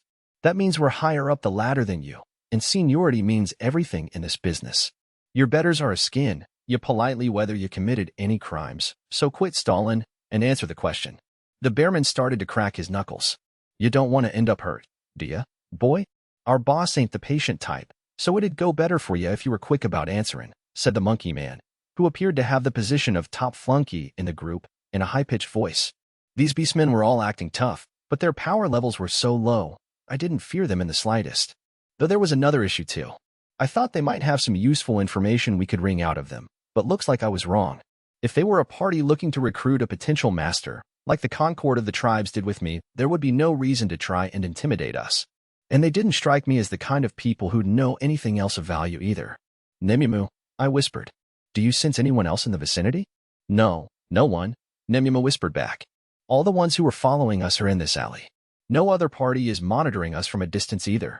There were very few people who could evade Nemimu's detection skills, so judging by her response, there wasn't anyone coming to save us at the last second as a way of making us indebted to them. They're not soliciting us to join them, and this doesn't look like some kind of false flag rescue scam either, I murmured. I guess they're just a bunch of thugs thinking we're easy targets for a mugging? This rabble don't seem to be here to test our strength, either, my lord, Gold said in a low voice. If you ask me, they're a complete waste of our time. I don't think it's an act, Nimuma whispered. I'm with Gold. This hole is most definitely dry. Both Gold and Nimuma seemed to agree with my conclusion that these beastmen weren't going to be useful to us in any way. I'd thought they might at least have given us some nugget of information that I could have worked with, but life doesn't always work out the way you want it to.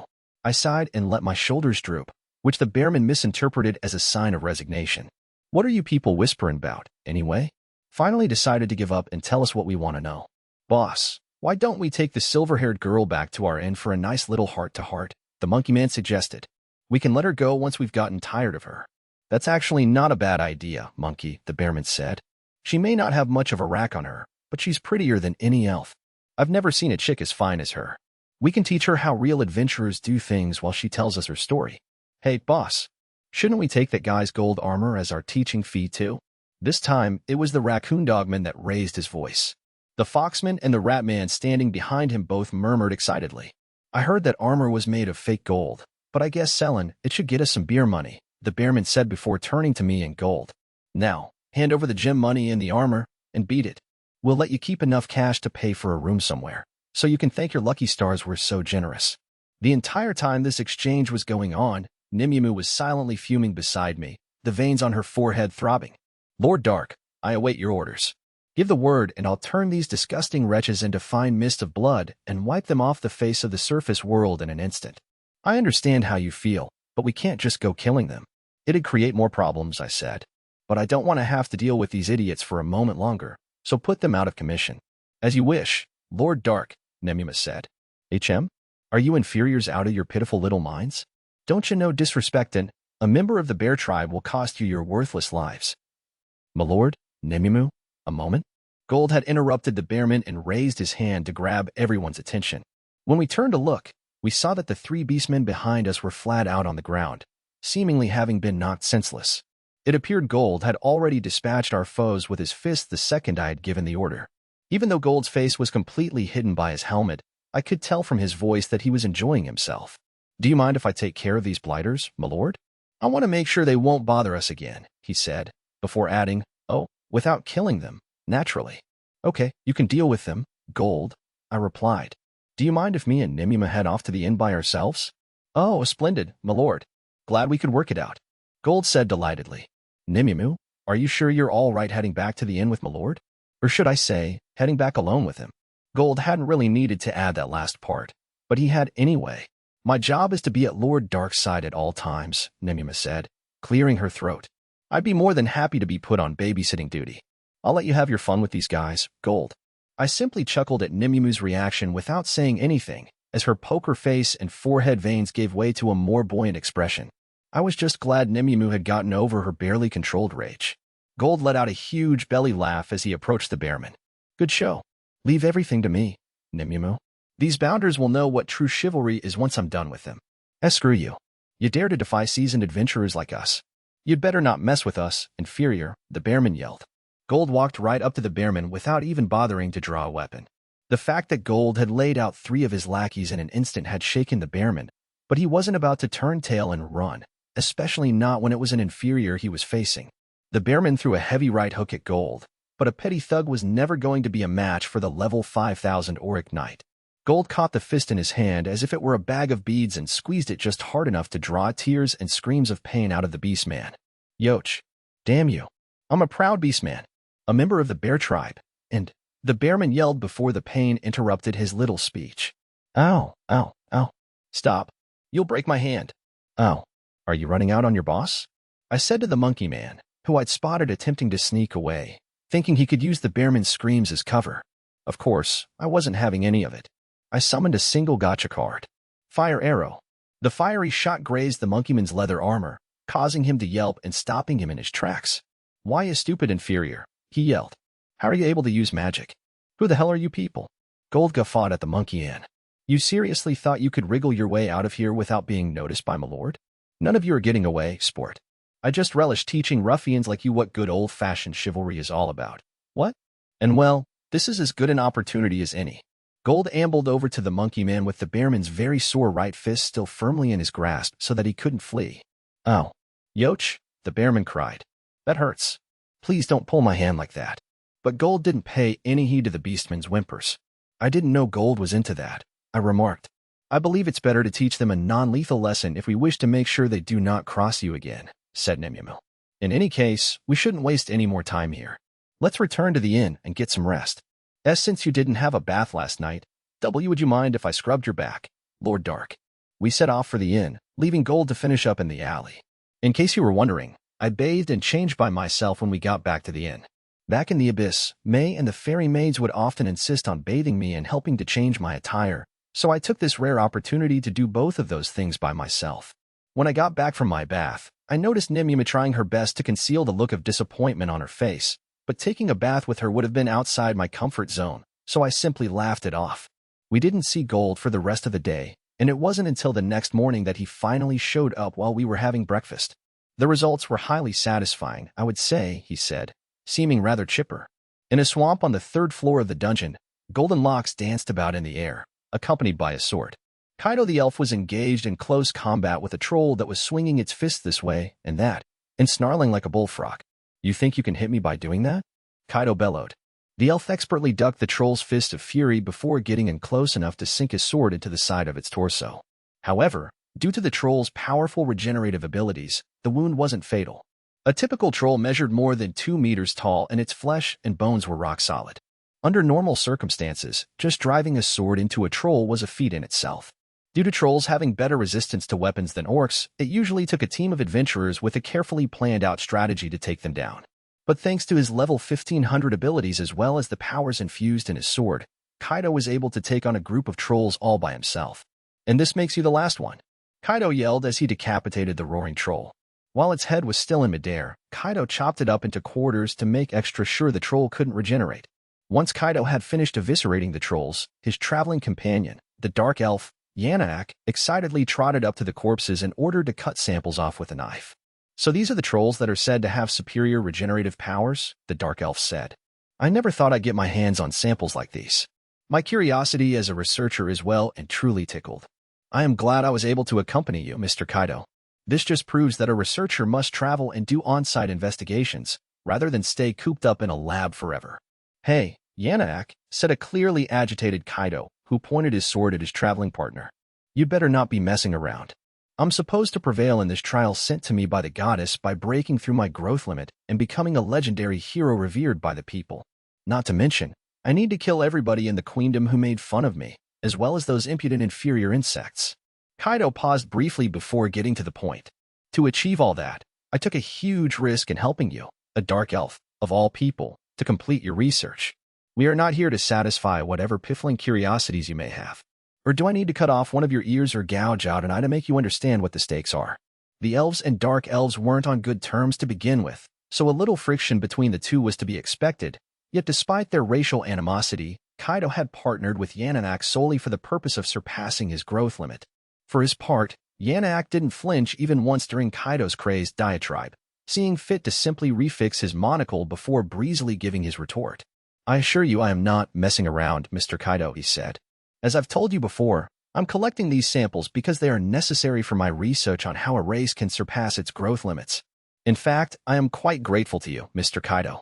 Not only did you show an interest in my research, you also took a massive risk when you stole the legendary sword Grandius from the Elven Queendom to assist me. Not to mention, how you helped me to escape from my nation. Yanaak's nation, the Dark Elf Islands, considered the elimination of a race's growth limit a taboo subject for study. The authorities had arrested Yanaak for pursuing this line of research, and he had subsequently been sentenced to death. However, Yanaak was able to get in contact with Kaido, who had reached his growth limit by that point, and thanks to the power of the Grandius, the Dark Elf was able to escape his nation and make his way to the continent with Kaido and one of his earlier test subjects. And what's the Grandius, I hear you ask? A legendary sword once used by a master, which the Elven Queendom viewed as a national treasure and had kept under lock and key until it was stolen. There are 8 classes of weapons and armor, ranked as follows from highest to lowest: Genesis, Mythical, Phantasma, Epic, Artifact, Relic, Rare, and Common. The Grandius is a Phantasma-class sword, meaning it is considered a highly superior weapon.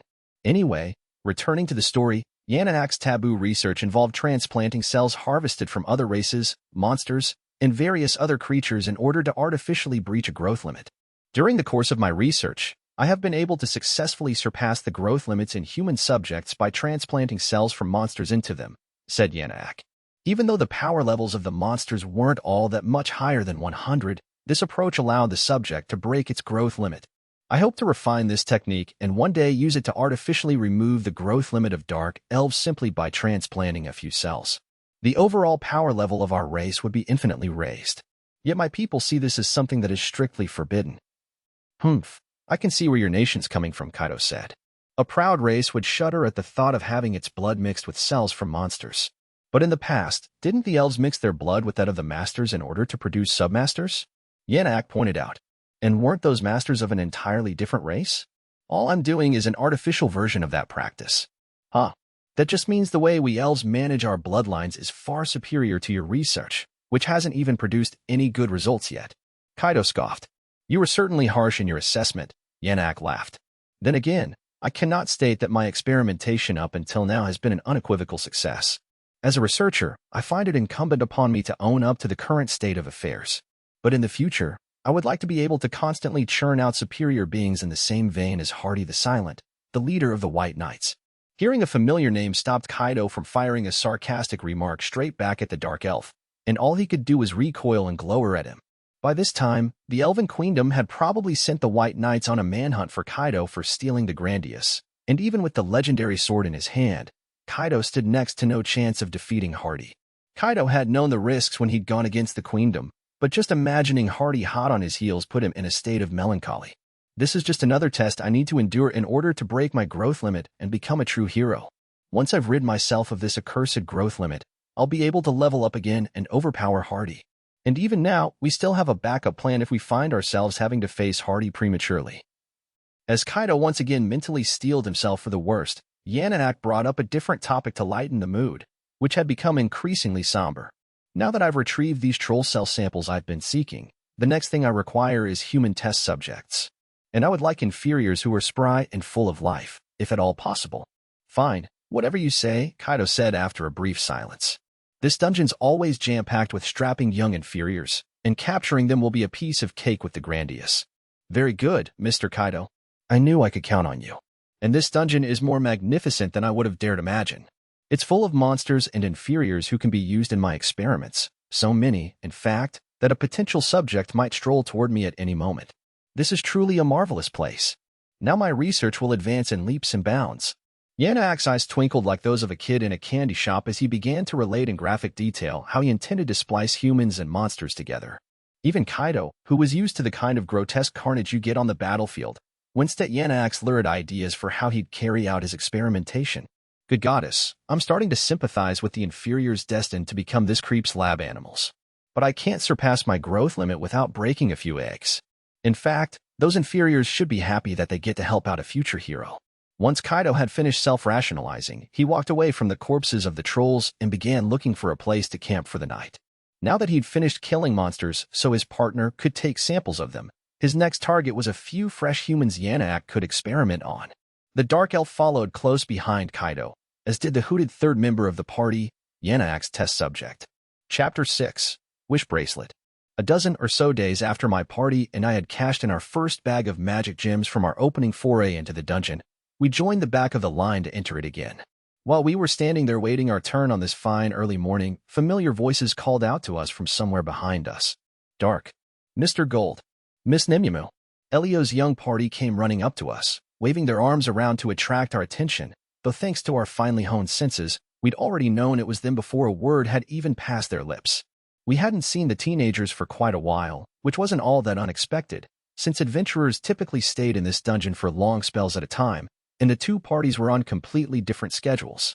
Like the first time we met them in this line, Elio's party had brought camping gear with them. Wow, it's been ages, Elio, I said. I think the last time I saw you guys was when we fought that four-side Mantis. I know, right? Unlike other dungeons, in this one, you basically have to sleep in it overnight. I can't believe how tough it was finding you again, just 'cause we didn't have the same traveling schedule. But now we've run into you again, we can finally give you a real present to show our gratitude for everything you've done for us. A real present? I asked, tilting my head quizzically to one side at this unexpected phrase. Elio's crew all had genuine smiles on their faces, as if they were about to throw me a surprise party. Elio coaxed his sister out from behind him. Mia said she wanted to thank you properly for all the times you've helped us, Elio explained. Come on, Mia. You said you'd give it to him. I know I did, brother. Stop pushing me, Mia protested as she reached into her pocket. Here you go, Dark. I know it isn't much, but I want you to have it. Mia's face was bright red as she thrust the palms of her hands toward me, and in them, I saw a seashell with two hinged halves that had been fashioned into a receptacle. It was so small, it could fit in the palm of a child's hand with room to spare, and it seemed to contain a substance I couldn't immediately identify. Baffled, I took the seashell from Mia. What is it? I said. It's a salve for burns my late grandmother once taught me how to make, Mia replied. She was looking up at me timidly. It won't get rid of any scarring, but I hope it can at least give you some kind of relief if you end up getting burned at all. It's the least I can do for you after all you've done for us. Will you accept it? This was the first time since leaving the abyss that I'd been given a present purely out of the goodness of someone's heart. As Mia said, in terms of quality and value, the medicine wasn't really of note, but I was deeply touched by the warmth of feeling behind the gesture. I lovingly traced the ridges of the seashell with my fingers, and I felt compelled to express my boundless appreciation for the gift. Of course, I'll gladly accept it, I said. Thank you so much. It's very considerate of you. But words weren't enough to do the full depth of my gratitude justice, so I delved into one of my pockets to give her something in return, the kind of gift a girl would want. Taking a sword, knife, or shield out of my pocket would raise too many questions, and anyway, that'd be a bit much just to say thanks for a bit of salve, I thought. How about something small? Something wearable, maybe. I figured it shouldn't be an expensive ring or a necklace adorned with jewels, though. It should be something Mia would be able to accept without too much consternation. Something that'd be appropriate for a dungeon quester like her. After a spot of quickfire deliberating, I grabbed an Unlimited Gacha card from my pocket and released the item in my hand before whipping it out from under my cloak. Please accept this as thanks for the medicine, I said. Wow, it's so pretty, she said, marveling at the item I'd produced. Curled into a circle in the palm of my hand was a wristband woven out of red yarn, an SSR wish bracelet. Even though it was an extremely rare and, in theory, powerful magic item, the exact description of its power was oddly cryptic. If one wishes hard enough, it will create a minor miracle. I'd tested the item out once before, but I didn't witness anything approaching a miracle when I made a wish. Despite it being a SS rare gacha card, I wasn't quite sure how it worked, nor what its real powers were. Yet the bracelet was the same color red as Mia's hair, so I figured it wouldn't look out of place if she wore it on her wrist. Since it was made out of yarn, it wouldn't be a liability in this dungeon, and she could slip it on and off whenever she wanted. Plus, it didn't look particularly expensive, so I thought it'd work well as a small token of my appreciation. Mia, who hadn't been expecting me to give her anything in return, looked unsure about what she should do. That salve didn't deserve anything in return, and definitely not this pretty bracelet. And another thing, Mia trailed off as her eyes drifted to the two members of my party standing behind me, specifically Nimue, who was muttering in a low voice. I can't believe she gets a present from Lord Dark, and I don't, she hissed. Nimue, girl, I understand how you feel, but tone it down a notch. What? Gold said, trying to calm her down. Or are you bally-well trying to embarrass my lord by scaring the young miss? If that's your game, I won't stand for it, love. Nimue. Gold, I said curtly, causing both of them to stand to attention. Forgive me, Lord Dark. Nimue exclaimed. Sorry, my lord. I let my tongue run away with itself a tad there, Gold said. I cleared my throat and turned back to Mia and the boys. This isn't just for the South. You've really moved me with your kindness, I said. So please, I insist you take it. And I meant every word of it. I'd also chosen this bracelet because I thought it'd look good on her. And who knows, it might even help her on one of her quests. My insistence seemed to convince her. She turned to her brother and two childhood friends, who were all nodding at her to take it, which gave her the final little push to shyly accept my gift. Thank you very much, Dark, Mia said, gripping the bracelet tightly with both hands and allowing herself an unguarded smile that seemed to come from the bottom of her heart. Seeing how much she liked my gift made me smile too. Aren't you glad, Mia? Said Elio. That color red totally suits you, Mia. Gimra said. Dark's got good taste in gifts, all right. Wordy silently nodded twice. Mia blushed happily at all the praise the boys were showering her with. Before their party entered the dungeon, she tied the bracelet around her left wrist in front of all of us. Thank you so much, Dark. I'll treasure it forever, she said, emphasizing her declaration of gratitude with a beaming smile that stretched from ear to ear. When my party and I finally made it into the dungeon, we first traveled to a secluded area like usual so I could activate my conceal and flight cards without anyone noticing. As we flew toward the staircase that led to the second floor, Nimue brought up our meetup with Elio's party. I won't deny I was jealous, she admitted. But I also spoke up because that SSR wish bracelet was clearly a much better present than the low-quality salve she gave you. Yes, you're right in your assessment of the medicine, but I was really touched by their generosity, I explained. There's no shame in that, my lord, Gold remarked. If you had seen fit to give her a sword, a weapon, or jewelry or whatnot, I would have given you a right ear bashing myself there, and then. But I could see that my lord had thought long and hard about what to give the young lady, and had come to the conclusion that a bracelet matching her hair color was the perfect gift. That's using your noodle, old bean. I can't imagine anyone, even a bally fool, finding fault with any of it. What? In fact, a truly devoted woman would have taken it upon herself to encourage such an exchange of gifts. Don't you agree, love? A frustrated noise escaped Nimue's lips. Fine, Gold. You're right. You're right about all of it. Gold gave a hearty belly laugh. Nimue, you still have an awful lot to learn, girl. Nimue's face wrinkled in vexation as Gold continued to guffaw. But Gold hadn't quite finished commending me on my actions. Everything you have done up until now has been calculated to win the hearts of those striplings, my lord, correct? For if by chance we do become famous, those young sprouts will be telling people the land over what you did for them today, and our stock will only rise further. Strength alone isn't enough to get your name out there. You also need to throw kindness and personality into the mix. At first, I thought you helping those kiddies out was not but sheer coincidence, but you had it planned out all along, didn't you? You jolly well astonish me, my lord. You are the epitome of a master tactician. What? Huh? Is all this part of your master plan, Lord Dark? Nemimu asked. No, it's not, I replied. It never crossed my mind that I'd get involved with Mia's party in this way. It was certainly true that it hadn't been my intention to involve myself with them when I'd helped her party out before, but perhaps it was circumstance that had led me to do so. Being up here on the surface world again, I found myself subject to the same prejudice from other races that I'd experienced before. Whenever I went out to buy things, for example, vendors would try to overcharge me because they thought humans were easy to scam. Other shoppers would also look down their noses at me with contempt in their eyes.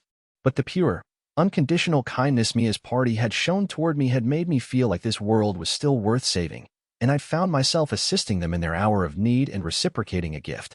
So it wasn't what Gold and Nimimu were thinking at all, but even though I tried to deny it, Gold didn't believe me. Too much modesty will make you seem shallow, you know, he pointed out. Nimimu's eyes widened further as they twinkled in wonderment. You're so honorable, Lord Dark.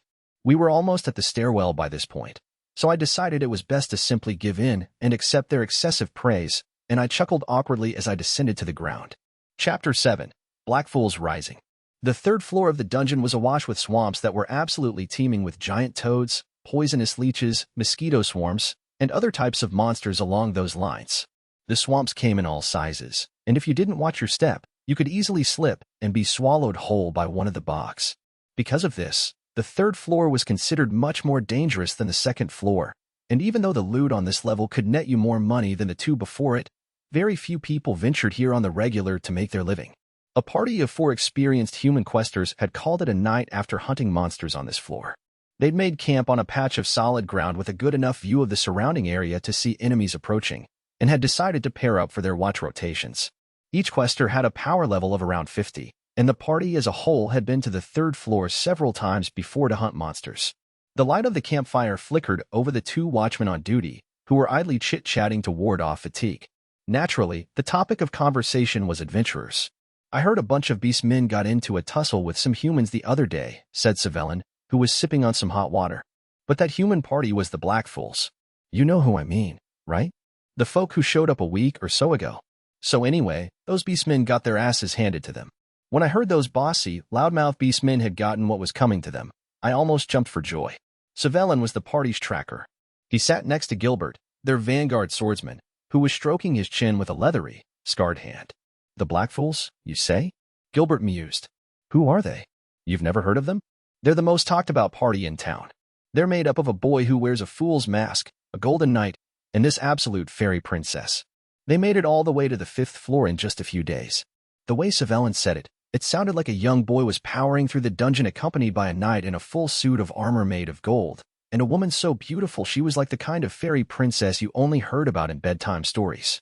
What's more, people had started calling the party the Black Fools because the boy constantly wore a black hood over his black hair and a fool's mask over his face. Gilbert shot his buddy a disbelieving look on hearing this bit of gossip. Come on now, Savelin. Don't try and take me for a ride. Nobody could reach the 5th floor in just a few days. You of all people should know that, after all we've been through in here. If you're going to tell tall tales, at least make them halfway believable. No, trust me on this one. Too many adventurers have seen them down at the guild building, cashing in gems they scored from the 5th floor Yetis. But apparently nobody has any idea how the Black Fools even got to that floor in the first place. Savelin then went on to repeat a rumor he'd heard that was even harder to believe. They also say those 3 defeated a 4-side Manus all by themselves. And the masked boy was able to use tactical magic without reciting the spells. You're talking absolute hogwash now, Gilbert scoffed. This city already banded together to defeat a 4-side Manus only a decade ago.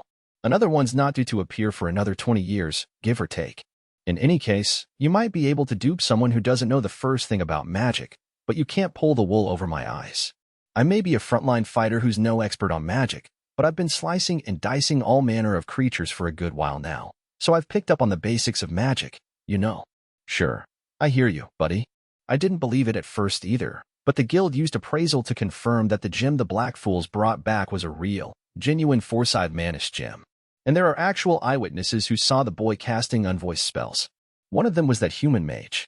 Oh, the younger of the red-haired siblings, you mean? Gilbert knew immediately that Savelin was talking about Mia because of how rare human mages were. Female ones were even rarer still. Mia had been forced to drop out of magic school due to lack of funds, but she was a full-fledged mage in the eyes of other human adventurers. When she'd first turned up in the city, a few human parties had tried to recruit her, but they'd all failed, partly due to her protective older brother, but also because Mia had been far too shy to even consider taking them up on their offers. Eventually, parties just stopped approaching her. After all, it was said that you didn't want to push your luck with mages in case you accidentally made them angry enough to lash out at you. Parties made up of other races didn't even bother trying to recruit her, because not only did they believe a human mage would be a useless addition, their pride wouldn't allow them to ask for anything from someone they saw as an inferior being. It turned out that Mia, who'd already made quite a name for herself due to her unconventional class, had been excitedly talking about the boy at one of the food halls.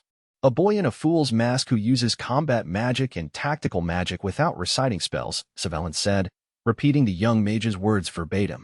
Gilbert gulped loudly at this disconcerting account. If that's true, we've got something seriously crazy on our hands, he remarked. Not only have 3 humans defeated a four-side Manus all by themselves, one of them is capable of casting unvoiced tactical magic spells. That boy must be some kind of magical prodigy, maybe even the reincarnation of a legendary hero. Defeating a four-side Manus was one thing, but nonverbal tactical magic was almost exclusively the realm of the 4 races that excelled in sorcery: the elves, the dark elves, the demonkin, and the dragonutes. Hearing that a human could perform this level of magic was akin to being told the end times had come, so it was no wonder Gilbert was spooked by the idea of it. Savelin savored Gilbert's bewilderment as he took another sip of his boiled water. The reincarnation of a legendary hero, huh? I like the way you phrased that, Gilbert. I wish a hero would come and put an end to all this dog's-hit bigotry we have to put up with from the other races. They always treat us like total garbage, no matter what we do. Yeah, they've really been putting the screws on us humans, Gilbert agreed. I feel like it's even worse now than it was in the past. You reckon?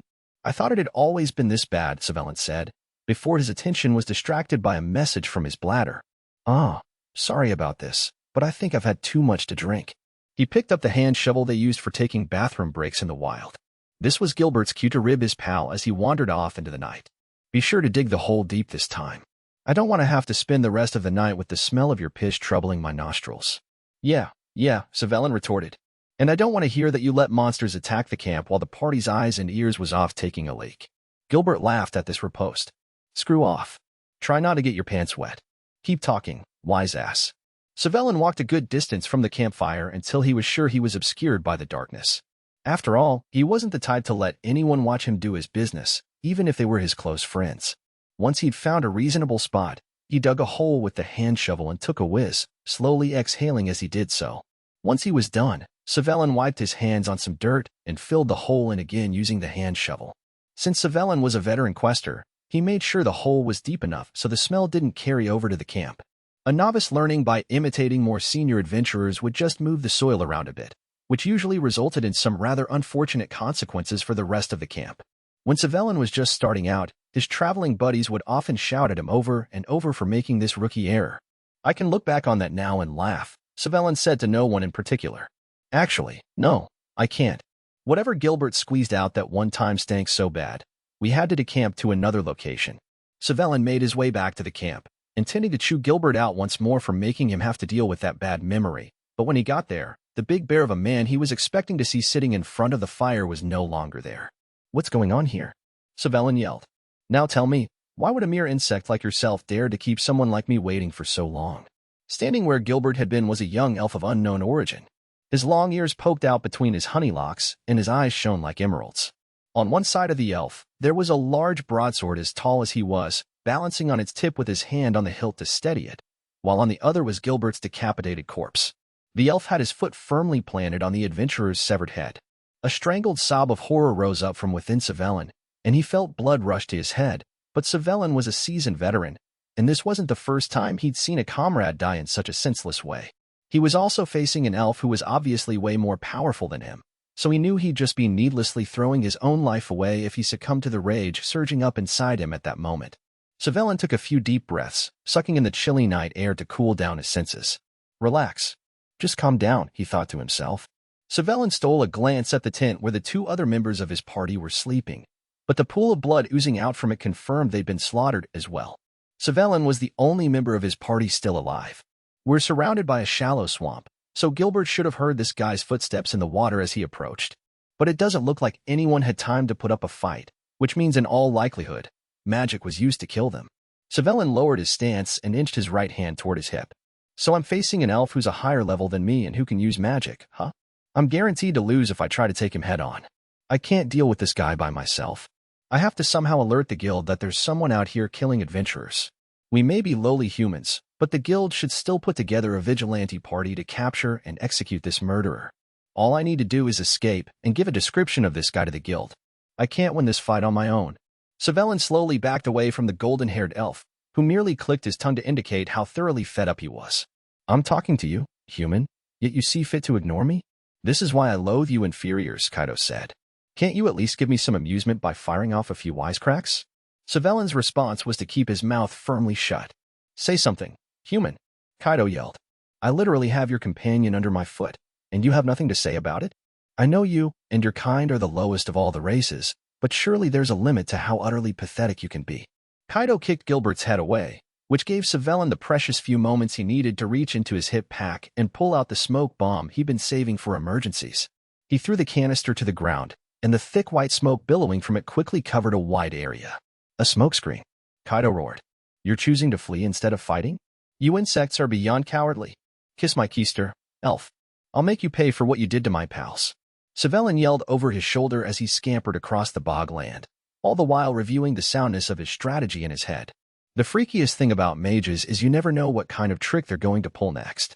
But even mages have a weakness. In most cases, there's pretty much no point casting an attack spell if they can't see their target. So all I need to do is get out of range while that smokescreen's still there. Not only was Savelin the party's tracker and scout, he'd been battling monsters on the dungeon's third floor for years. He knew the lay of the land like the back of his hand, and he'd memorized the best hiding places, all the edible plants and animals, and where he could find potable water. I'll get away from that damn elf and make him pay the ultimate price for killing my party, as well as for putting his foot on Gilbert's head. Before Savelin could finish the thought, he received a blow to the back of the head which felt a lot like it was caused by a blunt object. He fell sprawling to the ground, hitting it face first. Although the blow hadn't been heavy enough to render him unconscious, Savelin's vision had a red tint to it, and he was too woozy to even contemplate getting back to his feet. Wait, he said in a daze. What the hell? He wasn't supposed to be able to see me through all that smoke. A sound that was a mix of pain and frustration escaped from Savelin. He tried to get his throbbing head to stop spinning by holding it, but as soon as he put his hand near the place where he'd been struck, it was instantly drenched in blood. If it had been a magic spell that had hit Savelin, it was high-level magic of a kind he'd never even heard of before. But the fact of the matter was, and he knew it without being told, that blow had been pure brute force. In spite of the smokescreen, the elf had been able to determine the fleeing Savelin's position with pinpoint accuracy. But how? Savelin used the last of his strength to crane his neck around and look behind him, only to see something he could never have anticipated. Savelin realized immediately how the elf had struck him from behind with dead-on precision. This contrivance was also how the elf had been able to approach the camp without making so much as a sound traversing the surrounding swamp water. Gilbert and the other seasoned veterans in his party wouldn't have had even a sniff of a chance of defending themselves. Damn, he said quietly. That's not. But before Savelin could say the word fair to complete the thought, another blow to the head turned off the lights. Wow, he really thought he could get away. Honestly, these inferiors are much too conniving, despite their lack of aptitude. Yanaak the Dark Elf said as he approached Savelin to check if he was still alive, before using healing magic to treat the human's head wound. Yanaak wasn't saving his life out of pity, however. He needed a live human for an experiment that would see him fusing a test subject with a monster. Once Savelin's breathing had returned to normal, Yanaak turned to admonish Kaido. I'm afraid this doesn't help me, Mr. Kaido. I remember specifically asking you to capture inferiors that I can use as lab animals, but you killed all of them except for this one. You only need the one lab rat, don't you? Kaido said wearily. One inferior isn't nearly enough, Mr. Kaido. I need as many as I can. Call it security in case anything goes wrong. I must ask that, next time, you refrain from this kind of wholesale slaughter and focus on delivering my test subjects to me alive. Kaido tooted. Fine, Fine. I'll be more careful next time. But I'm warning you, if I come across any other inferiors who pull cheap tricks like this one did, or who take the idiotic option of trying to fight me, I'm killing them without a second thought. The very thought of an inferior not knowing their place pisses me off so much, I'd have no choice but to butcher them in order to maintain my sanity. Yes, I empathize with you greatly on that, said Yannak. Indeed, there are a number of inferiors who get this mistaken notion that, with enough effort, they will be able to win against members of a chosen race, such as you or I. I do not know if they are truly ignorant of how the world works or if they purposely choose to overlook their harsh reality, but they will insist on living that fanciful dream. I myself hope those useless wretches die horrible deaths, though preferably, after I have used them in one of my more gruesome experiments. But since, alas, I do not have time for that, you may kill any unruly inferiors we come across, if that is your wish. See?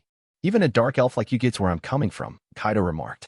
While Kaido and Yannak were engaged in their invidious mockery of humans, the hooded test subject, who was one of the dark elf's creations, bound the still unconscious Savelin and threw him over its shoulder.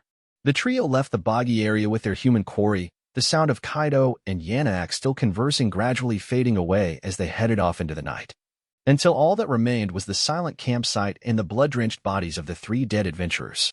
Chapter 8, About Face. After another long day of questing in the dungeon, my team and I stopped off at the guild. Dusk had been consumed by the evening shadows, and when we walked in, we found the building teeming with adventurers freshly returned from their own campaigns. After spending days in the dungeon without the opportunity to bathe, it was fair to say the smell coming from the throng was rather pungent. My team and I, however, showed up with barely a speck of dust on our clothing and armor.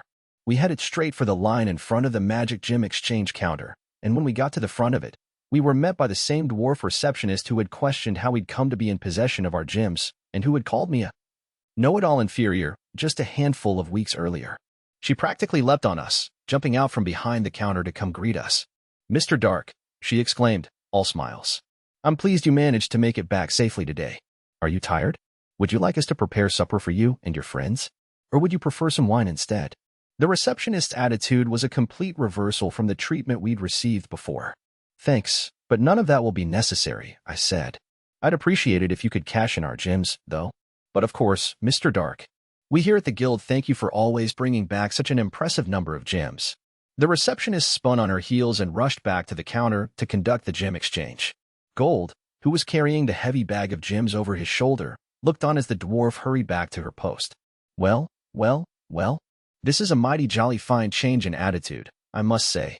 One might even say it warms the cockles of your heart to see it. What? It was only a little while ago that she was referring to us as inferiors.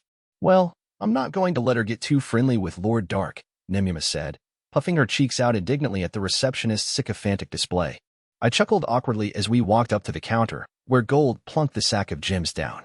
The receptionist beamed when she saw the contents of the sack, as if she'd just been presented with a pot of gold. She let out a squeal of appreciative awe. "Just look at all these fifth-floor Yeti gems. You truly are amazing, Mr. Dark. This is too marvelous for words." I'm sure you're wondering why the receptionist's attitude had done a complete 180. Part of the reason was that the guild's appraisal specialist had confirmed the gem from the Forsyth man as was genuine. But her newfound appreciation for us had mostly come about due to our retrieval of ice gems from the Yetis that lived in the frozen tundras of the 5th floor. Ice gems were used to cool down objects, which meant there was a lot of demand for them due to their wide range of applications. Supplies of the gemstones, however, were woefully low. In the dungeon in this city, the 1st floor was covered in lush grassland, the 2nd floor was a barren wasteland, the 3rd floor was filled with swamps, a vast jungle dominated the 4th floor, and the 5th floor was basically one big wintry tundra. The 4th floor's jungle was so dense and forbidding that even the beast folk with their superior sense of direction would often get lost in its thick undergrowth. Because of this, only the fewest of the few ever made it to the 5th floor, but thanks to my SR flight card, my team and I could reach the staircase to the 5th floor without needing to hack our way through the tortuous jungle. We were able to reach the 5th floor's frozen tundras, farm a load of ice gems, and return to the city all within the space of a day. When we'd arrived at the guild with our first haul of ice gems, the dwarf receptionist had gotten down on her hands and knees and begged for forgiveness. "I sincerely apologize for how I treated you the other day," she'd said with tears pricking her eyes. "I promise it will never happen again, and I will tell the rest of the guild that they must treat you with the utmost respect. So please don't leave for another dungeon, I beg you." If word gets out that I was rude to an adventurer who can bring back a sack full of ice gems in a single day, it won't just be me on the chopping block. Heads will roll all the way up the chain. I'll even upgrade you to D rank, so please accept my apology. Ice gems were an extremely scarce commodity, and as such, they were in very high demand. After all, it wasn't just restaurants and bars that wanted them. Due to the ice properties the gems conferred, they were highly sought after for weaponry and protective gear too, as well as for use in laboratories. It was largely because of all of these numerous and wide-ranging applications that supplies of the gemstones were so extremely tight. Then along comes a party of inferiors who can bring back a large sack filled with ice gems in just a day. If that same group of inferiors were to subsequently take their business elsewhere due to the bigoted abuse they'd received in their own guild, well, the chopping block the necks of these receptionists might end up on could well be literal. Thanks to these circumstances, I was currently enjoying a higher rank than before, and the guild rolled out the red carpet every time I showed my face in the building. The receptionist finished up the transaction and offered one final, heartfelt farewell to me and my team as we walked away from the counter. Thank you so much, Mr. Dark. Yes, thank you so very, very much, she fawned. We here at the guild warmly anticipate your next visit to our establishment. No sooner had we strolled away from the reception desk than we were greeted by a familiar crew of adventurers. Young man, miss, sir, how are you all doing tonight? Someone with a deep, booming voice called over to us. Good to see ya, for more male voices cheered in unison. Well, and a fine evening to you too, chaps. Gold replied. Have you fellows been wetting your whistle again? There was also a tavern that the guild managed within the confines of the premises, and it was there that the bearman and his lackeys were sitting. They got up from their chairs to greet us as we wandered over to them. This was the same group of beastmen that had tried to rob us in an alleyway before Gold had knocked them down to size. After that, Gold had spent the rest of the day teaching the thugs about good old-fashioned chivalry, and it appeared Gold's rather severe teaching methods had done the trick, for the beastmen had gone out of their way to be extra polite from that point on. Whenever they saw us, they would bow their heads deeply and address me as young man, Nimimu as miss, and Gold as sir. Apparently, this was the chivalry Gold had been talking about. It isn't quite what I'd had in mind when I heard the word chivalry when I was growing up, or even when I was part of the Concord of the tribes, I thought, tilting my head to one side. But I didn't want to be rude to the beastmen, who seemed content that their actions were suitably chivalrous, so I kept my observation to myself. My lord, do you mind if I join these affable chaps for a pint? Gold asked me. We can meet up again later tonight. You mean it, sir, said the bearman. In that case, what do the young man and Miss Nimima here say to joining us too? The bearman bowed his head again and again while he was saying this, as if to underline the invitation he was extending. His lackeys chirped in as well. Please, Miss Nimima, one said. I insist we sit together and have some drinks. No way. Your stink would drive her insane. She should sit next to me. Nah, Miss Nimimu's gonna sit next to me. A thoroughly grossed out Nimimu hawked up her scarf so it covered her nose. Shut up. Don't speak to me, she said, much to the disappointment of the lackeys. The bearman turned to me and attempted to lighten the mood a little. In that case, why don't you join us, young man? Back when I was your age, I was already drinking, like a champ, so I promise you'll be fine. Technically, the legal drinking age here was 15, but practically everyone ignored that. There were parents who didn't allow their young children to drink alcohol, though, because they'd heard it was unhealthy. Nimimu would definitely be one of those parents if she ever had children. Don't encourage Lord Dark to take up your nasty habits, she berated the bearman. He's far too young to be drinking. Perish the thought, miss. The young man ain't too young to be drinking with us at all. In fact, drinking alcohol is a perfectly healthy pastime. Now, if you were talking about real, nasty habits, like getting high then playing hide the sausage with some broad, that's a different story. Sure, it feels good enough to melt your mind, but doing it to excess will definitely kill off a few brain cells. Oomph. Nimimu had brought the bearman's rather gratuitous monologue to an abrupt halt by punching him squarely in the face. How could you talk about something so disgusting in front of Lord Dark? She exclaimed. Thank you very much, miss. Thank you very much. Even though his nose was bleeding, the bearman appeared to be beside himself with joy at the physical rebuke he'd just received. His lackeys also seemed quite keen to have the same treatment. Hey, that ain't fair, boss. Do me too, miss. No, miss. Do me. Screw those guys. Please give me a taste of your knuckle sandwich, too. Unable to stop myself, I laughed out loud at this ridiculous spectacle. Nimimu, on the other hand, was far from amused by the gaggle of beastmen all begging for her to pummel them. In fact, she seemed totally grossed out by their propositions. You maggots are seriously beyond help, she announced. Once everyone had calmed down again, Gold sat down to share a drink with the beast men, while Nimemu and I headed back to our inn with the gym money. Like always, I used my gacha cards to make sure the rooms were secure before we took off our gear and relaxed. Nimemu was still in a huff about our encounter with the beast men. Honestly, she grumbled. Why is everybody up here on the surface world such lowlifes? This is no environment for you, Lord Dark. I know how you feel, but you should cool it a little, yeah? I said to her. Yes, those beastmen were being weird, but right now, things are proceeding according to plan. They're not worth wasting your breath over. We managed to make it all the way to the 5th floor where we could farm boatloads of highly sought-after ice gems, as well as gotten ourselves bumped up from F rank to D rank, which was the fastest any party had been promoted since the city was founded. The fact that it was a party of humans that had achieved this feat had only surprised the dwarves down at the guild even more. On top of that, I'd made an encouraging discovery. At first, I thought this dungeon was too vast for anyone to quest through, I continued. But then I found out I could use the teleportation card inside the dungeon and travel back to the abyss. So this has all worked out perfectly. Due to it taking several days for a party of ordinary adventurers to reach the 5th floor, there were few people, if any, on that level. So my team had very little reason to worry about anyone seeing what we were getting up to. That's why, as soon as we reached the tundras of the 5th floor, I'd leave Gold and Nimemu to hunt yetis while I teleported back to the abyss to do some quick inspection tours. While there, I'd often do a few unlimited gacha pulls myself, check on the progress of my plan for revenge against Sasha, and converse with my inner circle, who I'd left in charge of my underground citadel. This workaround made the Dwarf Kingdom dungeon such a convenient location for us. I was willing to tolerate a bit of bad behavior from the surface world adventurers. Though I do wonder if pestering Nimemu for her to punch you in the face doesn't go a bit beyond mere bad behavior. Just thinking back to the scene at the bar started me giggling again.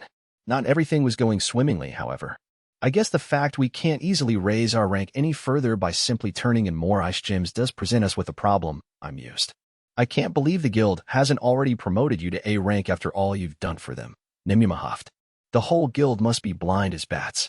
Leaving their collective eyesight aside, we really had no choice but to accept their explanation that we simply don't have enough experience as adventurers yet, I pointed out. A guild typically ranks adventurers based on their abilities, their levels of contribution, their years of experience, and their conduct, as well as several other factors. Thanks to our ice gem hauls, my party had been recognized for our extremely higher than expected degree of contribution, but it had only been a matter of weeks since we'd first registered as adventurers. And the guild had told us we just weren't experienced enough yet to move up to a higher rank. We sorely wish we could recommend that you and your party be promoted to C rank, but I'm afraid you've been adventurers for too short a time, the receptionist had told us the day we'd been promoted to D rank. Now if you were to perform a feat that would convince everyone of your prowess as adventurers, it might be a different story. Farming ice gems was definitely an exceedingly challenging task for ordinary adventurers, but beyond that, it was just another job, which made it nothing extraordinary in and of itself. So my team and I faced a barrier to getting to C rank that couldn't be overcome simply by retrieving more ice gems, at least not in a short time frame. Ordinarily, we'd tell you to just remain active for another 3 or 4 years if you want to move up, but in your case, we're willing to promote you to C rank if you continue with us for a year. I'm afraid this is all we can do for you, the receptionist had said. Are you angry with us, Mr. Dark? I really hope you aren't. Please don't say you're going to leave for another city. I beg you. Please don't leave us, Mr. Dark. I'll do anything you ask of me.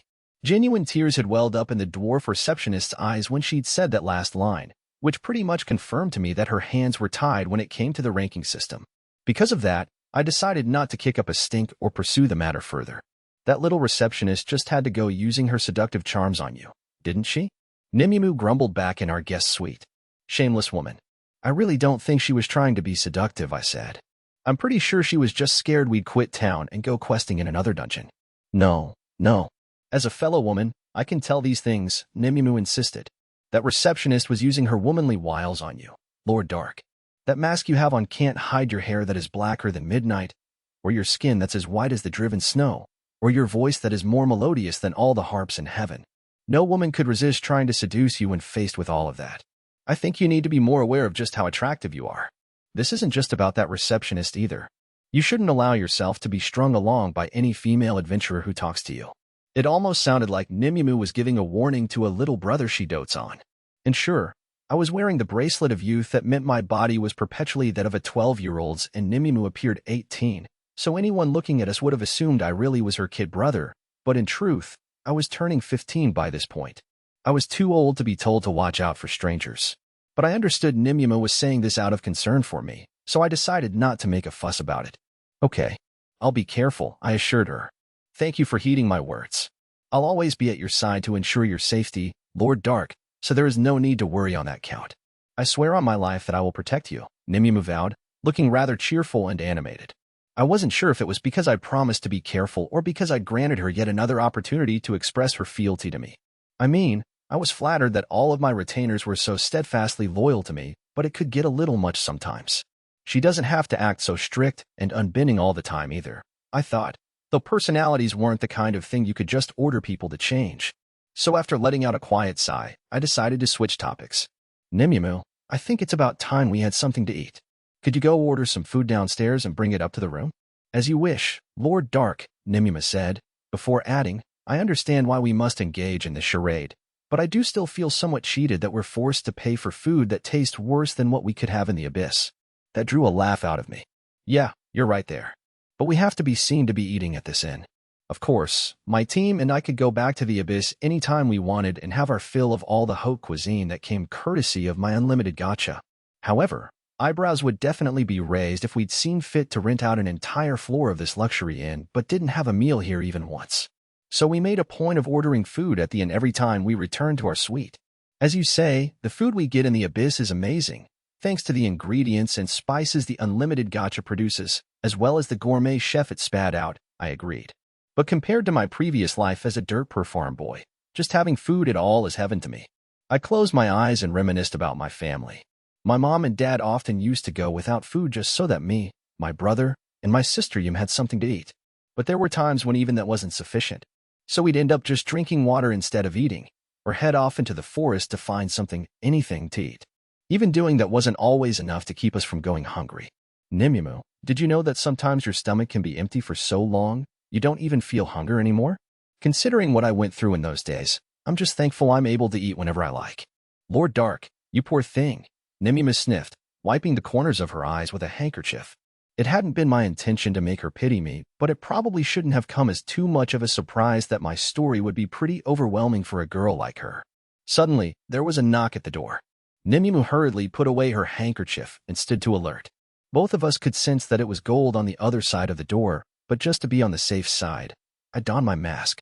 Once it was firmly affixed to my face, I nodded at Nimyumu to open the door. Gold in his trademark golden armor strolled into the room, though his pace seemed a little quicker than normal. Once Nimyumu had shut the door again, I took off my mask and turned to Gold. Your drinking party's over sooner than I expected. Was there a problem? Astute as ever, my lord, he replied. A few moments ago, the guild passed on some bally interesting news. According to Gold, while he was sitting drinking with the beast men, the guild announced to everybody in the building that there had been a spate of killings up in the dungeon. They had no information on the person behind it, no description of them, or their age range, or even what race they were, but apparently, this serial killer had mostly been targeting humans. The dungeon produced magic gems, raw materials garnered from monsters, medicinal herbs, and other valuable resources, which meant it was impossible for the guild to overlook any conduct that would reduce the number of adventurers that had been tasked with bringing back these items. An offense of this magnitude was like throwing sand over a banquet, which explained why the guild was offering a reward for the capture of this criminal. The guild is even offering a pretty penny for any information about this blighter. Not that we need the blinkin' money, of course. What? Said Gold. And yet, you came straight back here anyway, I noted. Which is probably because, if we were to be the ones who captured this adventurer killer, it would propel us up the ranks, correct? Spot on, my lord, Gold said with a grin. We can identify this rotten scoundrel in minutes if we use your gift, can't we? Well, I'm not so sure about that, I said. The Unlimited Gacha has given me a bunch of powerful cards, sure, but I don't remember getting one that'd help me finger a criminal. But if we get others to assist us, and if we make use of the cards we do have at our disposal, I don't think it'd be too difficult to find the serial killer. For instance, I could always go back to the abyss and bring back more people to help us search. And with the conceal and flight cards, we'd have a very good chance of catching the culprit in the act. Nimyumu enthusiastically jumped in with her own opinion. In that case, let's return to the abyss and get, she started, then stopped suddenly. Lord Dark. As Nimyumu was speaking, all three of us felt a disturbance inside the suite. I quickly reaffixed my mask, while Gold raised his shield to protect me. A pocket of air in the room began to shimmer before solidifying into some kind of object. At first, it was little more than a hazy miasma, but it eventually took the shape of a body, and a badly wounded one at that. The bloodied human slowly descended to the floor. "Mia!" I exclaimed as I looked down at the red-haired girl who lay unconscious on the floor in front of me. The wish bracelet I had given her unraveled and split in half, unlatching itself from her left wrist and falling to the floor as if to indicate that it had done its job. Chapter 9. Retreat and Encounter. Earlier that same day, before Mia had shown up at the suite in such an unexpected manner, her party had just finished setting up their camp for the night on the first floor of the dungeon when a party of human adventurers called over to them from a distance. One member of this party, which seemed to be made up of full-grown veterans, was waving his arms in a disarming manner as he drew close enough to Elio's crew to be able to talk to them without having to shout. At first, the teenagers were all tensed up, wondering why another quester would be approaching them, but when the man spoke to Elio's party, his tone was friendly and completely non-aggressive. "Sorry, we aren't here to complain or pick a fight or anything," he said. "We just figured that, from the looks of your setup here, you kids hadn't heard the news yet, and as fellow adventurers, we wanted to make sure you got the lowdown." According to this man, a large number of adventurers who ventured to the second floor and beyond had been getting slaughtered. It wasn't particularly unusual for people to die on quests, but the issue in this case was the victims weren't being killed by monsters, they were being straight-up murdered. The guild had secretly hired a party made up of dwarves and beastfolk to investigate the crime scenes, the ones that had been discovered so far, anyway, and they'd concluded that the victims had all been killed by another adventurer who was still at large. "We just happened to be within earshot when the folk in that investigating party came to their conclusion," the man said. "The beastfolk must have already rushed back to the surface by now to report their findings to the guild. The guild's probably gonna offer a reward for capturing or killing this murderer, so people will be out hunting him down, but it's equally likely that it'll be a little while before this freak is caught. So my party's decided against camping in the dungeon overnight. We were just heading for the exit when we spotted you kids over here. For your own sakes, you all should leave the dungeon tonight too." "Thanks for warning us," said Elio. "Oh," Gimra exclaimed suddenly. "So that's why that beastman was running full pelt toward the exit earlier." Gimra recounted how he'd seen a beastman adventurer galloping past while he was pitching his tent. The beastman had glanced in Gimra's direction, but he'd carried on hotfooting it to the exit as if he couldn't be bothered to entertain any distractions, so Gimra and the rest of his party hadn't thought all that much about it. On hearing Gimra's account, the man clicked his tongue in disgust. "Another example of anti-human bigotry. He ran past you without giving you so much as a warning?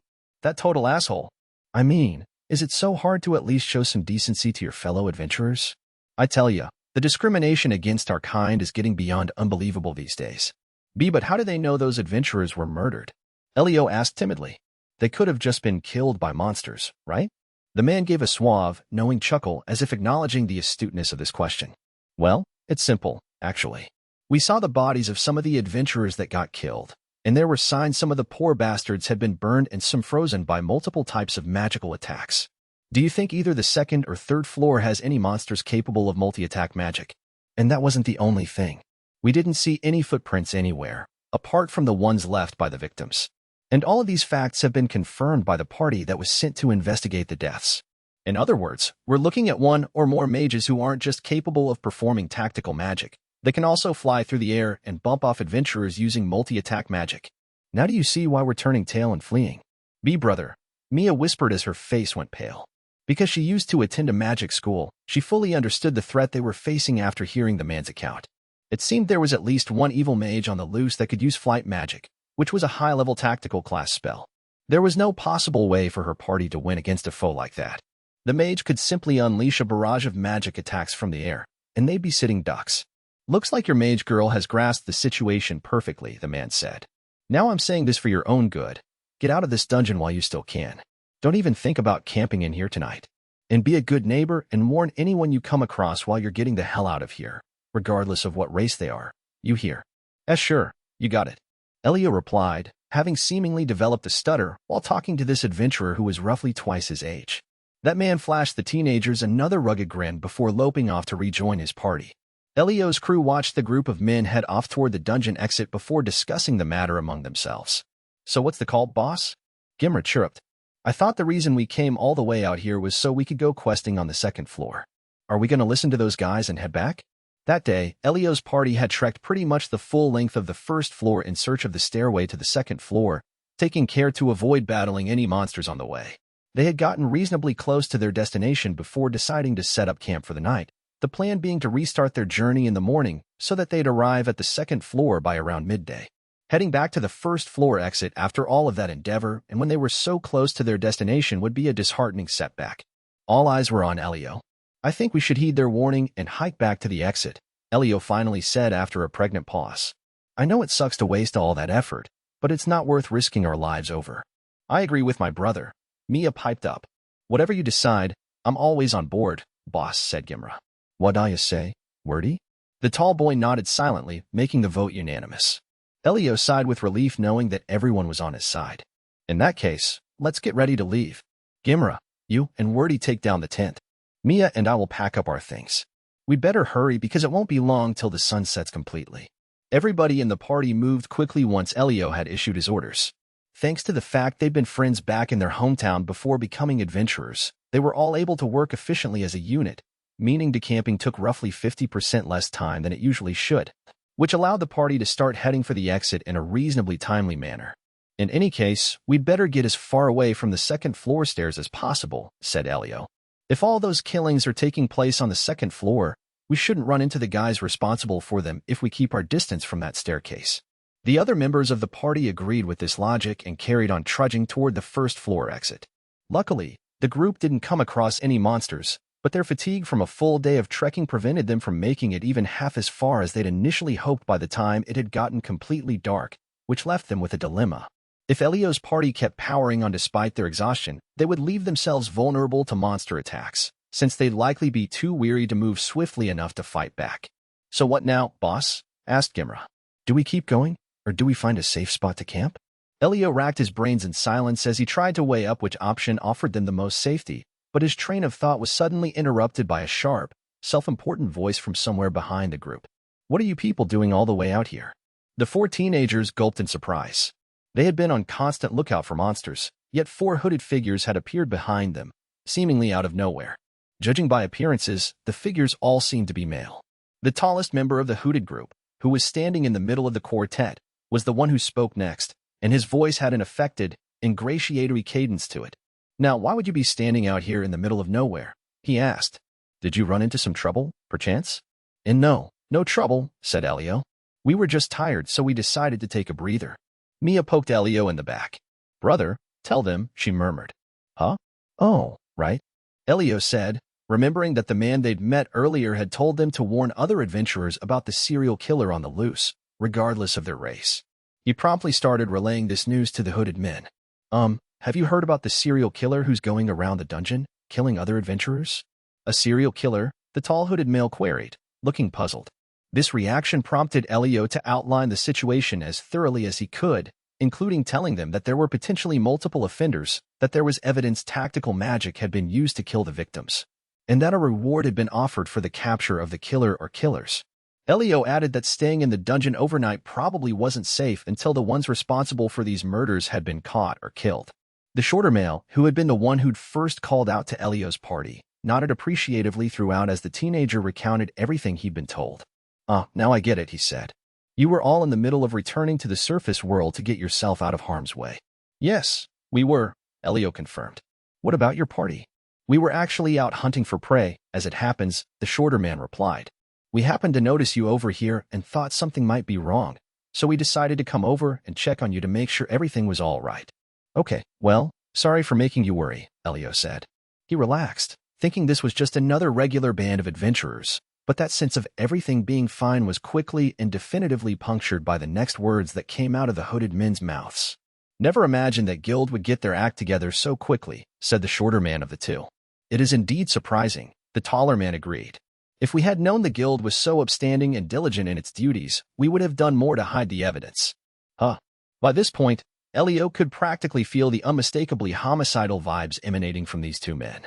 The shorter of the two pulled back his hood and slowly drew the giant broadsword strapped to his back. "Well, anyway, for tonight's entertainment, we'll squash these miserable insects," Kaido said with an eerie sneer.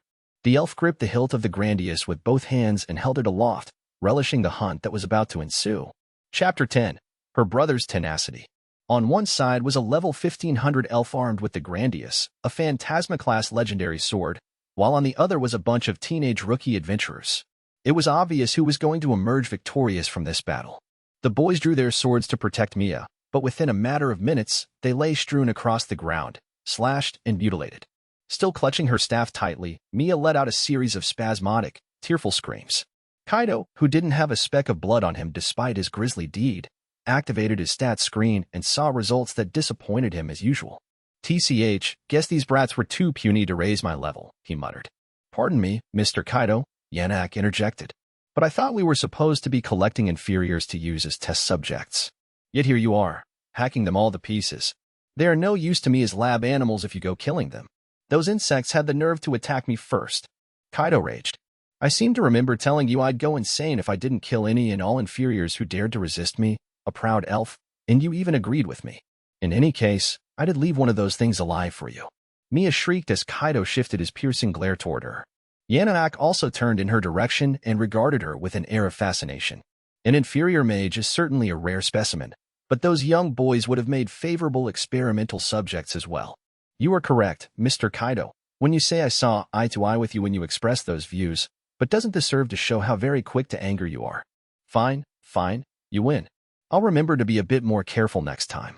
But before we take her back with us, how about we have some fun with her first? What are you suggesting?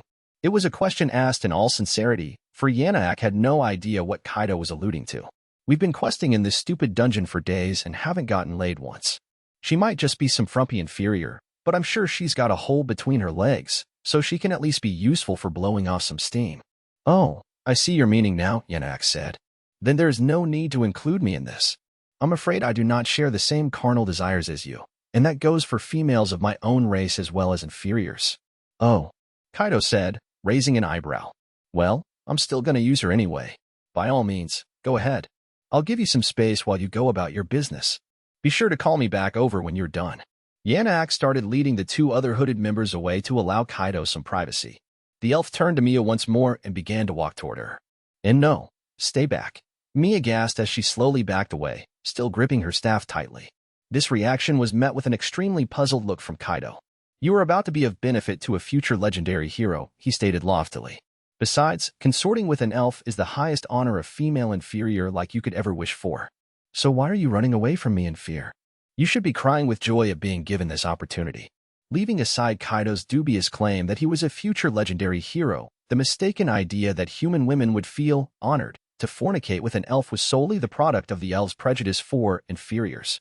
No human woman would willingly consort with any man who insulted her so nakedly, no matter how good-looking he was. Despite this self-evident fact, male elves assumed that simply flirting with a human woman would lead to her immediately begging the elf to make love to her. This was perhaps a consequence of how much pride the elves took in their appearance. Mia, a voice gasped. Run for it. A strangled noise of pain followed these words. Brother, Mia cried. On hearing this exchange, Kaido turned his head to see Elio standing upright with the help of his sword, which he was using like a cane. Elio had a deep wound in his abdomen where the elf had slashed him earlier, and blood was gushing from it and pooling at the teenager's feet. Normally, an injury that bad would have rendered a human incapable of moving, much less able to stand, but Elio had quested in the dungeon long enough to raise his power level, which had granted him a hardiness and strength of will beyond that of the average human. Another thing that had gone in Elio's favor is that, unlike Gimra and Wordy who'd had limbs lopped off in addition to their torsos getting carved up, he'd only suffered a stomach wound. Elio's unexpected revival appeared to thrill Yannak.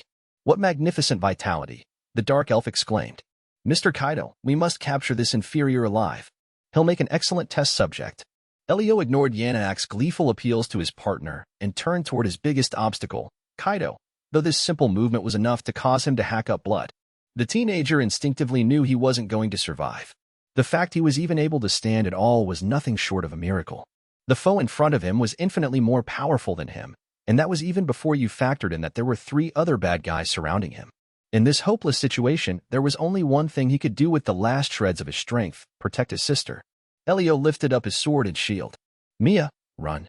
Elio shouted to his sister before coughing up even more blood. Brother. Even knowing only certain death awaited Elio, Mia choked back her tears and made a break for it. Kaido reflexively tooted at her attempt to escape. What the hell are you running for? I really wish you inferior insects would stop wasting my time. Kaido grumbled. He had no choice but to capture or kill Mia. Letting her get away alive wasn't an option, not after she'd seen their faces. Kaido was almost certain Mia wouldn't be able to run all the way to the dungeon exit, but there was a good chance she could bump into some other adventurers on the way and tell them what she'd witnessed, which would obviously make things a lot messier. That's why Kaido sorely wanted to chase after Mia, but he couldn't because Elio, who was hanging on to life by a thread, charged toward the elf with his sword swinging. You half-dead cockroach, Kaido yelled. Stay out of my way.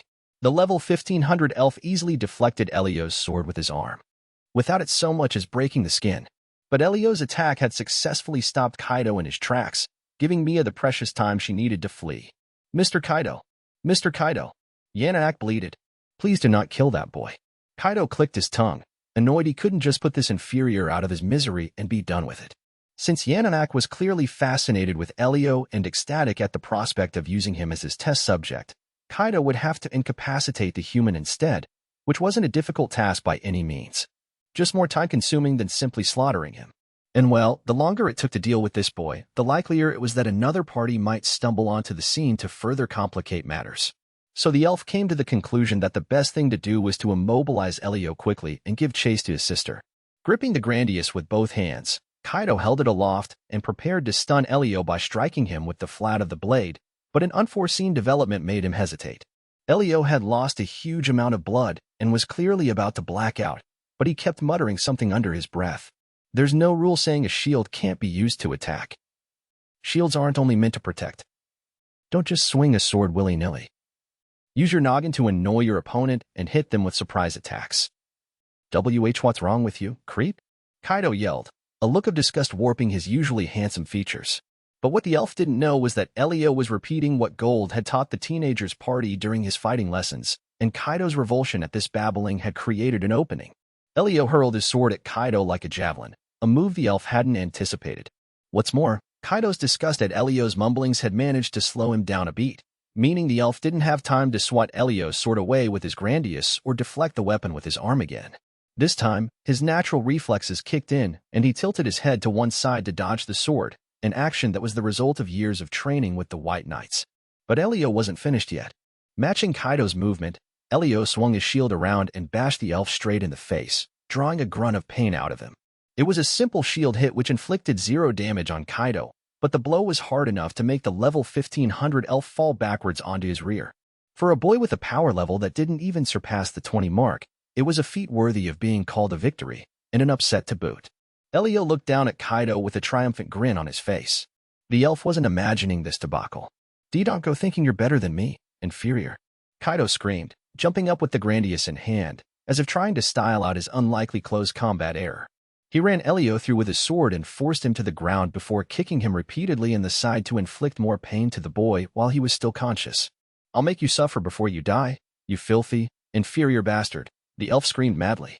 How dare you bruise my beautiful face? And Mr. Kaido, you promised you would capture him alive.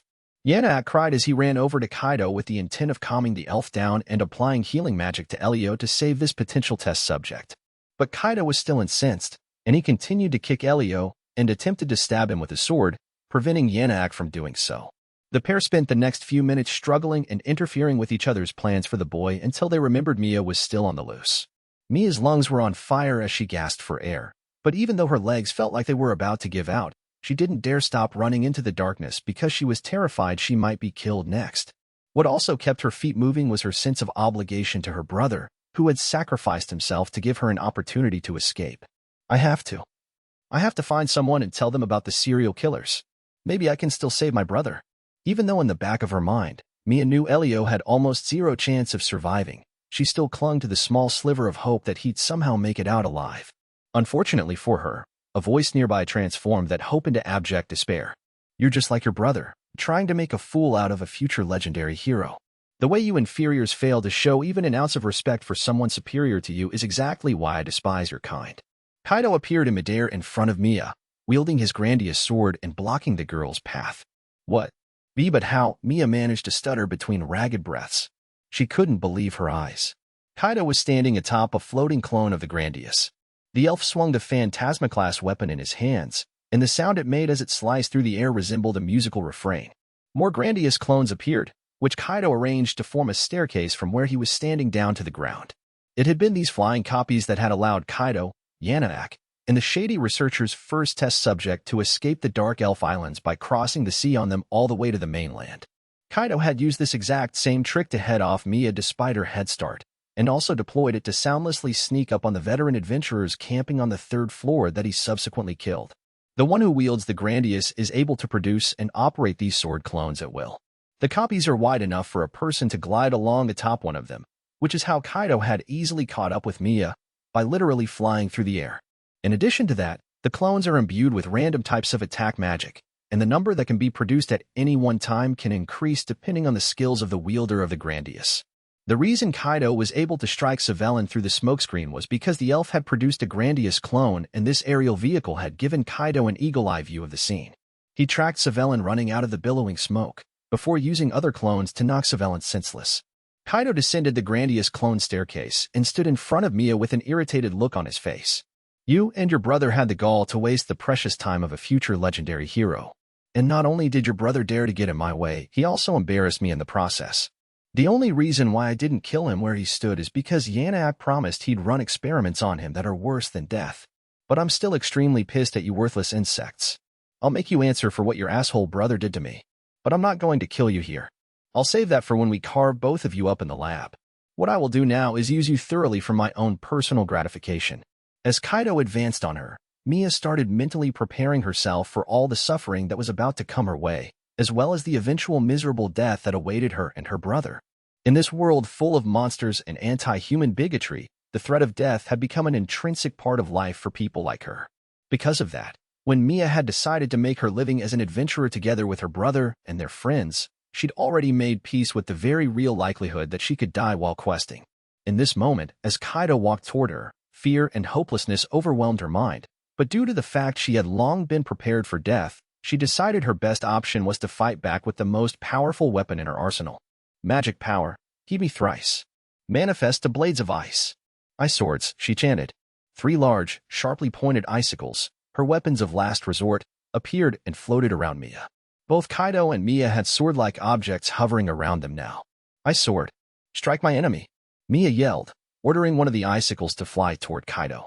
There's no point delaying the inevitable, Kaido mocked her. He stood motionless as he manipulated one of the hovering grandiose clones with his mind and sent it to intercept the ice sword. But the attack had distracted Kaido long enough for Mia to take off at a run again. My brother and my friends sacrificed themselves so I could get away, Mia thought. I'm not going to give up either. Not until I've told someone about these serial killers. TCH, you inferiors really like to make things difficult, don't you? Kaido spat. Fine, have it your way. Maybe chopping off one of your legs will teach you to stand still. Gee, go away. Mia fired off another of her ice swords, but Kaido swatted away this projectile as effortlessly as he had the first. I have to tell him, Mia thought as she sprinted. If I tell him, I know he can beat this serial killer. He might be human and younger than me, but Dark's able to use tactical magic without voicing the spell. I just know he'll be able to bring down this serial. Eek. Kaido had sent a sword clone hurtling toward Mia to slice off one of her legs, but at the last second, she instinctively moved the last of her ice swords with her mind into a position where it could partially deflect the clone. Thanks to this stroke of luck, Mia was able to keep both of her legs, albeit with one sustaining a deep gash that bled heavily and left her unable to walk, much less run. Mia collapsed to the ground, and even though she had no more tricks up her sleeve, she glared defiantly up at Kaido. I was trying to chop off your leg, but I guess your little ice sword got in the way, Kaido said. Well, at least we won't have you running away anymore. Now, be a good little inferior and spread those legs for the future legendary hero. Why you're not legendary or a hero? Mia yelled, before drawing her knife, grasping it in both hands and pointing it at Kaido. Tears of dread welled up in her eyes, but Mia kept up her desperate resistance, even though she knew she couldn't possibly win. Dark's the real future legendary hero. He's human and he's younger than me, but he defeated a Forsyth Manus using unvoiced tactical magic.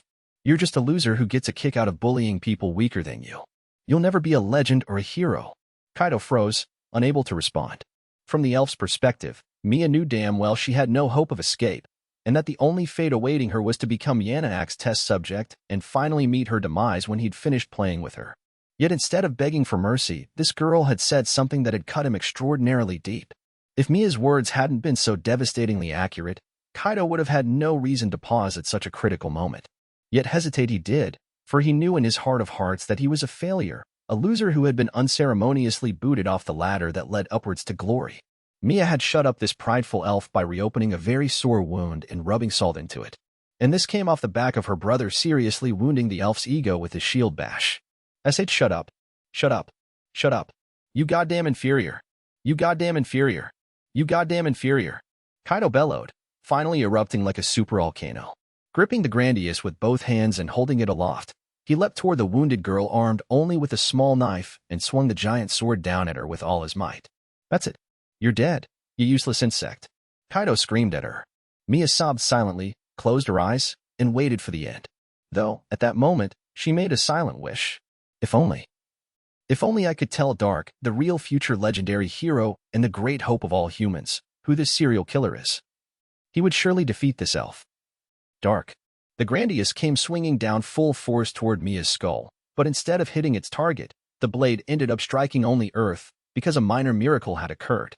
The SSR wish bracelet Mia was wearing had emitted a blinding flash of light, and the girl had disappeared instantly.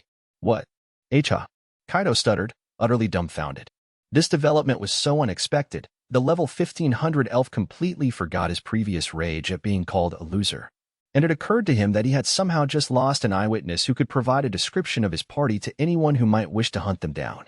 At a complete loss over what had just happened, all Kaido could do for the next few minutes was stare agog at the spot where the girl had been as the dust settled in front of him. Chapter 11. The Hunt for the Adventurer Killers, Part 1. I see. So the serial killers are an elf and a dark elf who wear hoods to hide their identities. Mia, the girl who had given me the burn salve as a gift, had suddenly appeared out of thin air in the suite my party and I were staying in. After floating down to the floor of the room, the bracelet she'd been wearing on her left wrist had snapped off and fallen to the ground. Of course, I knew this was because the bracelet was the SSR wish bracelet I'd given her in return for the salve, and it was undoubtedly the reason for her showing up magically in my room. Her clothes were all dirty, and she had a very deep cut on her leg, indicating she must have been in some kind of trouble before being transported here.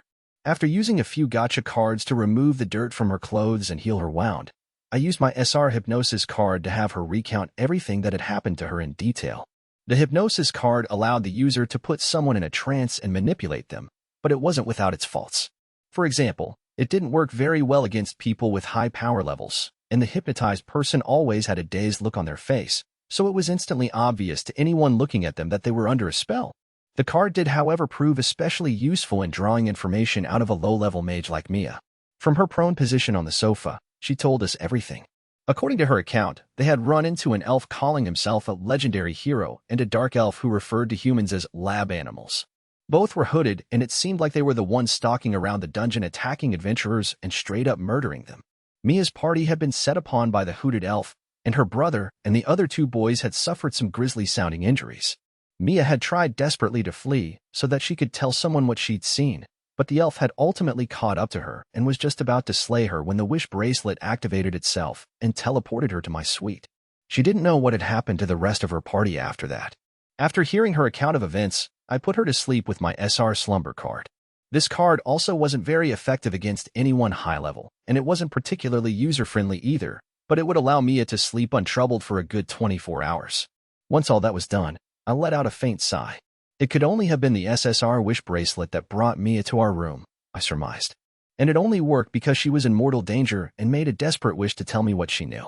I never thought this would be how I'd discover the true power of the bracelet. When I'd experimented with the bracelet back in the abyss, all of my tests were a bust. The description given by my appraisal power hadn't been all that clear either. If one wishes hard enough, it will create a minor miracle. Apparently, wishes hard enough translated to pleading with your life on the line, if what happened to Mia was anything to go by. Could it be any less user-friendly? I thought. But leaving that annoying aspect of it aside, it seemed the card was very powerful indeed. Mia wished that she could tell me about the serial killers, and the card granted her wish by teleporting her to my room at the inn, even though I hadn't told her where I was staying. It wasn't an SSR card for nothing, that's for sure, and I felt this event could very well be classed as a minor miracle. So, my lord, what do we do next? Asked Gold. Well, obviously, we're going after these serial killers, I said after a brief pause. We were just discussing how we were going to track them down and raise our rank, and now we have all the clues we need to find them. As of this moment, My party was D rank, and there was little we could do to ascend through the ranks quickly. For once, our difficulty didn't actually stem from anti-human discrimination. It was down to the fact we hadn't been active as registered adventurers for long enough. According to the guild, in order to go up a rank, we needed to continue questing for at least a year or pull off a feat that would convince everybody of our prowess. I figured getting the reward money for hauling in these serial killers dead or alive would fit the bill as one such feat. And besides, Elio, Gimra, and Wordy didn't deserve a fate as cruel as that, I continued. I can count the number of times I spoke to those guys on one hand, but I know they were hard-working adventurers, uncorrupted by this hate-filled world, who strived with all their might to earn money for Mia's sake. They were just doing all they could to survive in this senseless world. Gimra had been a mischievous kid who always blurted out whatever was on his mind, but beneath that impish veneer was a boy who always looked out for his friends.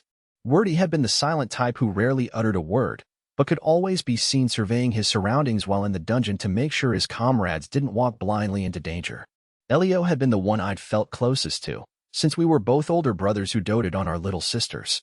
Mia had meant the world to Elio, and he'd wanted the best for her, which was why he had banded together with his pals to battle monsters. I had nothing but respect for that decision, but that wasn't my biggest regret. If we'd met in another time and in another place, I know we could have become close friends, I murmured forlornly. I'd vowed to take revenge on the Concord of the tribes for trying to assassinate me and find out the reason behind their betrayal, yet despite all of this baggage, I'd felt a special attachment to those kids. I truly believed that if I'd met them while I was leading a peaceful life back in my village, long before I'd sworn my oath of vengeance, we could have all been firm friends. But that dream had faded as quickly as it had floated up, like bubbles in a stream. Lord Light, Nemima said, unintentionally blurting out my real name with tears in her eyes. She pressed her hands to her chest, as if someone had gouged out her heart with a knife. She obviously empathized with my pain after seeing how distraught I was on learning the fate of this party of teenagers. I quickly deflated her vicarious sorrow by unleashing my pin-up rage. Are we just going to capture those killers, hand them over to the guild, and give the elves and dark elves the opportunity to send their top brass down to intervene and set them free? No, no, no, I won't let that happen. They will receive no such mercy if I can help it. I swear on my name that they will suffer dearly for what they have done. I clenched my fists tightly, my whole body gripped by an unquenchable wrath for those who kill humans just because they feel like it. I continued my rant, working myself up into a lather. I'll kill them on the spot. I'll gather all the evidence, force them to confess to their crimes, then make them feel the same pain Elio's party felt before putting them out of their misery.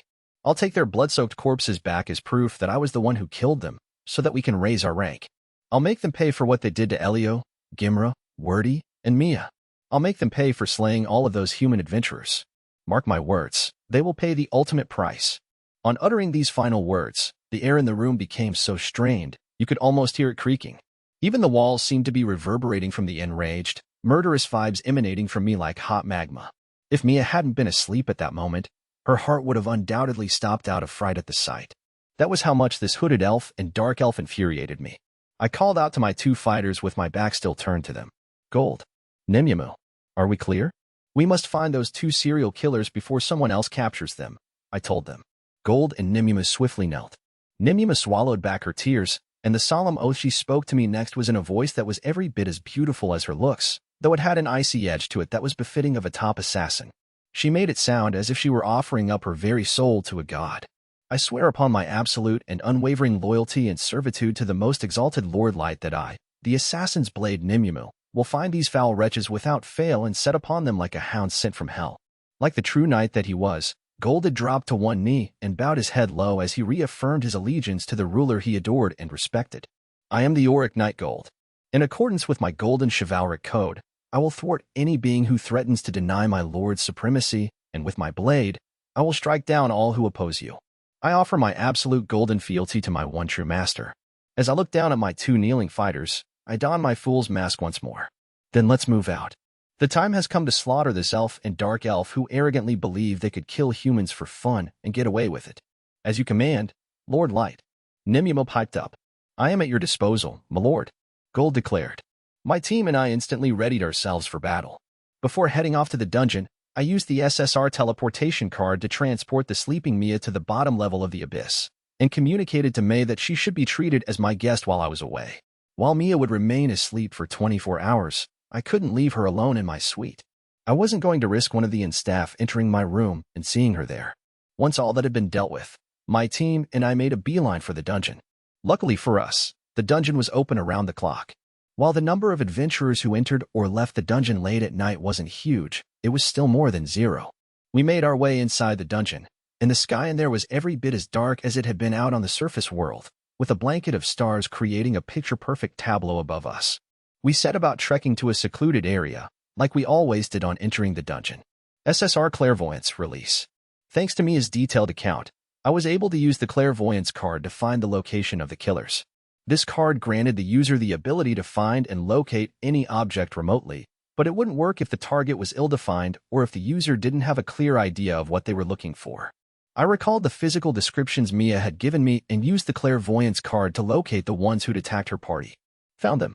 One of them has gone back to where the boys are lying, and it seems like he's looking for something. Probably thinks that's where Mia went.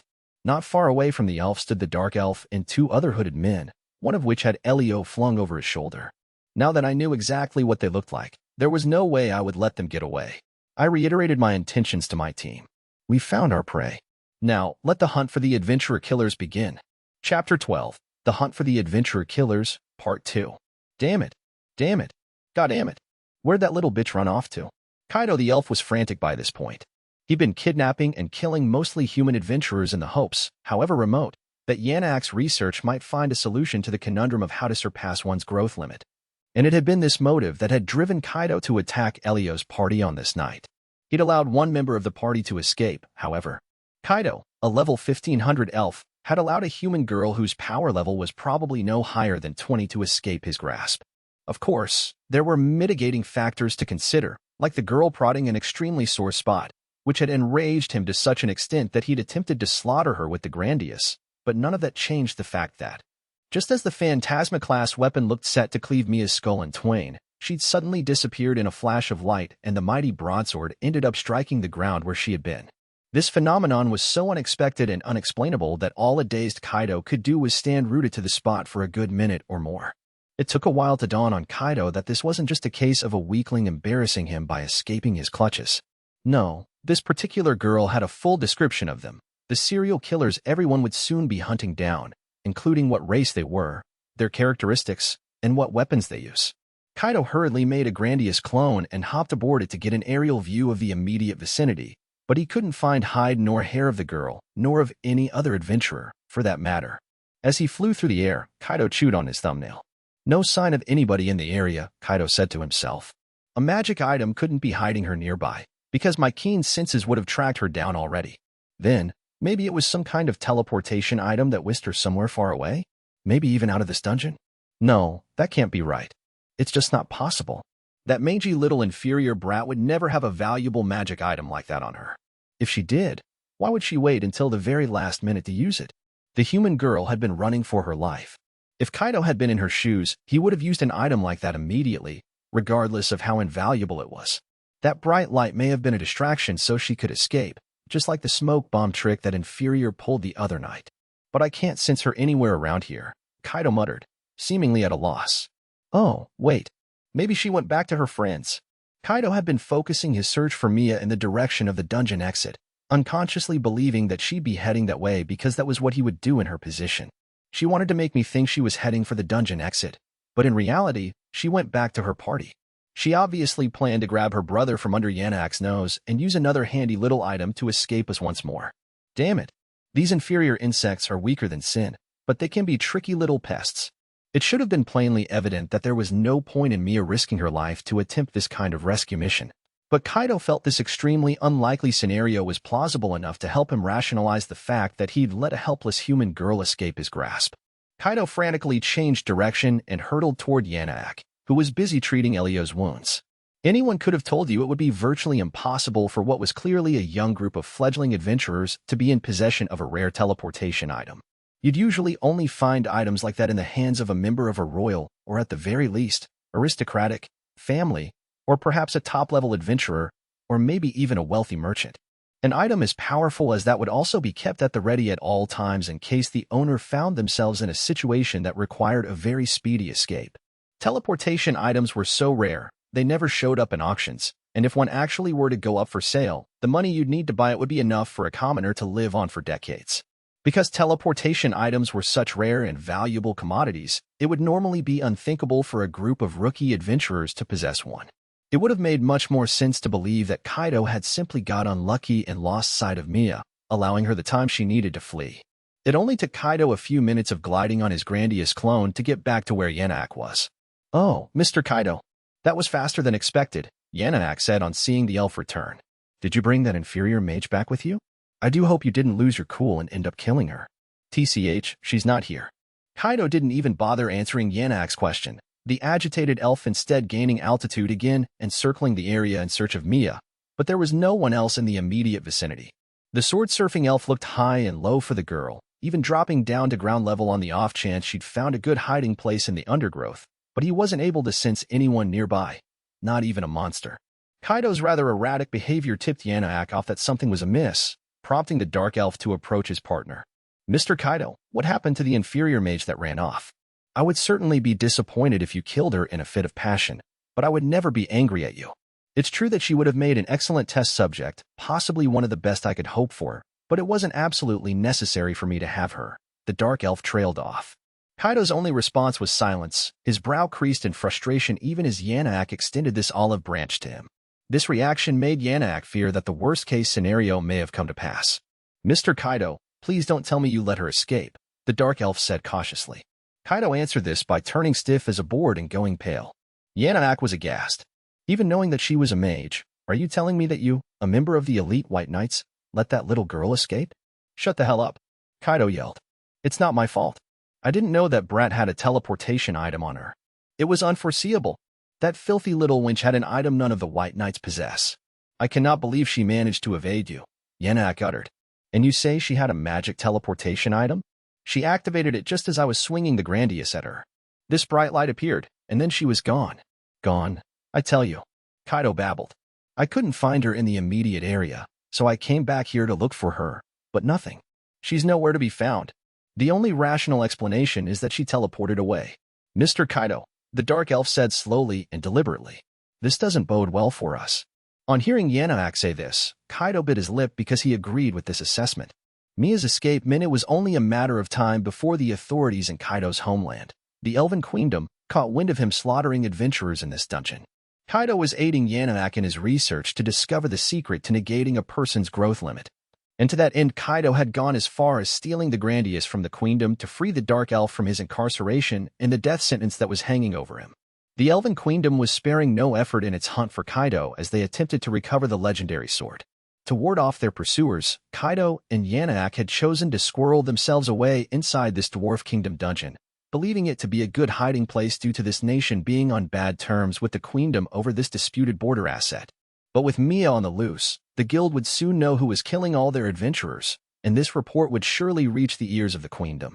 The Queendom's most elite soldiers, the White Knights, would then be assigned to quietly retrieve the grandiose in a way that would mean the monarchy wouldn't suffer any disgrace over this, nor be forced into offering political concessions. "Damn it, those accursed White Knights," Kaido spat. "Does that mean that son of a bitch commander's gonna come charging in here?" The elf clicked his tongue as the composed visage of his unflappable former boss floated up before his mind's eye. A chill shot down his spine. The leader of the White Knights was rumored to have a power level that was over 3,000, while the other White Knights had power levels that easily surpassed Kaido's own level of 1,500, some of whom were even above the 2,000 mark. What's more, all of them would be armed with weapons and protective gear every bit as powerful as the grandiose, which meant this squad would waste no time in annihilating Kaido, giving the elf zero opportunity to resist, and burying all the evidence. Naturally, Yannak would meet the same fate. "Damn it! Damn it! Damn it all!" Kaido yelled. "Why must a future legendary hero like me suffer that fate? This isn't how it should go." "Yes, you were quite right there," Yannak said. "If my research had borne fruit by now, there would be no need for us to fear the White Knights or any of the assassins sent by the Dark Elf Islands. But I am afraid my research is still incomplete. However, we can use this experience as a lesson to inform our future endeavors. Now I suggest we leave this dungeon before that inferior mage tells someone about us and the guards decide to block the exit. Let's use the grandiose to relocate so that I can resume my research." Kaido brightened up at this suggestion. "That's it. With the grandiose's power of flight, we aren't bound by borders. Maybe next, We should go to the human nation and have our pick of inferiors. No, better yet, a demonkin feudal domain, so we can get as far from the queendom as possible. I'm afraid you guys aren't going anywhere. Kaido and Yanaak jumped at the sound of this voice that was both clear and youthful, yet darker than a tar pit and more ominous. The duo hurriedly took a few steps back, but before they knew it, a group of humans was standing in front of them. This party consisted of a knight in golden armor, who was a head taller than Kaido, a beautiful girl with a scarf covering her mouth, whose hair was so silvery white, it shone brightly in the blackness of the night, and a human boy wearing a fool's mask, who had a full-length black cloak draped around him that seemed to blend into the darkness. How did these people just show up here? Kaido thought. We're standing in the middle of a meadow with nothing obstructing our view. At the very least, we should have been able to spot that flashy golden armor from a distance. Are they able to drop out of the sky, like I can? But a level 1500 elf like me should have definitely noticed them coming. So how did they do it? Kaido had the ability to sneak up on adventurers and attack them without making a sound, but the tables had been turned. The elf had zero clue how these humans had managed to pull this trick, and he would remain forever ignorant of the fact the boy had used the SR Flight and SSR Conceal Gacha cards. 2 items capable of higher-level magic than whatever artifice the elf used. The masked boy continued addressing Kaido.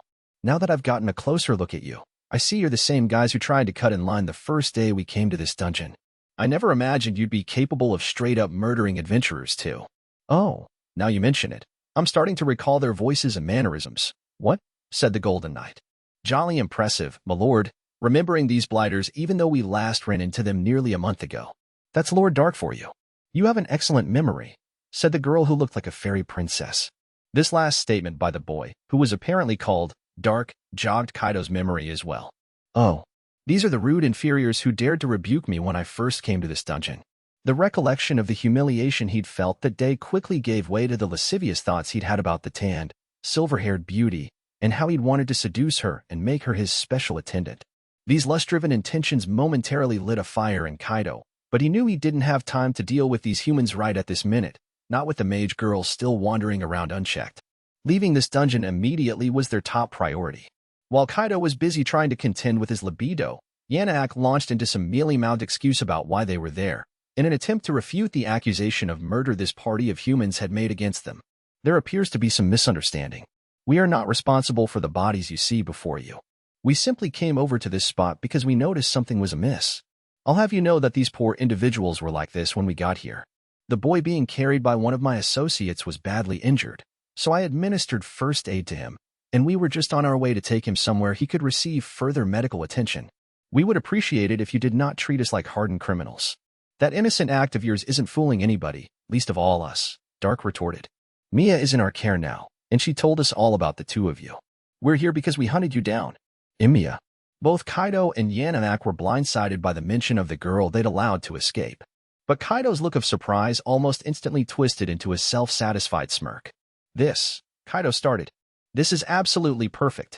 He began to chortle, which quickly turned into roaring laughter. The very people who know exactly where that little inferior bitch ran off to have come strolling over here like blithering idiots. I must be the luckiest man alive. I really am the future legendary hero, beloved by the goddess. Legendary? Hero? I don't think so, Dark remarked, causing Kaido to turn his attention to this boy who had just chucked ice-cold water over his celebrations. You guys are simply useful chumps who are going to help us to raise our adventurer ranking, the boy known as Dark continued. I'll make you cough up the evidence I'll need in order for the guild to be satisfied that you 2 are indeed the serial killers they've been seeking. Then I'll kill you with my own 2 hands.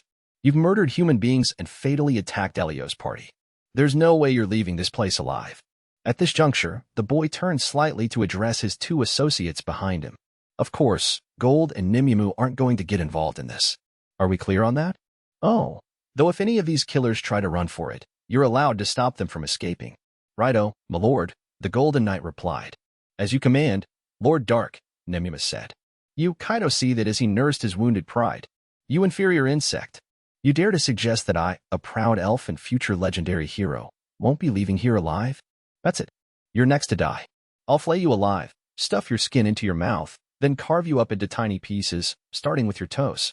As Kaido's blood boiled, he gripped the Phantasma-class broadsword, Grandius, with both hands and held it aloft, facing down the hooded boy in front of him, who was armed with nothing but a staff and a quiet smirk.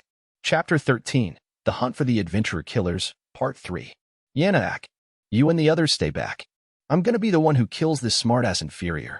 The bad guy, who looked to be a rather red-faced elf, my appraisal power told me he was Kaido, level 1500, came at me with his sword swinging, not even bothering to wait for a response from his comrades. Die in hell, inferior, the elf yelled. This Kaido guy didn't even try to feint, or bluff, or pull any other kind of swordplay trick. All he did was attempt to overpower me. I easily parried his sword with my staff, dodged his follow-up swings, and blocked every single wild blow that rained down on me after that. He channeled all of his strength into every swing, and because of that, he left himself exposed to being countered.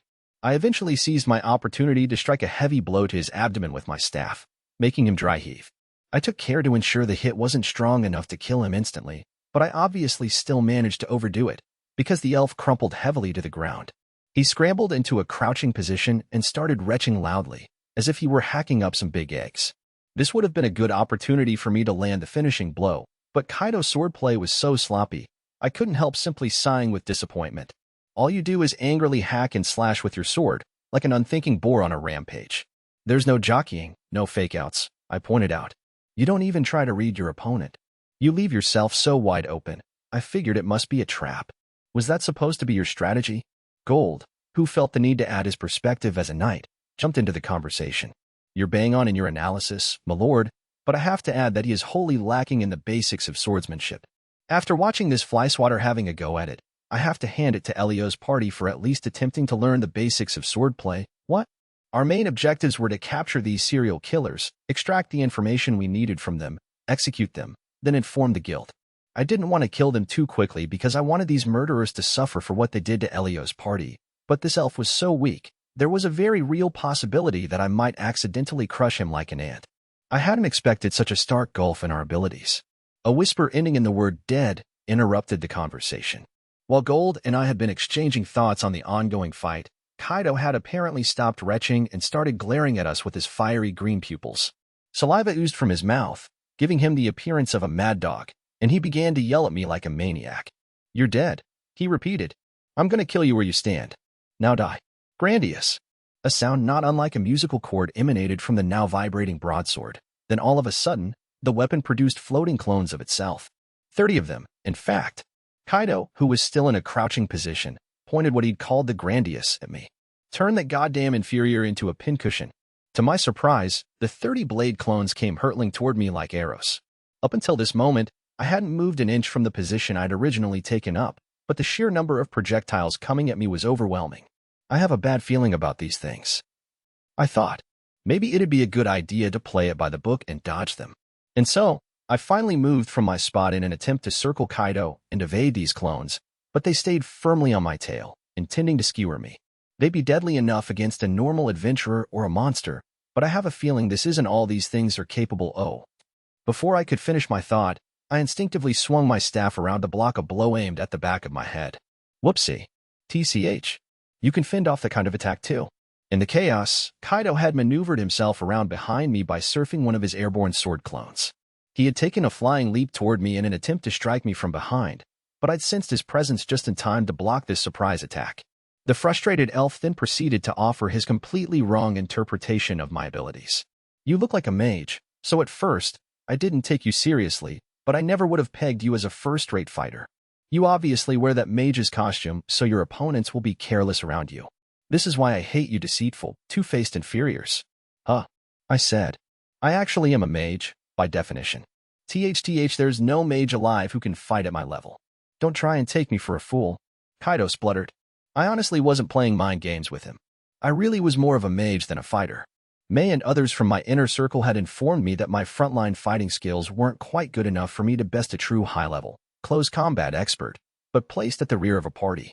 The Unlimited Gacha cards allowed me to perform attack magic that would see me outclassing even the best mages. If I were to be given a label, I'd be an Unlimited Gacha mage, though no such subclass existed in the real world. So technically, it was correct to call me a mage. Way to go, Lord Dark. Good job on using your silver tongue to make your opponent lose his cool. You're an expert tactician. Nimima shouted over to me, but she'd also gotten the wrong impression of the way the fight was going, because she thought I'd meant to put Kaido into a full-on fit of rage. Though the end result was the same, I guess. Don't you dare mock me, screeched Kaido, whose face was completely red by this point, all the way to the tips of his pointy ears. He swung his broadsword and directed the blade clones at me once again, which presented me with the perfect opportunity to show him that I really was a mage. Ice swords. I activated 30 ice sword cards, which manifested a cluster of large, sharply pointed icicles that hovered around me. I aimed these ice swords at the grandiose clones, and made sure that each and every projectile was intercepted with deadly precision. This little trick rattled Kaido and put a stop to his incessant ranting, as if someone had kicked sand in his mouth. An unvoiced spell? Kaido finally spat out. And you're able to manifest that many ice swords? Impossible. That's completely insane. Are you telling me you really are a mage? A mage who can go toe-to-toe with a warrior like me? Like I said, I am by definition a mage. I should also add that manipulating that many ice swords was a high-level magical ability in and of itself. Ellie had personally taught me how to do it, and I was at the point where I was able to manipulate up to about 100 ice swords at a time, while Ellie could control over 1,000 ice swords simultaneously without breaking a sweat. She wasn't the forbidden witch for nothing. Still, Kaido's sword is quite a weapon, I thought. I didn't expect those clones to produce flames, wind, and lightning when my ice sword struck them. It seemed that each of the clones produced by the Grandius contained its own magical power, without requiring any mana from the wielder. I had to admit, I was pretty impressed by this property. Kaido, who was on edge due to how badly the fight was going for him, noticed me staring at his broadsword and burst out laughing. How stupid of me. I still have the all-powerful Grandius, Kaido boasted. This is the legendary treasure of the elves. Long ago, heaven bestowed the Grandius upon a master. If you even tried to touch this baby, your body would be obliterated by the combat class magic infused in it. After all, you can only have so much mana and physical strength to play with. Let's see how long you can dodge this sword's might. Wait, did you say master? I asked, not even paying the slightest bit of attention to all the other things he was blathering on about. Even Gold and Nimuma gasped at the mention of the word. Do you know what a master is? I said to him. Kaido laughed maniacally at my query. Of course I do. As a matter of fact, I'm a master who has been chosen by the goddess herself. On seeing our expressions of surprise, the euphoric elf acted as if he'd gotten drunk on the world's finest wine. Or to be more precise, I'm descended from a master. I'm a sub-master with divine blood coursing through my veins, and I'm destined to become a legendary hero. A single drop of my blood has infinitely more value than all of you garbage inferiors put together. Now bow. Bow before me. Worship me, inferiors. Sub-master? So you're not a master? I asked. This was new information. From what I could make out from the elf's blabbering, a sub-master was someone who was descended from a master. That would make Kaido something that was quite close to a master, even if he wasn't actually a master himself. He may not be a master, but he's still a valuable source of information, I mused. Change of plan. I won't kill him here. We'll kill him eventually, but we'll take him to the abyss first. Once I'd given this order, I stood ready with my staff. At first, I was just going to kill this Kaido guy in order to raise our adventurer rank, but this development meant we weren't going to hand his dead body over to the guild like we had planned.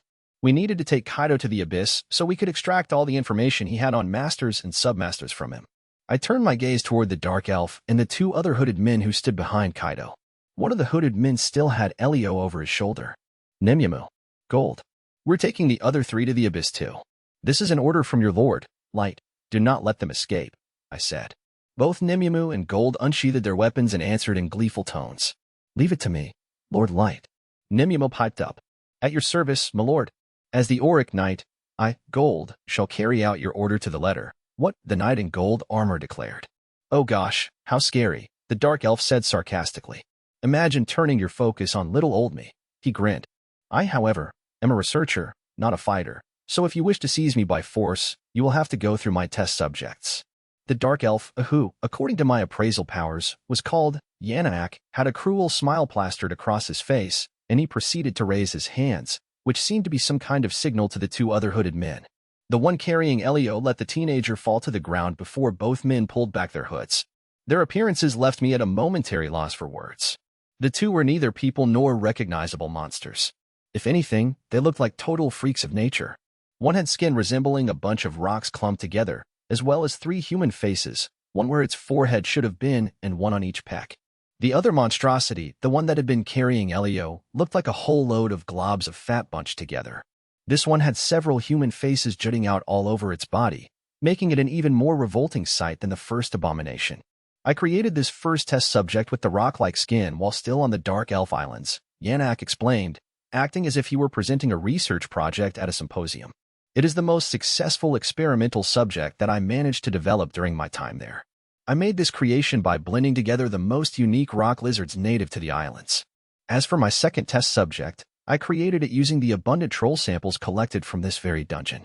For both, I needed a number of inferiors to add to the mix to prevent the bodies from breaking down. One day soon, I hope to find a way to make the outward appearances of my subjects look more normal, but at this point in time, this is the best I can do. I had no idea why Yanak had fused humans with monsters, but the dark elf didn't look even remotely guilty about the multitude of humans he'd killed for his experiments. In fact, if anything, he seemed eager to experiment on more humans. How exactly did Kaido and Yanak view us humans, anyway? Nemimu, Gold, I said. Put these long-dead test subjects out of their misery. And make sure the sick bastard who made them doesn't get away. Understood. Nemimu and Gold yelled in unison. Sick bastard? Me? What a terrible thing to say, Yanak said. Though I suppose an inferior child like you could never understand how truly advanced my research is. The way the Dark Elf patronized me irritated Nemimu and Gold to no end, but they prioritized carrying out my orders. I will end your life as Lord Light has commanded, Nemimu said to the Rockskin test subject. Prepare to rest in peace. Nemimu firmed up her grip on both of her assassin blades before rushing at the monstrosity and decapitating it with a stroke so swift, it seemed as if she'd flown past it without even touching it. No need to fret. What? Gold addressed the second of the abominations. I'll free you from your pain in 2 shakes of a lamb's tail. And not only did Gold then cleave his bulbous, gelatinous foe in 2, he did so while retrieving a still-breathing Elio and securing him under his left arm. But despite being minus a head and having their torsos carved up, the 2 test subjects didn't die. They simply picked up their detached body parts and reaffixed them to make themselves whole again. Yanak roared with laughter. What a pointless exercise. I leveled up my subjects and enhanced their powers of regeneration.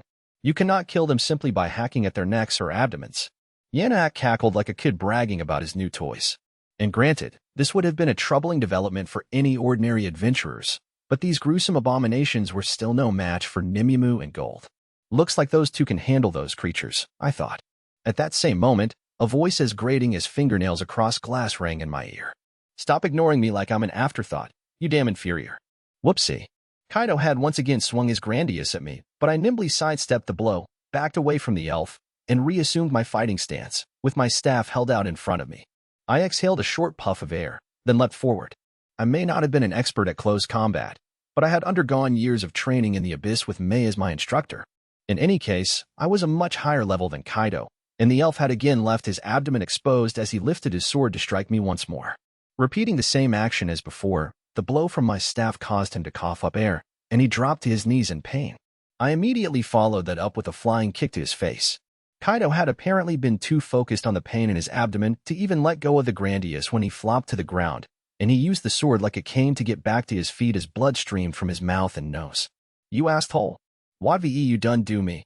He gurgled while glaring at me, his legs trembling with the effort of getting up. I gonna kill you where you stand, inferior. Kaido waved the grandius like before, and once again, it emitted a musical refrain that unleashed a number of blade clones. But this time, the clones arranged themselves on the end of the grandius itself to create a giant, 5-meter-long sword. I never imagined I'd be forced to use my trump card against an inferior like you, but the giant grandius will now make mincemeat of you. Kaido yelled at me as he charged forward wielding this colossal weapon. The rock-skinned monstrosity with 3 human faces screeched a series of garbled noises as it continued to attack Nemimu. Quit it with that creepy noise, will you? Nemimu yelled at it. The test subject had ballooned up and was now 50% bigger than it had been initially, standing at a good 2 meters tall, possibly more. Its speed, power, and tenacity all appeared to have increased too.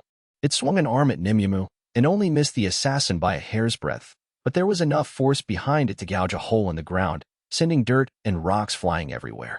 If that mighty fist were to even graze a petite woman like Nemimu, she could be ripped to shreds.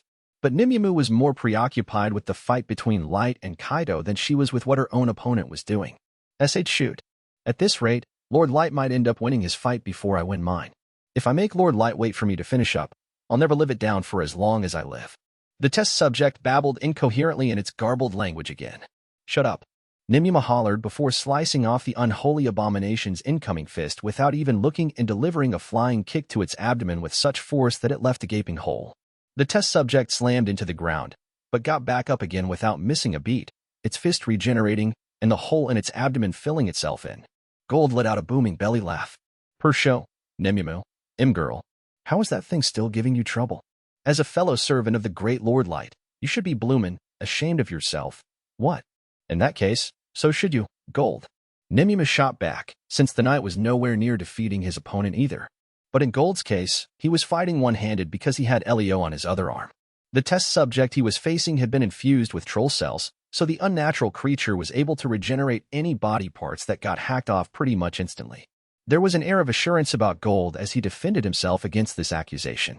I'm ballywell doing double duty here, fighting this blighter while also protecting Elio. I doubt my lord will blame me for my slowness in defeating this thing. Nemumu growled in frustration. She had considered safeguarding Elio herself at first, but the idea of touching a male who wasn't light didn't sit well with her, so that job had been foisted onto Gold instead. But as a result, Gold had a fairly plausible excuse if things ended up going sideways, which would give him an advantage over Nemumu when the time came to apportion blame. Though even if she considered that angle, Nemumu would still have been reluctant to touch a male who wasn't light. It is hopeless, you too, said Yanak. Your powers are not sufficient to defeat my test subjects. But you have both put on such a brave display. I am willing to go easy on you when I experiment on you. As long as the two of you choose to surrender peacefully, that is. Yanak turned his licentious gaze on Nemumu. I failed to get a good look at you while we were in the line for the dungeon that morning, but the sight of you fighting, bathed in the moonlight, is indescribable. I have never even been interested in dark elf women, let alone females of another race, but your beauty has changed everything. Will you come to me, my dear? I promise to treat you lovingly until the day your beauty fades. You disgust me, Nemumu retorted sharply. I'm only attracted to looks, and you'd have to be as handsome as Lord Light for me to even start talking to you. Struck the ground, not only did it carve a ditch, the combat magic contained inside the clones also burst forth, unleashing fire, ice, wind, earth, darkness, light, and other elements. If any normal adventurer were to be on the end of one of these attacks, it wouldn't make a jot of difference how good their guard was. Their body would be pulverized into unrecognizable pulp. Isn't this weapon less like a sword now and more like some kind of magical whip? I mused. Back when I traveled with the Concord of the tribes, we ran into an adventuring party while on the hunt for a monster, and one of their number used a whip as their weapon of choice. A quester with a whip was almost unheard of, and seeing that would move like an entirely new species of animal had certainly been an interesting experience, but at the same time, it was no more than a gimmick. I got the same impression from the giant Grandius as I dodged the blows aimed at me. I put some distance between me and the elf with the colossal sword. He was sweating buckets by this time, after expending practically all of his energy swinging the oversized weapon at me. In fact, he was so worn out, his shoulders noticeably rose and fell with each breath. I sighed involuntarily at the sorry sight before me. You had all the confidence in the world when you first whipped out this trump card of yours, so I was a little cautious on the off chance it might be a real threat. But as it turns out, it was a total sideshow. It was a waste of time being so careful. A sideshow? Kaido cried, turning beet red with fury at this. All you've done is flit around like an inferior fruit fly in the presence of my giant Grandius, and you call it a sideshow? The elf screeched. God damn it, you little shit. One hit from my sword will crush you like the inferior fruit fly you are. I hadn't even been trying to provoke him, yet Kaido was so furious at my assessment of the situation I was worried he might end up bursting all the blood vessels in his body. The truth of the matter was I could have beaten Kaito any time I wanted, but even this didn't feel like the right time to me. After all, if I chose this moment to defeat him, Kaido would spend the rest of his days thinking he would have emerged victorious if only he'd managed to get a hit in with the giant Grandius. I didn't want to give Kaido that faint hope, however fleeting it may be. Not after what he'd done to Elio, Mia, Gimra, Wordy, and all those adventurers he slaughtered. I wanted to leave this elf without a shred of hope. The only thing he'd have left once I was through with him would be deep, dark despair. This time, I did provoke him intentionally, by breaking out into the most innocent, angelic smile I could muster. You believe you'll win if you hit me just once? Okay, tell you what, I won't move from this spot, and I won't try to block your attack. Give me all you got. Kaido's emerald eyes clouded over with anguish at my words, and a look of astonishment appeared on his face. As promised, I stood rooted to the spot and signaled I wouldn't fight back by spreading my arms out wide and holding my staff far away from my body in my right hand. Seeing my posture, Kaido let out a guttural roar that was hard to describe.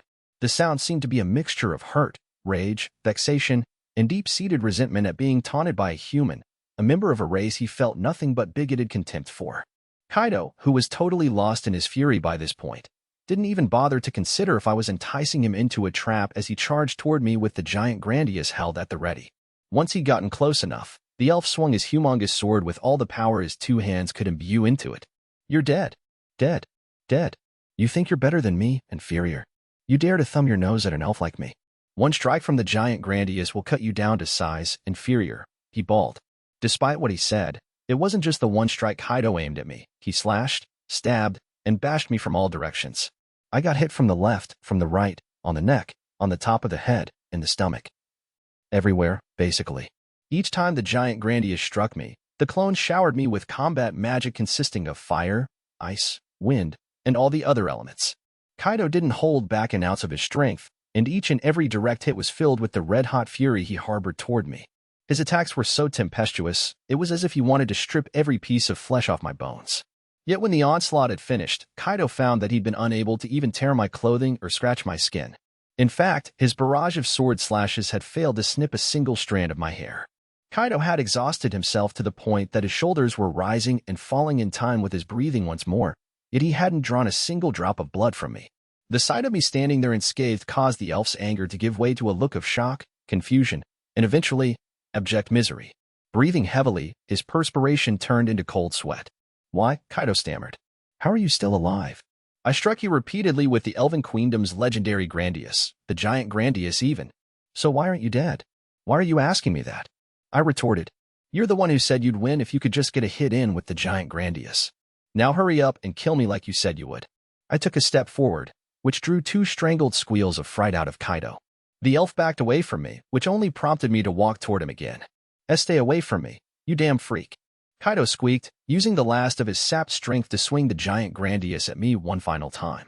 On this occasion, instead of standing still, I casually swatted the sword away with my left arm, and that single blow alone shattered all 30 blade clones that made up the giant Grandius. The shockwave that passed down the blade from my parry was too much for Kaido to cope with, and he was forced to hurl what was now the regular Grandius to the ground, where it buried itself tip first. Kaido fell backwards onto his rear, and found himself scrunching up his eyes and wheezing due to the pain in his swollen hands. It appeared I had finally won our fight. "Nimue, go retrieve that sword," I ordered. "As you command, Lord Light," Nimue said, taking her foot off Yanaak's neck and strolling over to pick up the Grandius. Gold, who still had Elio under his arm, took over from her, planting an armored foot on the dark elf's back. Once I'd given that order to Nimue, I ambled over to Kaido, who was still sitting on his rump on the ground. Out of the corner of my eye, I saw Nimue wrapping a handkerchief around her hand before grabbing the Grandius by the hilt to pull it out of the ground. I guess the thought of touching the sword directly must have repulsed her. I hadn't told Gold to perform this task, because for one thing, he was carrying Elio, though it was mostly because he was my designated tank, and I needed him to be free at all times in case he was required to shield me in an emergency. But would it have been better for me to order him to retrieve the sword instead? While all of this was running through my head, I reached the seated Kaido. I kicked the elf to the ground and stomped on his neck to prevent him from fleeing, causing him to gag noisily. "It'd be better if you don't move a muscle," I advised him. "If you struggle, I might accidentally end up breaking your neck." It was more of a threat than a warning, since I didn't want to have to deal with him trying to resist. I seemed to get through to Kaido since he did his best to remain perfectly still, even though he was still wheezing in pain. I produced the SSR teleportation card from my front pocket. SSR teleportation to the abyss, release. As soon as these words had been spoken, there was a flash of bright light and all 6 of us disappeared from the dungeon. The next sight our eyes beheld was the training grounds on the bottom level of the abyss. Unlike the rest of my stronghold, this section of the Dungeon of Doom remained undeveloped, retaining its original rock-littered terrain. Kaido, who was still pinned to the ground with my foot on his neck, gasped in shock at the sudden change in scenery. Where the hell am I?" he yelled. "What happened to the meadow we were in? The one in the dungeon?" "We teleported back to my base, which is located at the bottom of the abyss," I explained. "You've heard of the abyss, yeah? It's the largest, most notorious dungeon in the world. You know it, right?" "That can't possibly be true," screeched Yanaak, who remained incapacitated under Gold's foot, which was planted squarely in his back. "The abyss is in the northern part of the Dragonuda Empire. It's a completely isolated backwater dungeon. You have to traverse a mountain range and a wild forest to reach it. Do you have any idea how far away that is from the dungeon in the Dwarf Kingdom? Are you saying you don't believe Lord Light?" Nimue barked at him. "Do you have a death wish?" Yanaak shrieked at the murderous glare the assassin shot his way. But while the Dark Elf was highly skeptical of our claim, our attitudes were enough to convince Kaido that we really had teleported to another dungeon entirely. In fact, the abnormal event had helped the elf to connect the dots. Was it you people who gave the little human wench a magic item that allowed her to teleport? Kaido asked. A magic item? I said. Well, I guess you could call it that, sure. I didn't feel like wasting time on a fuller explanation than that. I figured Kaido was going to launch into a tirade, blaming me for Mia successfully escaping his clutches, but while he did react angrily to this new information, I was way off the mark on the direction his rant would take. What the hell were you thinking just handing out a magic teleportation item to a bunch of fledgling adventurers? He bawled. Do you know how much those things go for? Well, yeah, I replied. I heard you can get a pretty good price for them. I remembered hearing other adventurers complaining about wanting teleportation items and being unable to acquire them back when I traveled with the Concord of the tribes. These items were so rare, they almost never showed up in auctions, as they were seen as too valuable to part with by aristocrats and top adventurers, who would often keep such items on their person at all times as insurance in case of emergencies. The price of a teleportation item was said to be too expensive for any ordinary quester to afford. But the SSR Wish bracelet I gave to Mia wasn't a teleportation item in the strictest sense of the word. And besides, I'd become desensitized to how much an item like the Wish bracelet fetched on the surface world, since my Unlimited Gacha had spat out a ton of that particular card. I wasn't the least bit interested in selling gacha cards on the surface, though. For one thing, I could make a fortune selling the gold bullion my gift produced if I'd wanted to, but I dismissed the idea of selling any of my Unlimited Gacha cards long ago, due to the remote possibility that they might end up being used against us. At that moment, May appeared, her long, black ponytail swaying with every step. Masterlight, should I prepare some tea for our guests, if that is how I should address them? May joked dryly, in a manner befitting a professional servant. The rest of my inner circle soon followed once they noticed I'd shown up in the training grounds. Mro, purred Aoyuki, acting cat-like as always. Welcome home, bless Lord Light. Ellie chirped before icily casting an eye over the two prisoners pinned to the ground under my foot in golds. I see you've brought some odd company back with you. Master, welcome back to the roost. Nizuna called out. You staying the night in the abyss? That means we'll be bunking up tonight, yeah? I couldn't help smiling at the familiar chatter from the quartet, which was rounded out by Nizuna's rather needy proposition. Yes, I'm back again, but I'm afraid these guys won't be needing any tea, I said. This pair are the ones who attacked Mia and Elio's party, along with all those other humans who got murdered. On the flip side, they appear to know things about masters, so instead of killing them outright, I decided to bring them down here so we can extract the information out of them. This seemed to take my 4 superpowered warriors aback, and their eyes all focused on my prisoners once again, their stares tinged with bloodlust this time, which drew faint shrieks out of Kaido and Yanak. So these two are the criminals who were attacking humans, are they? That means they were the ne'er-do-wells who inconvenienced Lord Light, May said in an eerily dispassionate tone. I am willing to extract the information you require and to dispose of them personally, if that is your command, Master Light. Of course, if you wish it, I will make sure to inflict so much pain on them that they will regret ever being born into this world. I swear it on my honor as a maid. Bless Lord Light. There's no need for you to dirty your hands with these worms, Ellie said, her beautiful smile now as chilly as ice in midwinter. Allow me to handle their interrogation and punishment. I will make these pieces of excrement suffer through my whole catalog of forbidden spells, and no inch of their bodies, from the tops of their heads to the very tips of their toenails, will be spared. Aoyuki's cat-eared hood was ominously pulled down over her eyes, and she spoke bluntly with undisguised rage. You've committed an unforgivable sin against Master. You must answer with unspeakable pain and your lives. Nizuna stomped forward, and every step she took was accentuated by the metallic clang of the armor on her feet. These creeps got in your way, did they, Master? I'll make M pay for that by pulverizing M into bloody pulp. I was glad Nizuna was angry enough on my behalf to kill our prisoners, but we still had to extract information from them, so I airily raised my hand to stop her before she could make good on her promise. Like I said, Nizuna, these guys seem to know something about masters, so no executing them until after they've told us all they know, okay? That goes for everyone else too. Agreed. Understood, Master Light, said May. Mro, mute Aoyuki. Your word is my command. Bless Lord Light, said Ellie. If you say I can't slay him yet, then I'll hold off on that for now, Master, Nizuna said. Can't go against your orders, can I? I'd already given the same instructions to Gold and Nimyamu, so I foresaw no problems there. We were pretty much all set to start trying to squeeze the info we wanted out of our prisoners. As for the captives themselves, Kaido, who still had my foot on his neck, and Yanaak were trembling under the death glares of my 4 lieutenants. I turned my attention to the unfortunate pair. "Now, are you ready to answer a few questions?" I asked. "Hey, all right. I'll talk," Yanaak cried. "I've heard all manner of scandal and indiscretion in my long years working in dark elf research labs. I know I'll be useful to you, so please don't kill me. I'll talk. I'll talk too. Just spare my life," squealed Kaido. "I'm the legendary, I'm an official member of the White Knights, the elite squad that serves at the pleasure of the Elven Queendom. In fact, I was in the running to become the next leader of the Order, so I know lots and lots of stuff due to my position. The castle, key installations, where the White Knights are usually stationed, all of it. And I know plenty of other info that could be useful to you too. I'll even give you the grandius the girl's holding. So please, please." I looked down at the 2 adventurer killers in silence, in a way that wasn't too dissimilar to how the pair had looked down their noses at us, inferiors, in the other dungeon. After being transported to the abyss, however, their attitudes had changed completely. This total about-face stuck in my craw, so I felt I had to ask the obvious question. "Why aren't you fighting back?" I asked Kaido. "Huh," he replied blankly. "Well, you keep bragging about how you're this legendary hero, so why don't you try and fight back? You remember your last victims, those rookie human adventurers, right? Elio stood up to you to protect his little sister. Gimra and Wordy stood beside him to protect their best friend. So why aren't you, a so-called legendary hero, standing up to me now?" You might ask why Kaido's change of tune pissed me off so much. Well, it was because I now knew Mia and Elio's party, along with a multitude of human adventurers, had been needlessly and brutally assaulted and slaughtered by a self-centered, spineless suck-up. That realization had put me so on edge, I found myself loudly grinding my back teeth. Kaido let out a little yelp. Please spare me." I wordlessly lifted my foot off of Kaido's neck and strode over to Nimumu. "Nimumu, the sword."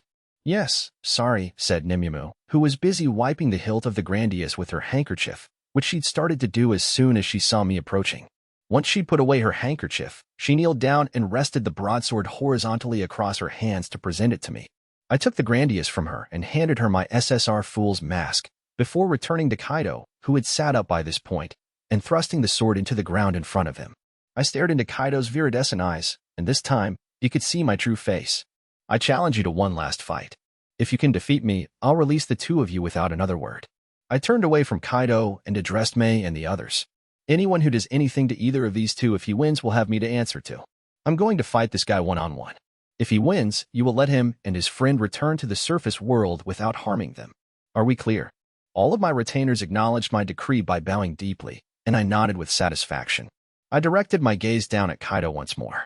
"And you couldn't really ask for a better setting to prove your mettle, could you, Mr. Future Legendary Hero? Now, use your powers to battle your way out of this life-or-death situation you find yourself in. Fight your way out of here. Come on, take that sword and face me." "THTH, this isn't fair," Kaido whimpered, averting his gaze. "You have me surrounded." My inner circle immediately responded to the elf's protests. "Master Light has declared that none of us will interfere," said Mei. "Rest assured that every single one of us will abide by his pledge. Even assuming someone were foolish enough to interfere, I would step in to protect you, so you're welcome to pick up that sword without any need to worry about us," said Ellie. "Those who betray Master's orders are disposable," Aoyuki said coolly. "If anyone does, I will kill them myself, no matter who they are." Despite these assurances, Kaido refused to pick up the grandius, which prompted a desperate plea from Yanaak. "Mr. Kaido," the dark elf called over to him. "You need to fight him and win. If you don't, then unimaginable horrors await us." He was cut short by a yelp of pain that escaped his lips. Nimumu had strode over to Yanaak and stomped on his arm. "Who said you were allowed to talk?" she spat. "I know damn well Lord Light didn't give you permission, so I can only assume that means you're itching to meet a fate worse than death." A prolonged scream erupted from Yanaak's mouth. "Please, stop. I'm begging you." "Aye." Paying no heed to the dark elf's pleas, Nimumu continued to grind her boot into his arm with enough force to crush bones. Gold, who still had his foot firmly planted on Yanaak's back, appeared visibly annoyed by the scene. The blood-curdling screams were also making me wince. "Nimumu," I said, a hint of censure in my tone. "Forgive me, Lord Light," Nimumu said. She bowed and seemed genuinely remorseful, then lifted her boot off Yanaak's injured arm. The ordeal had reduced the dark elf to tears, but he didn't dare to say another word for fear of incurring the wrath of my warriors once more. Seeing his partner in such a pitiful state drained the color from Kaido's face. "I'll talk." I said I'll talk, okay. I'll tell you everything I know. If that information isn't enough, I'll even personally guide you through the Elven Queendom, so please. My master told you to fight, so pick up the sword and hop to it already. Yeah? Nizuna interrupted him. Don't tell me you're too chicken, you big wuss. Kaido snapped at Nizuna's provocations. So what if I'm afraid? He's a freak of nature who just wouldn't die no matter how many times I hit him with my ultimate weapon, the giant Grandius. And now the rest of you have come out of the woodwork to threaten me as well. I have every right to be scared. And besides, I'm 200 years old. How old are you girls? Don't you humans know you should respect your elders? Kaido ended up playing the last card his desperate mind thought might be to his advantage, his age. The sight was so profoundly pathetic, it made me sigh. This has nothing to do with age, I retorted. Do you know how irrelevant that is? First off, who even decided that you always have to show respect to anyone who's older than you? How are we supposed to respect someone who went around slaughtering a whole bunch of people? Do you think just being older allows you to get away with everything? So if someone older than you tried to murder you, you'd immediately offer up your neck for them to slash. Kaido choked up, unable to present any sort of counterargument to this, though the elf wasn't quite ready to give up on his appeal to save his skin. You can keep the Grandius. It's a Phantasma-class weapon, he said. I've already said I'll tell you everything I know. Come on, cut me some slack here. Let me cooperate. I'm offering you a national treasure of the Elven Queendom. A Phantasma-class weapon? I replied. I've already got a bunch of those. So many, in fact, I'm running out of space for them. Take a look. I produced a series of weapons from my item box and lined them up with their tips buried into the ground in front of Kaido. They included regular swords, long swords, short swords, lances, halberds, and hand axes. Some of the blades were so sharp and deadly, one could easily mistake them for weapons belonging to an entirely different class. Kaido jolted at this display of weaponry, his eyes wide as saucers. To finish proving my point, I thrust my staff toward the stunned elf and dropped another bit of info that hit him like a thunderbolt. For your information, this staff is called the God Requiem Gungnir. It's a Genesis-class weapon. Hey, are you crazy? That's insane, Kaido screeched. We can't even say for sure if mythical-class weapons exist. A Genesis-class weapon would be something an actual god would have wielded back at the beginning of time. A weapon like that just isn't supposed to exist anywhere in this world. Even Yanaak stopped silently writhing in agony and gawked at my staff, as if his pain had been completely forgotten momentarily. In spite of Kaido's protestations, everything I'd told him was true. I was holding an EX God Requiem Gungnir in my hands, the sole EX card my Unlimited Gacha had produced in the past 3 years. It looked plain enough as staffs go, but its true form was a spear. Its current appearance was the result of multiple magical seals being placed on it that served to minimize its powers. The only people who knew about the Gungnir's true capabilities were me, Mei, Ellie, and Aoyuki. Or more accurately, we knew all the fragments of information our appraisal powers had gleaned. A bunch of words had been blotted out on the readouts, so even we only knew some of what it could do. For example, one passage read, a spear ____ a _ god. That aspect added a bit of menace to the Gungnir, and the fact it could block level 9999 appraisers from reading its full description only served to amplify its threat. So the four of us had decided not to tell anyone else about the enigmatic powers of the Gungnir, and we'd forbidden anyone else from using appraisal on the staff. Because of the multiple seals on it, the staff wasn't anywhere near as powerful as advertised, but it was highly durable and I personally found it pretty handy, so it had become my weapon of choice. The staff also had the power to return to its owner if they strayed too far from it, which should prevent it from ever being stolen. No way, no way, no way, no way, Kaido babbled. How can an inferior like you have a Genesis-class weapon? That would mean an inferior is some kind of god. Kaido paused. I get it. I'm dreaming. This is all a dream. My Grandius is still the greatest sword in the world. It has to be. Everything that had happened since Kaido had encountered me in the Dwarf Kingdom dungeon had shattered the elf's entire worldview. A mage had bested him in battle, even though he was a level 1500 close combat specialist. He'd gotten in several clean hits on me with the giant Grandius, yet he hadn't left a single scratch on me. And last but not least, I'd transported him to a faraway dungeon in a matter of seconds, where he'd found himself surrounded by Mei and a number of other superpowered warriors who all had the ability to instantly beat him in combat as well. Due to all of this, he knew in the back of his mind that I really was holding a Genesis-class weapon. But he didn't want to accept this new reality outright, so he kept on telling himself it was all a dream. If you're wondering why Kaido was unable to hurt me with the giant Grandius, there were a few reasons.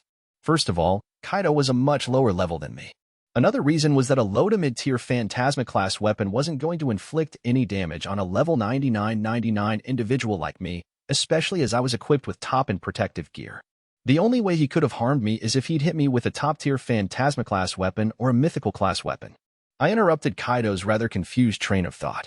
From what I heard, Mia's brother, Elio, and her friends, Gimra and Wordy, fought you even though they were in a situation as hopeless as the one you are in now. So if you're the future legendary hero you say you are, you'd most definitely pick up that sword and fight me, right? At this point, I repeated my challenge to the green-eyed elf. I'll say it again. This is your chance to prove yourself, Mr. Future Legendary Hero. Use your powers to fight your way out of this life-or-death situation. Beat me and escape with your life. Grab that sword and stand up to me. Nimue continued where I left off.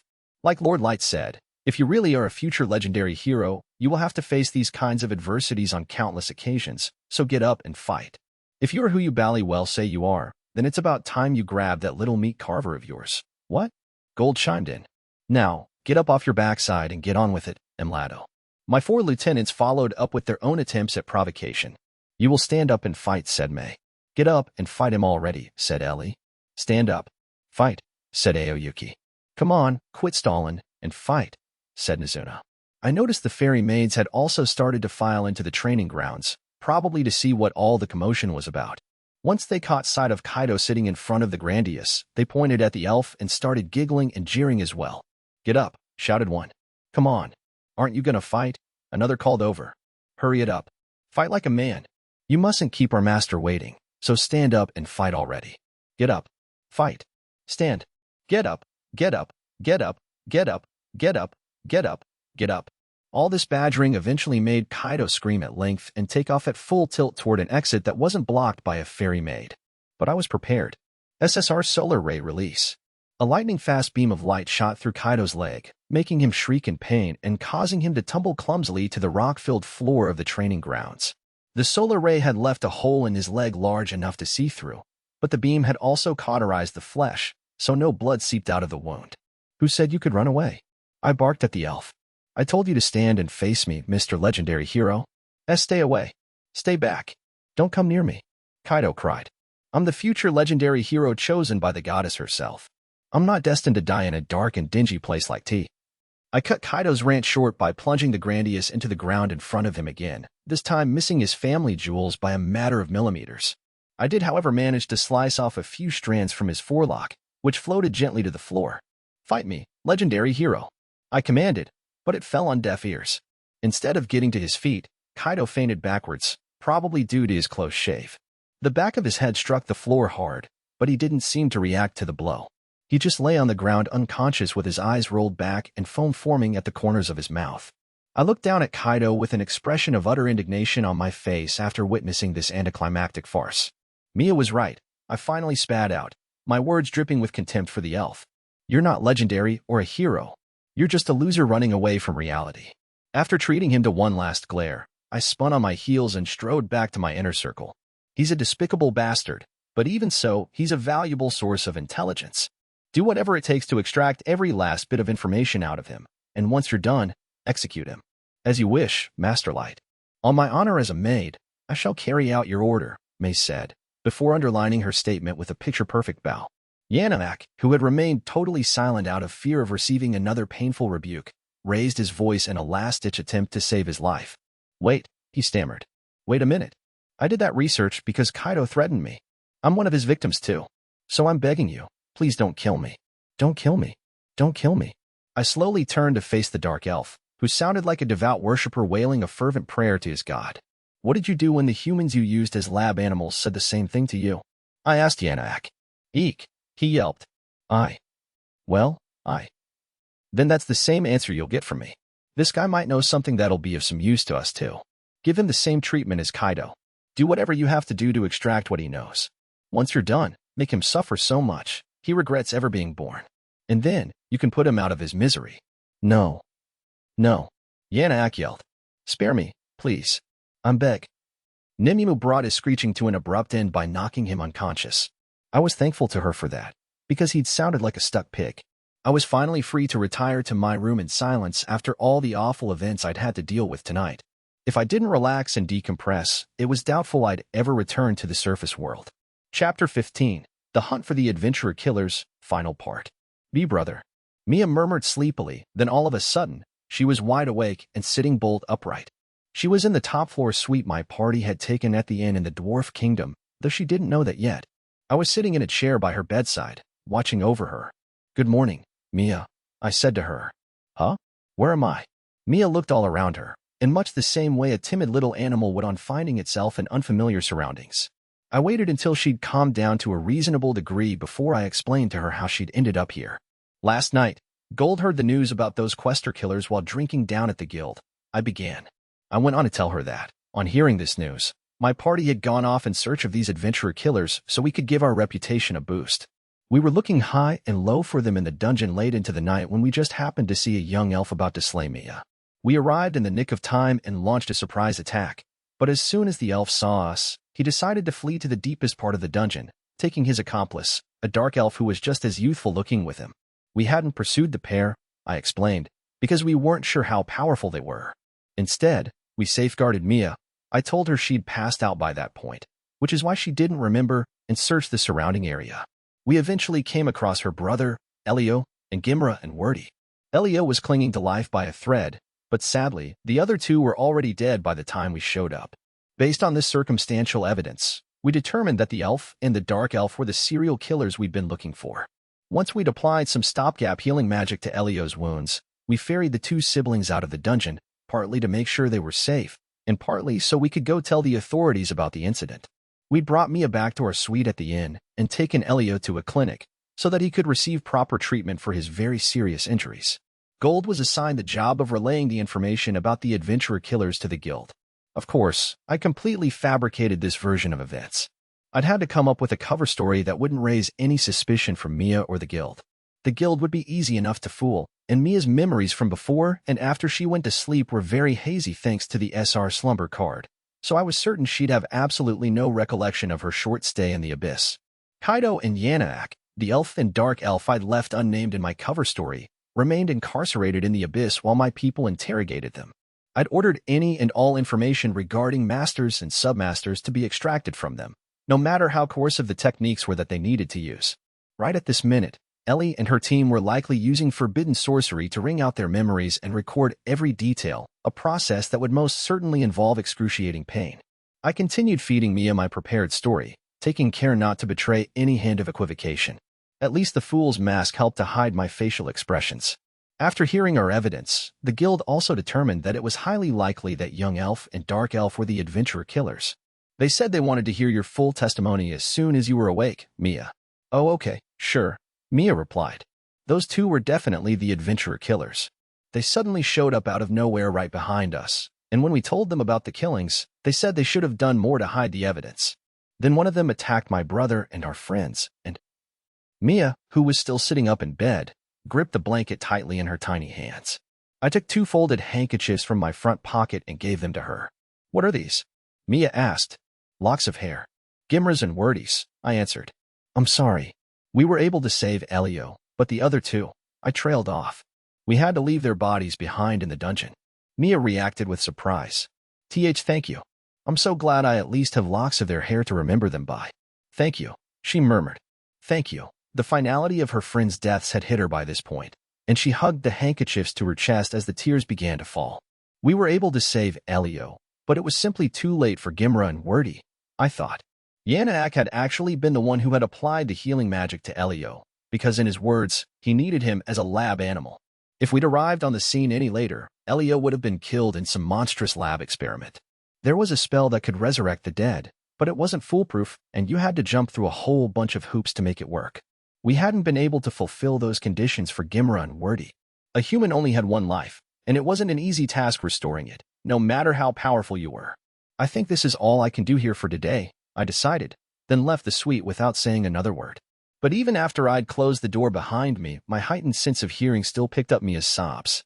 I worked hard to get to my current power level so that I could take revenge on those who wronged me, but having heightened hearing can be a bit of an issue in times like this. I put some distance between myself and the door, giving Mia some time alone so she could cry herself out. The outcome of the serial killer case resulted in 2 things changing. The first one was, in exchange for the information regarding the criminals, the guild bumped my party up a notch to C rank. After Mia had cried all the tears she could cry over the deaths of Gimra and Wordy, She went down to the guild later that same day to give her detailed testimony of events. The guild corroborated Mia's statement with the information my party had submitted and concluded without a shadow of a doubt that the young elf and dark elf were the serial killers. The guild also drew up some composite sketches of the culprits based on the descriptions provided by Mia and my party, so that others would know who to look out for. A vigilante party was formed and a manhunt was launched to capture these murderers, who, according to my party's fictitious testimony, had fled to the deepest part of the dungeon. At first, I'd assumed we'd need to bring back the bodies of these serial killers before the guild would raise my party's rank, but it turned out just providing info on them was all it had taken to get us up to C rank, which officially made us full-fledged professional adventurers. It was an unexpected stroke of luck for us. The second thing that changed because of this quest or killer case was Elio and Mia decided to give up on being adventurers, which in essence meant turning their backs on their hopes of sending Mia to the elite magic school in the duchy and returning to a normal life back where they grew up. As soon as Elio was released from the clinic, he and Mia chucked out most of their belongings that were in their room at the inn they'd been staying at. They planned to leave the city the following day, serving as bodyguards for a caravan of traders until they reached their hometown. Before they left town, Elio and Mia stopped by the inn my party was staying at to say a final goodbye. We brought them up to one of our suites and sat them down on a sofa in the lounge area. Nimue placed tea in front of them on a little table, while I reclined on another sofa across from the two of them. Gold and Nimue watched on from the corner of the room. Mia and Elio broke the ice by bowing their heads. "You've done so much for us in the short time we've known each other. You even saved my brother's life," said Mia. "We really can't thank you enough." "Thank you so much for rescuing me," said Elio. "If it hadn't been for your party, Dark, I wouldn't be sitting here today." "Please," I said modestly. "You guys furnished me with good advice and gave me that burn salve as a gift. It was only pure coincidence that I was able to help you in return." I couldn't tell them it had been the SSR wish bracelet of all things that had saved Mia's life and set off the sequence of events that had led us to her brother. Besides, I didn't feel all that worthy of their thanks because I hadn't been able to save Gimra and Wordy, though I didn't really want to spoil the moment by bringing up their deaths. In truth, it hadn't even been me who'd saved Elio. He'd just been incredibly lucky. I simply hadn't been powerful enough to do what had to be done to prevent a tragedy. I decided to change the subject. "So I know you two said you were quitting being adventurers and returning to your hometown, but you're a hard-working quester, Elio, and Mia's a talented mage. I imagine there'd be plenty of adventurers who'd love to have both of you in their parties." "Yes, we've received offers from several people," Mia said. "But after what happened to us, I'm just too scared to go questing in a dungeon again." She clasped her hands together tightly in her lap, but couldn't stop them from shaking. It was only natural, given how her brother had been severely wounded and their two friends hacked to death in front of her eyes. "Oh, and there's another reason too," Mia added sheepishly. "We only became adventurers in the first place because our best friends teamed up with us. We can't even imagine carrying on as adventurers without them. Right, brother?" "Yeah," said Elio. "It'd be too weird forming a party with other people, especially now. We also want to take those locks of Gimra's and Wordy's hair back to our hometown. We'll make a new life for ourselves there, with the help of our relatives." "Okay, I see," I replied, trailing off into an uncomfortable silence. Mia attempted to brighten the mood by adding a little cheer to our conversation. "Getting into the Duchy's magic school might have gotten a lot harder now, but I'll carry on grinding away with my brother. I'll study magic on my own and become a mage you and your party can be proud of. If you ever stop by our village, come and say hi to us." "I'll be sure to do that," I said. "Thanks. We'll be waiting for you," said Mia. "Our entire village will give you a very warm welcome." "That's a promise, Dark," said Elio, who, like his sister, was smiling broadly. "We'll be watching for you." The two siblings made time to chat to Gold and Nimue before they went, but they eventually said one final goodbye and departed, leaving just me and the team in the suite. "I'm heading back to the Abyss," I declared. "If anyone else comes to see me, tell them to come back later." "As you wish, Lord Light," said Nimue.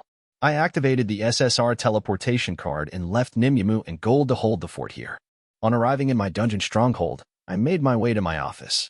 I told May and Ellie in advance that I'd return to the Abyss after saying my goodbyes to Mia and Elio in order to get a progress report on the interrogation of Kaido and Yanak, which is why my two deputies were already in the office waiting for me. They bowed their heads as I entered the room. "I thank you for taking time out of your busy schedule to see us," Master Light, May said. "It is my absolute honor as a maid to have this audience with you. I've also been eagerly waiting to see you, bless Lord Light," said Ellie. "I feel like I want to celebrate this day every year from now on." I hadn't seen May and Ellie in days, so the two of them were ridiculously thrilled to see me. I laughed sheepishly as I removed my mask and placed it on the desk before sitting down in the chair there and getting down to the business of our captives. You two are a sight for sore eyes too, I replied. Anyway, how's everything going with Kaido and Yanak? It's all going splendidly, naturally, Ellie said gleefully, strutting toward me with her rather shapely chest thrust out proudly. I was able to use my forbidden magic to dig around in all the dark corners of their skulls, and I retrieved memories even they had long forgotten. I also conducted verbal interrogations with the aid of my lie detection magic, May added. We wanted to ensure there were no inconsistencies with the memories Ellie extracted. Here is our report. The meticulous document dropped out of May's finely shaped fingers onto my desk. I'd assumed I was going to get an interim progress report, but it looked like they had more or less finished extracting all the information the two prisoners had to offer, and in a shorter time frame than I'd expected. I thanked them both and started reading the report. Not only was the handwriting very neat and legible, it was written in a way that was easy to understand. Midway through my read-through, I hit upon one section that made my brow furrow deeply. Are you sure this is right? Of course, said May.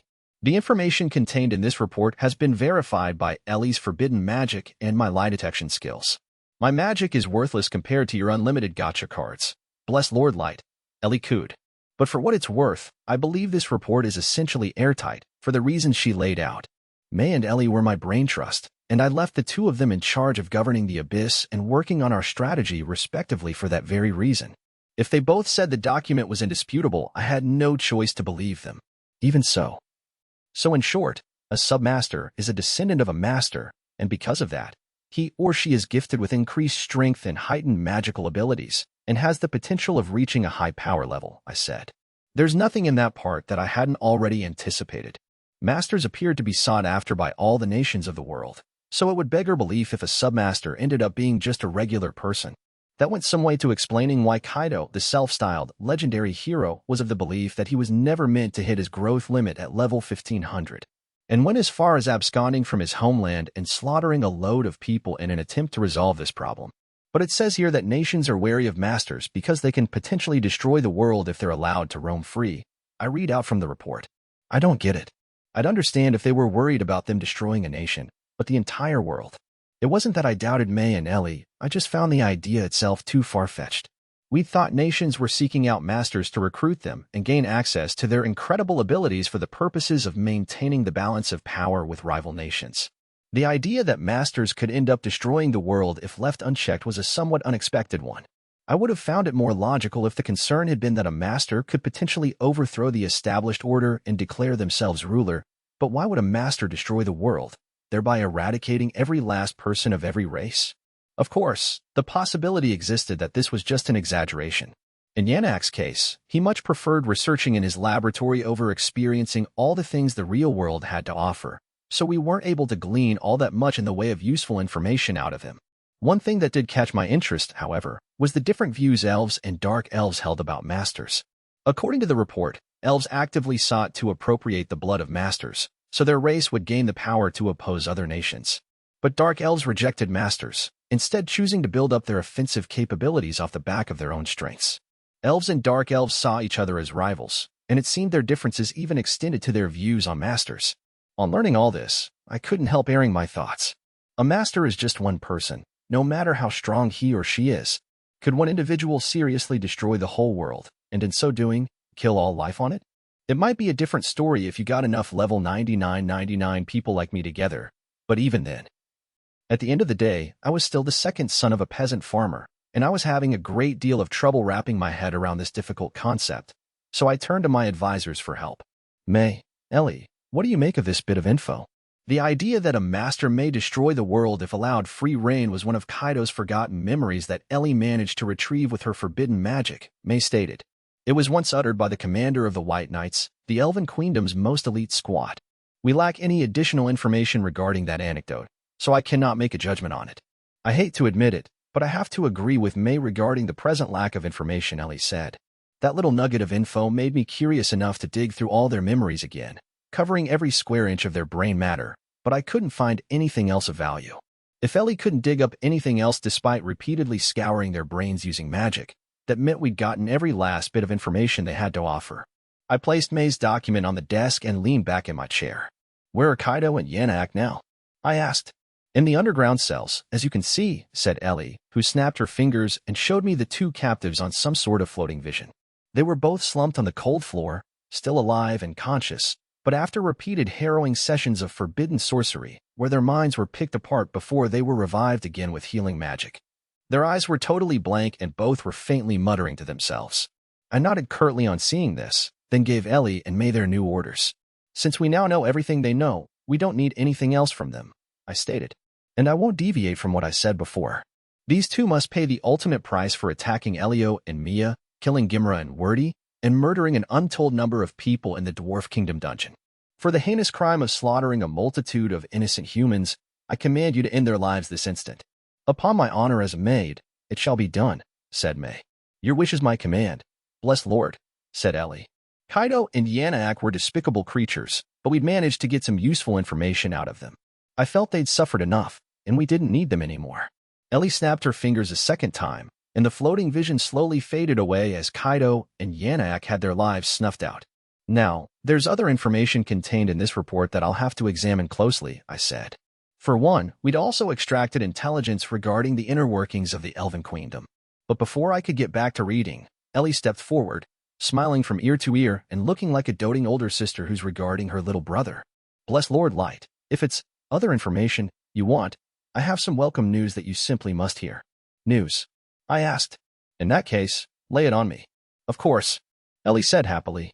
I finally completed the preparations on the revenge plan against Sasha you kindly assigned to me. Huh? Do you mean it, Ellie? I asked. Indeed. Just give the word and I'll immediately put the plan into motion, she said. Furthermore, that elf who betrayed you is now betrothed to the vice-commander of the White Knights, the order Kaido belonged to. Since the White Knights are filled with submasters, I'll go ahead and capture them while I'm carrying out this revenge plot. Ah, that's perfect, Ellie, I exclaimed. What a great idea. In that case, put this plan into action at once. As you wish, bless Lord Light, Ellie replied. Hearing the revenge plot against Sasha had finally taken shape lifted my spirits immensely, completely banishing the mood I'd been in a few short moments before. After I'd given Ellie her orders, she bowed gracefully to me, holding her hat with her hand to stop it from falling off, while her other hand gripped the hem of her asymmetrically parted bicolored skirt. Though the elegance of the gesture was somewhat spoiled by the fact that she was visibly shaking with euphoria at receiving my command, as if a god had just imparted his blessing upon her soul. I laughed sheepishly at Ellie's reaction, then allowed a deeply satisfied smile to spread across my face. With Kaido and Yanaak taken care of, I was free to turn my thoughts to the next leg of my revenge odyssey. So after Garu, I get to exact my vengeance on Sasha next, huh? I sneered. Ah, I can almost see the hopeless look on her face as she's writhing about in pain, begging for me to spare her life. I can't wait for that moment to come. Extra story, a day in the life of Mizuna. Her red eyes gleaming and her long silver hair swaying with every step, the SUR ancestral vampire knight, Mizuna, was making her rounds in the bottom level of the abyss. Even though she was short in stature, her breasts were voluptuously huge and she had the appearance of a sheltered heiress. But when she spoke, it was clear she was a beautiful girl who was full of life and gusto. Gotta do what Master ordered and make sure the abyss is safe while he's out on his mission, Mizuna told herself. The truth was, while the vampire knight was indeed the strongest fighter in the abyss when it came to close combat, the main reason Light hadn't taken her with him up to the surface world on his Operation Adventure mission was because, unfortunately, she wasn't smart enough to be able to adapt when the situation called for it. Light also felt he couldn't comfortably entrust her with managing the abyss while he was away because she lacked the aptitude for the task. That wasn't to attack her unnecessarily. Everyone in the abyss would agree she had a sunny personality that made her the life of the dungeon, and due to that aspect alone, she was an invaluable member of the team. But everyone has their strengths and weaknesses. So before Light left, he had instructed Mizuna to protect the dungeon in his absence, and she had readily agreed. On this particular day, she was in the middle of carrying out her daily patrol around the abyss for the master she loved, as she put it, so super-duper much. Mizuna's route happened to take her past a group of fairy maids who were busy doing some cleaning, and a couple of them called over to her. Miss Mizuna, good day to you. Miss Mizuna, are you taking your daily walk? I mean, are you patrolling right now? Mizuna pridefully stuck out her ample chest. Yep, you betcha. I'm out and about, keeping the abyss safe. Master gave me a real big assignment, you know?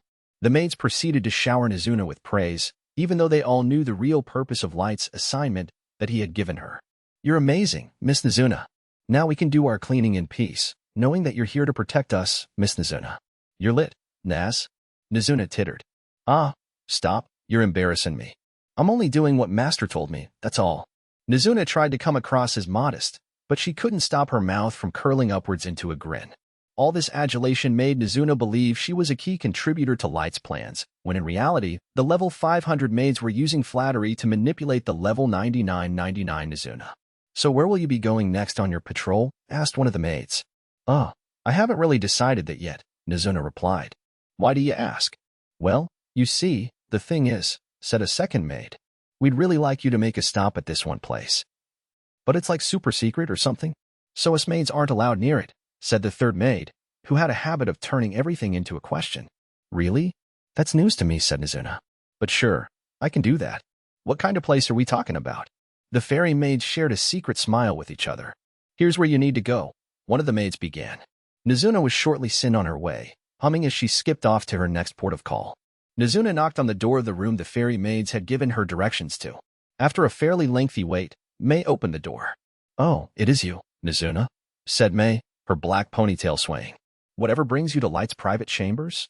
Just here on patrol, Nizuna said, a bright smile plastered across her face. This candid yet puerile answer caused May to put her fingers to her temples, as if she was attempting to suppress a headache. But Nizuna wasn't done. May, what are you doing in Master's room anyway? Nizuna asked with a completely innocent look on her face. I thought he was supposed to be off quest and up on the surface. After an uncomfortable pause, May said, although Master Light is absent at this present time, failing to clean his room would be contrary to my code as a maid. I was merely making sure everything was in its right place in here when you knocked, so there is no need for you to enter at this time. Oh, gotcha. Good thinking, May, said Nizuna, who seemed totally convinced by this answer. She did have one more question, though. But I thought I sensed you rolling around in Master's bed and sniffing his pillow while you were kicking your feet. Won't that just wrinkle his sheets and stuff? This caused May to firmly press her fingers against her temples once more. Nizuna was a level 9999 fighter, the strongest in the abyss, in fact, which meant, regardless of how thoroughly May had tried to magically conceal her actions, she was never going to be able to prevent the vampire knight from sensing what she'd been up to.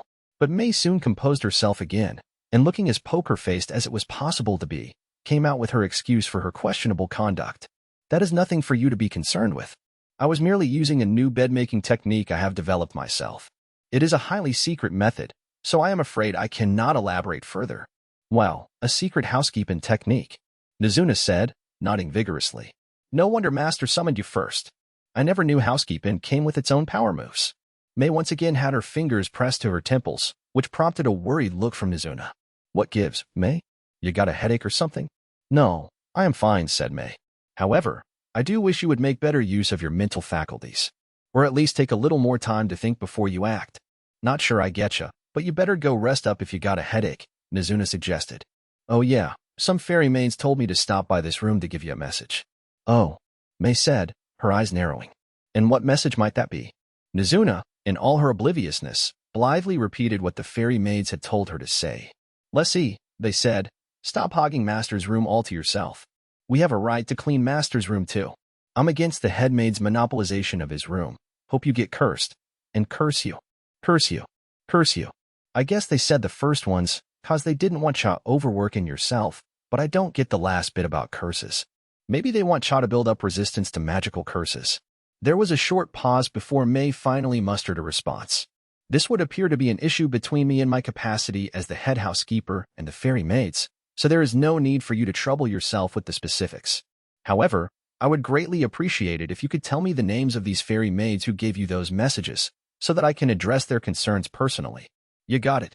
Let's see. Nizuna faithfully divulged the names of the fairy maids who'd sent her to Light's private chambers on false pretenses.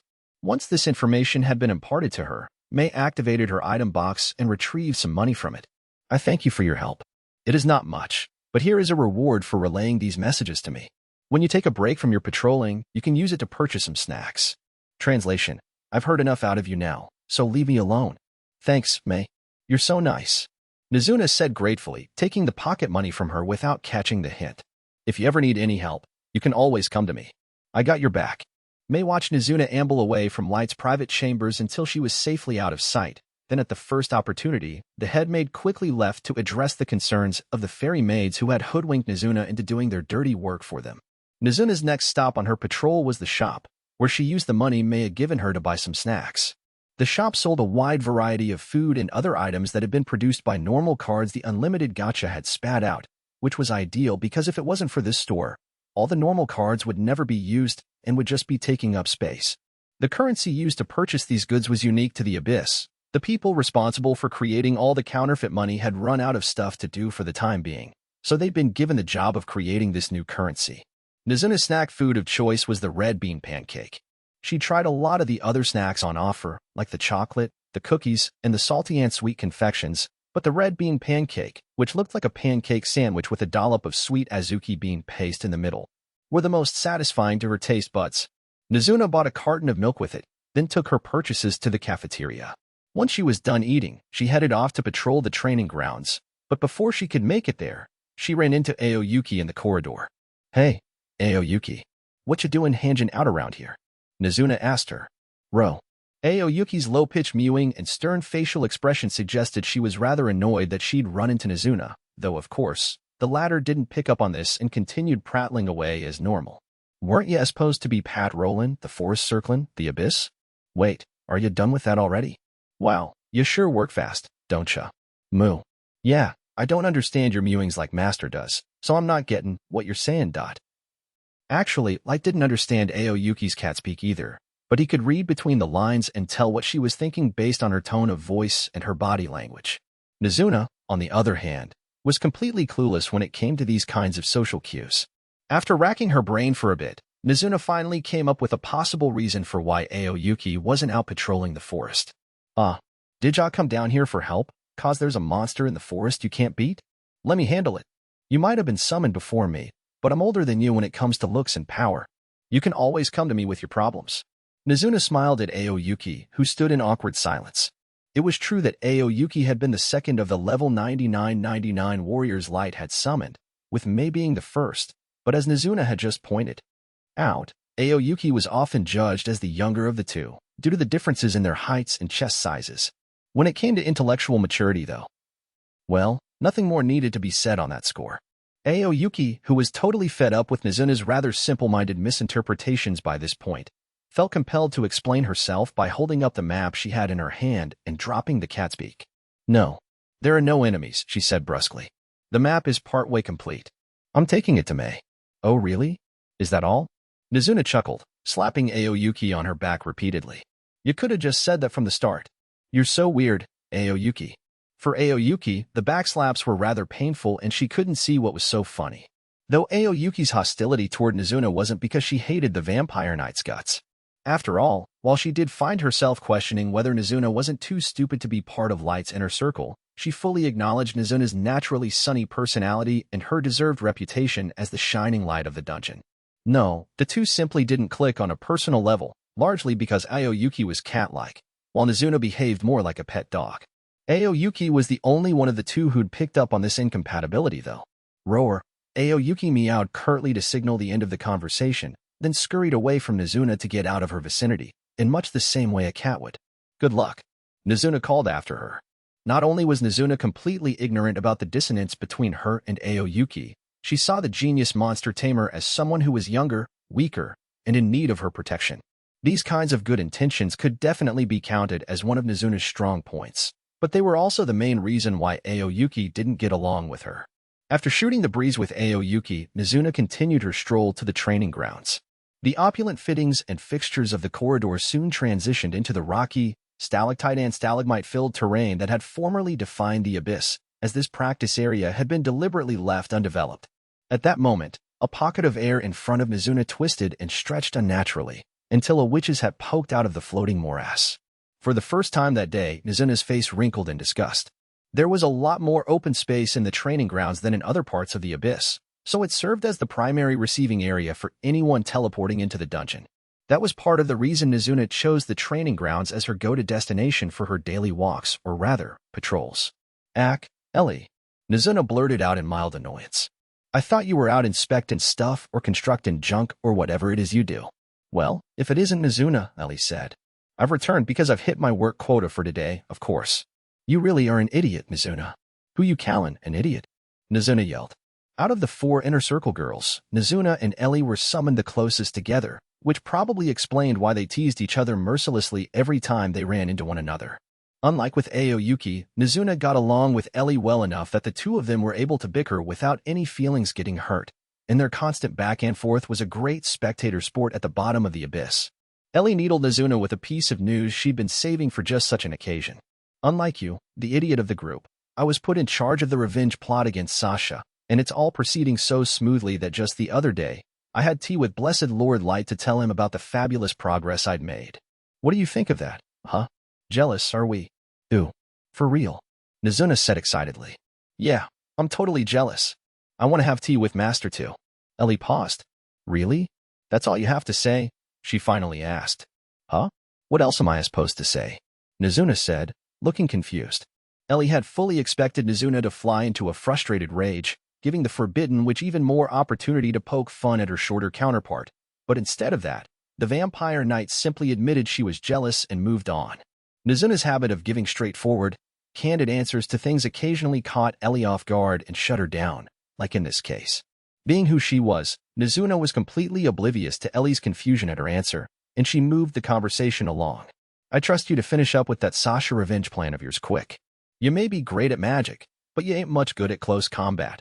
So if you need anything, just ask. I got your back. Honestly, you're unbelievable, Ellie sighed. Huh.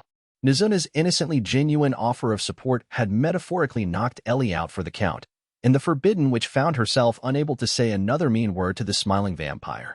Mizuna tilted her head quizzically to one side and stared at Ellie, who eventually threw up her hands in frustration and left the training grounds to attend to her other jobs. Mizuna watched Ellie go, her head still tilted in puzzlement, which was a common pose for her, until eventually she decided to resume her patrol. It wasn't long until she'd forgotten all about this, at least to her odd exchange, because after all, Mizuna would never stop being Mizuna. Once she completed her daily rounds, Mizuna had dinner, took a bath, and jumped into bed. Another day of protecting the abyss done, just like Master ordered.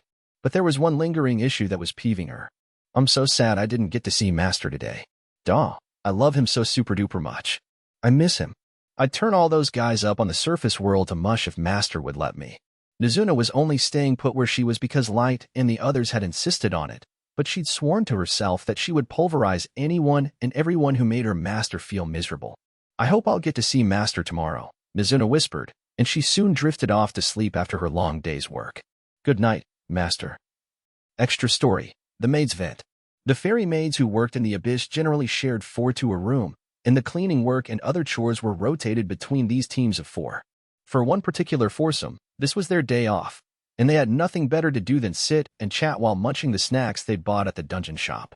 Naturally, the topic of conversation was their master, their lord, their raison d'etre, their god, Light. Each of the 4 maids sitting around the table was nursing a sizable lump on her head, after May, the head housekeeper, had punished them for tricking Mizuna into going to Light's private chambers to deliver their grievances to her. All we did was tell Miss May it wasn't fair that she's the only one who gets to clean Master's room. What right did she have to get so angry at us over that? Said one of the fairy maids, who was a real beauty, but personality-wise, had nothing about her that made her stand out from the others. This is as good a reason as any to mutiny. I am in wholehearted agreement, said a second maid, who looked every bit a prim and proper girl as she pushed up her glasses. The idea that she would simply monopolize the cleaning of our Lord's room has filled me with rage envy. Sitting next to her was a fairy maid whose looks and mannerisms would be best described as those of an ultra-trendy Kogel in high school if this were modern-day Japan. And she had this particularly annoying habit of making practically everything she said sound like a question. She put forward a proposal that would definitely land her in trouble if she chose to act on it. But you know, we're dealing with a headmaid here, so we're, like, outmatched in junk? I think maybe we should poison her food. Nah. In no way. No way. She's far too strong for poison to affect her. She's not level 99/99 for nothing, you know? The final fairy maid of the 4 was every bit as pretty as the others, but she'd grown out her bangs and gave off a kind of moody geek girl energy. She also seemed like the type of shrinking violet who'd attract similarly awkward boys, the kind who would normally have trouble speaking to girls. Then, I guess there's not a lot us level 500 nobodies can do about her, the nondescript beauty sighed. I'm still insanely jealous of Miss May, though. I want to clean Master's room at least once. I know, right? Said the Kogel. And you, get to sniff his blanket on the side? I am in wholehearted agreement, said the prim and proper maid, the light reflecting off the lenses of her glasses as if to emphasize this statement of hers. I'd like to take Master's fork after he's finished eating with it, Aya, and secretly lick it, the geeky maid declared with a salacious grin on her face. Pervert. Nondescript beauty bawled at her. But Geeky didn't hesitate to defend herself, well, if you discount her stutter, that is. But wouldn't you guys want to lick Master's fork if you had it? The other three maids all agreed without hesitation. Yeah, I'd do it in that case, Nondescript beauty piped up. I'd indeed lick it, prim and proper confirmed. I'd, definitely lick it, Kogel added. There. Why, you see, Geeky said, feeling she'd proved her point. Kogel suddenly appeared to remember something. I thought May was supposed to have her hands full running the abyss? So she should totally, let us clean Master's private chambers, yeah? Then again, she was the first one he summoned and all that. Yeah, she was. But why bring that up? Asked Nondescript Beauty. So I heard it took, maybe 3 months or so before Master summoned Aoyuki, right? Kogel's recollection made the other maids audibly gulp. Back then, Master was just a naive little boy who hadn't learned all the things he knows now, and May was all alone with him for 3 whole months while the abyss was still crawling with deadly monsters, said Nondescript Beauty. Master was still 12 years old in both looks and mental age, and his power level would have been much weaker than ours, said Prim and Proper. And Miss May was all alone with him. A young boy alone with a young girl in a deadly dungeon, said Geeky. Why, you just know things must have happened between them. A gloomy, practically ear-splitting silence fell over the room. I'm now even more jealous and envious of our head maid. Nondescript Beauty cried out. She needs to go die in a fire, said Prim and Proper. Or rather, we should make her die in a fire. If only our jealousy could curse people? It'd, totally destroy May? Kogel added. Drop dead, drop dead, drop dead, drop dead, drop dead, Geeky muttered continuously. I find that very unkind of you. Especially when I was about to give you all some good news. All 4 fairy maids jumped at the sound of a 5th voice. They turned as one toward the door, where the subject of their conversation, the ever-seeking maid, May, was standing with a chillingly composed look on her face. And Miss May, Nondescript Beauty yelled at her. You should knock before you come in. I did knock, but you were all so engaged in voicing your disapproval of me that none of you noticed, May replied. Honestly, I thought you would enjoy this piece of news, but I believe I will go share it with the other maids instead. What even, is this piece of news you're going on about? Asked Kogel. After a moment's thought, May relented. Master Light will be returning to the abyss in a few days. I had planned to choose one of you 4 to be his attendant, but now... This prompted a complete 180 in the 4 fairy maids' attitudes, and each one threw themselves at May's feet. I swear my undying loyalty to you, head housekeeper May, Prim and Proper declared immediately. I'm not like these other girls. I've always thought of you as an older sister, a teacher, and a benefactor, and Miss May. Geeky pleaded. Miss May, I totally looked up to you since, before I was even summoned, said Kogel. Miss May, please treat me like your dog. Woof, woof. Nondescript Beauty insisted. The sight of the fairy maid slavishly trying to curry favor without any hint of compunction gave May an instant headache. I wonder if I erred in training these maids. Did I fail to live up to my maid's code? May continued to reflect on where she'd gone wrong, leaving the room to drown itself in the din of the self-serving pleased-to-serve light. Afterward, hello, Mike, you sure sway here. I'd like to thank you from the bottom of my heart for reading and/or purchasing Backstabbed in a Backwater dungeon. My trusted companions tried to kill me. But thanks to the gift of an Unlimited Gacha, I got LVL 99.99 friends and am out for revenge on my former party members in the world. This time around, I was honored to be given the opportunity to have Unlimited Gacha published by Hobby Japan Novels. My previous light novel series, Military Nerd, was released in miniature A6-sized books, but this book is the first of mine to be published in a larger size, meaning there were a number of differences in how I had to approach it. And I received advice from many people in order to finally get this book into a publishable state. I would like to thank everyone who was involved on the publishing side. There are no words that can adequately express my appreciation for you making sure my work was published in good order. This book is a revised version of the web novel series I submitted to Shosetsuka Inai Nero, the website operated by Hina Project Incorporated. This book contains new scenes, new characters, and a host of other elements not found in the original Nero version. In that light, I believe those who have already read the Nero version will be able to enjoy this book version every bit as much as newcomers to the series. The new scenes aren't the only things that are noteworthy about this book.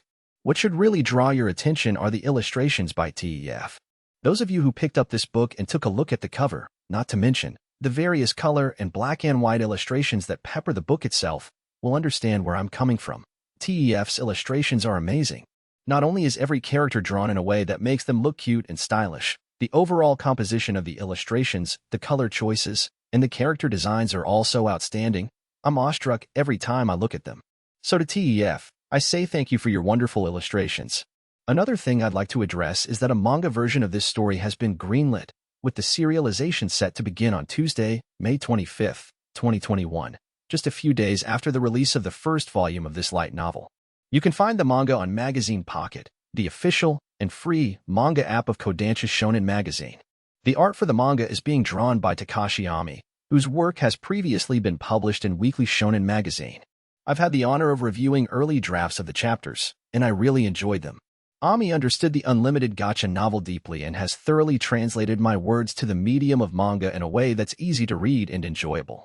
Furthermore, Ami has made the characters leap out of the page, full of life. All the movement and visual intensity that couldn't be conveyed as effectively in a purely written medium have been expressed in fine detail in the manga panels he has produced. The manga has successfully expanded the world contained in Unlimited Gacha. So for those of you who have read the Unlimited Gacha novel and found it at least somewhat enjoyable, I would greatly appreciate it if you checked out the first chapter of the manga version as well, which will become available on Magazine Pocket on Tuesday, May 25th. The app is free to read, by and large, so I believe you should have no trouble accessing the chapter. Now, I would like to round off with a list of acknowledgements. I would like to thank TEF for the wonderful illustrations. Once again, TEF's illustrations are phenomenal, and the characters depicted in them are even better than how I'd originally pictured them in my head. Thank you so much. There wasn't a single time where I wasn't amazed by TEF's sophisticated design choices as well as the quality of the art, and I can't wait to see more. I look forward to our continued collaboration going forward. I wish to apologize for all the inconvenience I caused the HJ Novels editorial team as well as my supervising editor. Because this is my first time working with them, they were gracious enough to give me lots of advice on a wide range of issues. I'm really thankful for all your help. I wish to thank Takashi Ami for creating a manga version of Unlimited Gacha that is high quality and entertaining to me in my capacity as one of hopefully many readers. When I get the draft chapters, I'm supposed to read through them and give notes, but I find myself engrossed in each chapter one receive. I look forward to our ongoing collaboration. To the Kodansha editorial team, I apologize for bothering you extensively due to this being the first web manga I've been involved in. I believe I may continue to bother you in the future, so I hope we'll have a great working relationship. Lastly, I would like to thank all the readers who picked up the Unlimited Gacha book or read the narrow web version. Thanks to everyone's support, this novel found its way to being published, and there is even a manga version now. I really can't thank you all enough. For what it's worth, I wish to return the favor by putting my heart and soul into my writing, so I look forward to your continued support. P.S. I have written a bonus What If story that is available to everyone who purchased this novel. This story features an alternate timeline from the narrow version, in which Light decides to lead a slow life, or is it? Even though he possesses his unlimited gacha powers. To access this bonus story, go to my activity update dated May 19th, 2021 on the narrow website and follow the instructions in the entry. You will be directed to my personal webpage where you will need to enter a password. My tentative title for this activity update entry is Unlimited Gacha, Volume 1 Bonus Story. For those of you who have never gone to the activity updates on the narrow website, you can do a web search for Mike Ushursway Activity Update, and that should take you to the right webpage. Each activity update has a date, so just click on the entry that corresponds to the date I gave above. Also, the password to my personal website changes with every volume of the novel that's released, so please bear that in mind. The password for this volume is Mugen. Please note, as of this English language publication, this password has expired. Bonus short stories. The Dungeon Shop and Dungeon Currency. So this one's asking me what to do about the huge number of extra normal cards we're getting, huh? On this particular day, I was busy doing paperwork in my office at the bottom level of the abyss. I'd finally conquered the world's deadliest dungeon and was starting to get my newly subjugated stronghold in order, but I was still a little way off from being ready to ascend to the surface world to take my revenge. I'd paused briefly in my work to read aloud a memo that had caught my eye. Master Light, is something the matter? Asked May, who was also doing paperwork at a desk near mine. No, it's not a serious problem, but I trailed off because I wasn't entirely sure how to address the memo. A surplus of normal cards didn't present any real problem to me. Thanks to a trick I discovered, the Unlimited Gacha produced cards around the clock, which naturally meant my gift was spitting out a ton of normal cards. In order to get rid of the clutter, we organized all of the cards broadly by type and shoved them away in a storehouse. However, by this point, the storehouse was full and the memo I'd picked up was asking whether I wanted to enlarge it so there would be more space for all the cards.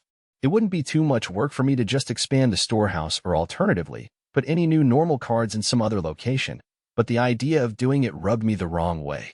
They may not be rare cards, but I still think it's a waste to just hoard them away like this, I said. I see your point. It would be better to make use of those cards instead of storing them away in a warehouse indefinitely, May stated, her exquisitely shaped eyebrows ever so slightly furrowed. If we were able to consume those cards, spending time and effort to expand the storehouse would not be necessary. Yet, how one goes about making efficient use of these normal cards is a perplexing conundrum indeed. You don't have to think so hard about it, I said, chuckling sheepishly. I have an idea on what we can do, but I'll need everyone to pitch in. Listen to my idea and tell me if you think it'll work. I proceeded to tell May my plans for reducing the overflowing stockpile of normal cards, and a short while later, I found myself personally witnessing some of the fairy maids giddily doing some shopping at a newly constructed building in the abyss. I really love this chocolate candy, one said. I like the chocolate too, a second maid agreed. But this ice cream is so chilly and sweet.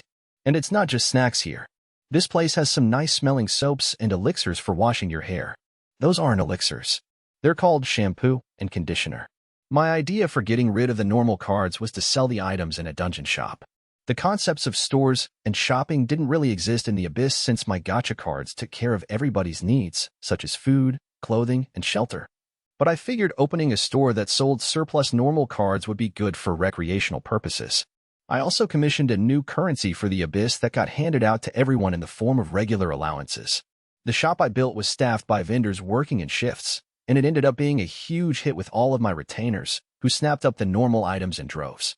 Thanks to their purchases, we were able to reduce the stockpile of low-rarity cards, which meant we didn't need to spend time adding more storage space to house them all. So my idea turned out to be a win-win for myself and the residents of the abyss, but there was one facet about it that I had come to regret. Having my face on all of these coins is kind of embarrassing, I said to May as I continued my inspection of the shop. A currency is considered the face of the nation, she replied. As such, I decided it was imperative to engrave your profile onto the coins. In any case, the currency has been very well received by all of your subjects. Unsure of how to respond to this, I simply smiled and watched the shoppers as they flitted about the store, enjoying this new experience immensely. Well, as long as everybody's happy, I guess. The fairy maids off-the-clock chat. The fairy maids who worked on the bottom level of the abyss typically shared 4 to a living quarter, with the work assignments rotating between these teams of 4. On this particular day, one of the foursomes was spending their day off in their rooms, sitting around a table and chatting away while munching on snacks they'd bought at the dungeon shop. I saw Miss Ellie getting into another catfight with Miss May, remarked a maid who was extremely cute but had nothing else going for her, to the point where it seemed like if you took her looks out of the equation, she'd have practically no personality to speak of. Another maid who wore glasses sipped some of her tea and offered her thoughts. Miss Ellie is forever viewing Miss May as a romantic rival when it comes to Masterlight. Though I admit I understand how she feels. Yeah? But Miss May is, like, Masterlight's top choice to be his one true wife or whatever, right? That would literally make them rivals. The third maid, who would have been considered an ultra-trendy Kogel if this were Japan, had a habit of phrasing practically everything in the form of a question. But, and Miss May was the first one Masterlight summoned, so well, there's that, said the fourth maid, who looked like a cute geek. Miss May's super lucky to be so adored by Masterlight, said Super Ute as she flopped forward across the table with her arms stretched all the way out in front of her, which was a very unrefined pose for a maid. If only he'd summoned me first instead of Miss May, she sighed. Then I'd be the one getting all that love and attention. But if we'd been summoned first, we would have had to deal with the whole dark and deadly abyss as it originally was, yeah? Kogel pointed out. And it'd be, like, impossible for us to protect him from all those monsters and junk? And now that you mention it, I'm glad Miss May was summoned first, said Geeky. She was a much better choice for keeping Master safe. Ugh, yes, I know we're only level 500s, but still, Super U protested. Hearing all of these rebuttals had made her feel even worse. Glasses, who'd been silent throughout this whole exchange, finally came out with a counterpoint. On the other hand, this is the head maid we are talking about here, said Glasses. There is a slight chance she might prioritize her position as head maid and personally remove herself from the running to become his official wife, so that she can fully devote herself to housekeeping. Her suggestion caused the other 3 fairy maids to suddenly fall silent as they gave this rather unlikely scenario some serious contemplation. There might actually be a possibility of that happening, said Superute. She is such a total head maid and all that, said Kogel. Okay, then that would make Miss Ellie the presumptive wife, right? Asked Geeky. A flash of light reflected off the lenses in Glasses' eyeglasses. By all rights, Miss Ellie should be the one to fill the role, given her unabashed assertiveness, but I believe Miss Aoyuki would also be a strong contender. She may play the role of Master Light's pet currently, but if you think about it, that means she is closer to him than Miss Ellie is. If we're talking about people who are close to Master Light, Miss Nizun is really tight with him too, Superute pointed out. Then again, Nizun is chummy with just about everyone. Her personality is far too dazzling for me to handle, said Geeky. But Master sees her as the life and soul of the dungeon, and she's friendly with everybody, aside from a few people. Indeed, Nizuna's sunny personality meant she could get along with basically anyone, but that didn't mean everyone in the Abyss liked her, and there were a few people even Nizuna had friction with. Kobo waved away Superute and Geeky's speculation. Nizuna's chances of becoming his wife are, basically 0? Sure, she's close to Master Light and all, but she's more like his little sister? Him treating her like a woman ain't ever gonna happen, you know? Yeah, you're right, the rest of them said in unison. Kobo then tossed out the name of a hitherto overlooked potential dark horse. If anything, Miss Nimyamu would be top of the list to become his wife if Miss May excluded herself. Yeah? Miss Nimyamu? Why her? Asked Superute, tilting her head to one side in such an endearing way that all the men on the surface world would have immediately fallen for her had they seen it, but as it had 0 effect on the other fairy maids. The conversation continued as normal. Well, you know, she's been questing up on the surface world with Master Light and stuff, Kobold said. That means she's with him morning, noon, and night, which includes eating, bathing, and sleeping together. Yeah. If they have to camp outdoors, that's a young boy and a girl sitting under the stars with a romantic campfire right in front of them? You really think nothing's going to happen between them? Kobold had just spun a scandalously fanciful narrative depicting Light engaging in constant dalliances with Nimyamu, a version of events that completely erased Gold from the picture. It was also important to note that Light insisted on bathing alone. But these key details didn't matter to the maids. Kobold's yarn caused Glasses' eyes to narrow. We should do everything in our power to support Miss Nimyamu's marriage to Master Light. If they were indeed to wed, she could bring us into Master Light's orbit, Glasses announced, then paused briefly before continuing. And dare I say, there is a chance he might end up sharing his love with us. The other 3 reacted with shock at this proposition.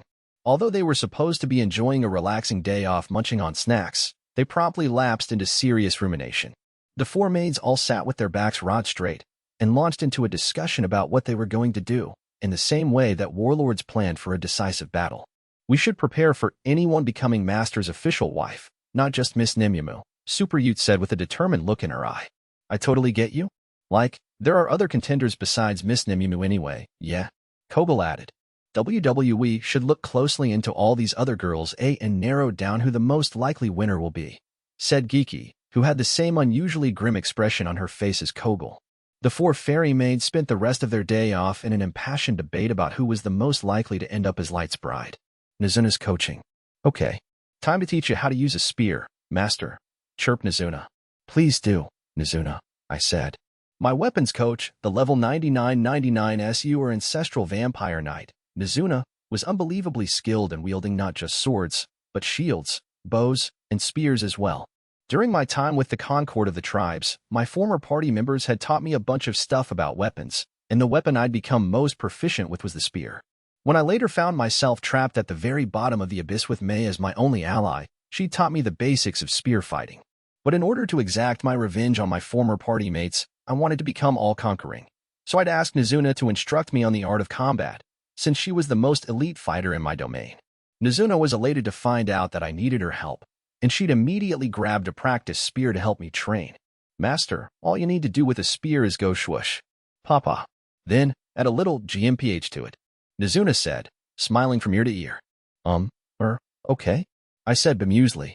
I was glad Nizuna was so eager to teach me what she knew, but she was the kind of natural-born fighter who relied primarily on instinct. Unfortunately, that particular quality made her an incredibly lousy teacher. Yes, you didn't quite follow that, huh? Okay, I'll slow it down for you. First, yep, swoosh. Then, you go pa. Then, you add a little GMPH at the end, see? True to her word, Nizuna broke down the moves and went through them at a slower pace this time, but I still didn't get what she meant. I spent the next hour patiently running through her lessons, but no matter how hard I tried, I couldn't make any headway and I ended up raising the white flag. Sorry, Nizuna, I said. Nothing is clicking. Nizuna's eyes welled up with tears. It's not your fault, master. It's mine. I'm a horrible teacher. The normally sunny vampire knight paused briefly to choke back a sob. If I can't live up to what you want from me, there ain't a reason for me to exist, is there? No, don't say that, I said frantically. I'm very happy you're here for me. Seeing that Nizuna was still in a funk despite my protestations, I tried even harder to cheer her up. The only reason I'm not getting it is because I'm so very, very bad at knowing how to wield a spear. But I won't give up on learning how to fight with a spear. So could you please keep teaching me? You really want to learn from a useless hack like me? Nizuna sniffed. You are not a useless hack. In fact, you're the cutest, strongest, most heroic fighter I know. Everyone depends on you for everything. So please, I want you to keep teaching me how to fight with a spear. Why you really mean it?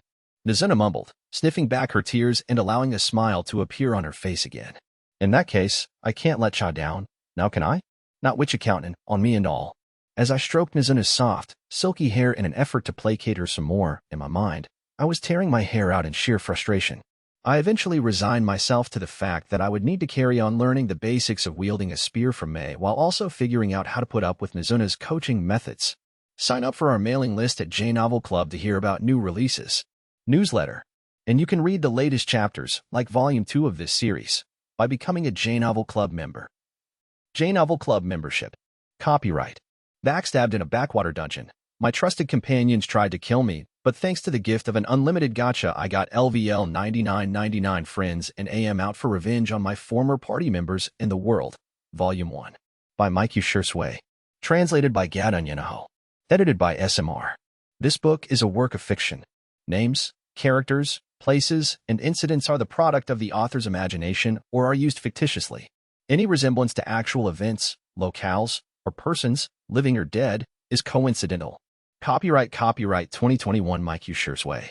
Illustrations Copyright 2021 TEF. Cover illustration by TEF. All rights reserved. Original Japanese edition published in 2021 by Hobby Japan. This English edition is published by arrangement with Hobby Japan, Tokyo. English translation Copyright 2022 J-Novel Club LLC. All rights reserved. In accordance with the U.S. Copyright Act of 1976, the scanning, uploading, and electronic sharing of any part of this book without the permission of the publisher is unlawful piracy and theft of the author's intellectual property. J-Novel Club LLC. jnovel.club. The publisher is not responsible for websites or their content that are not owned by the publisher. Ebook Edition 1.0, October 2022.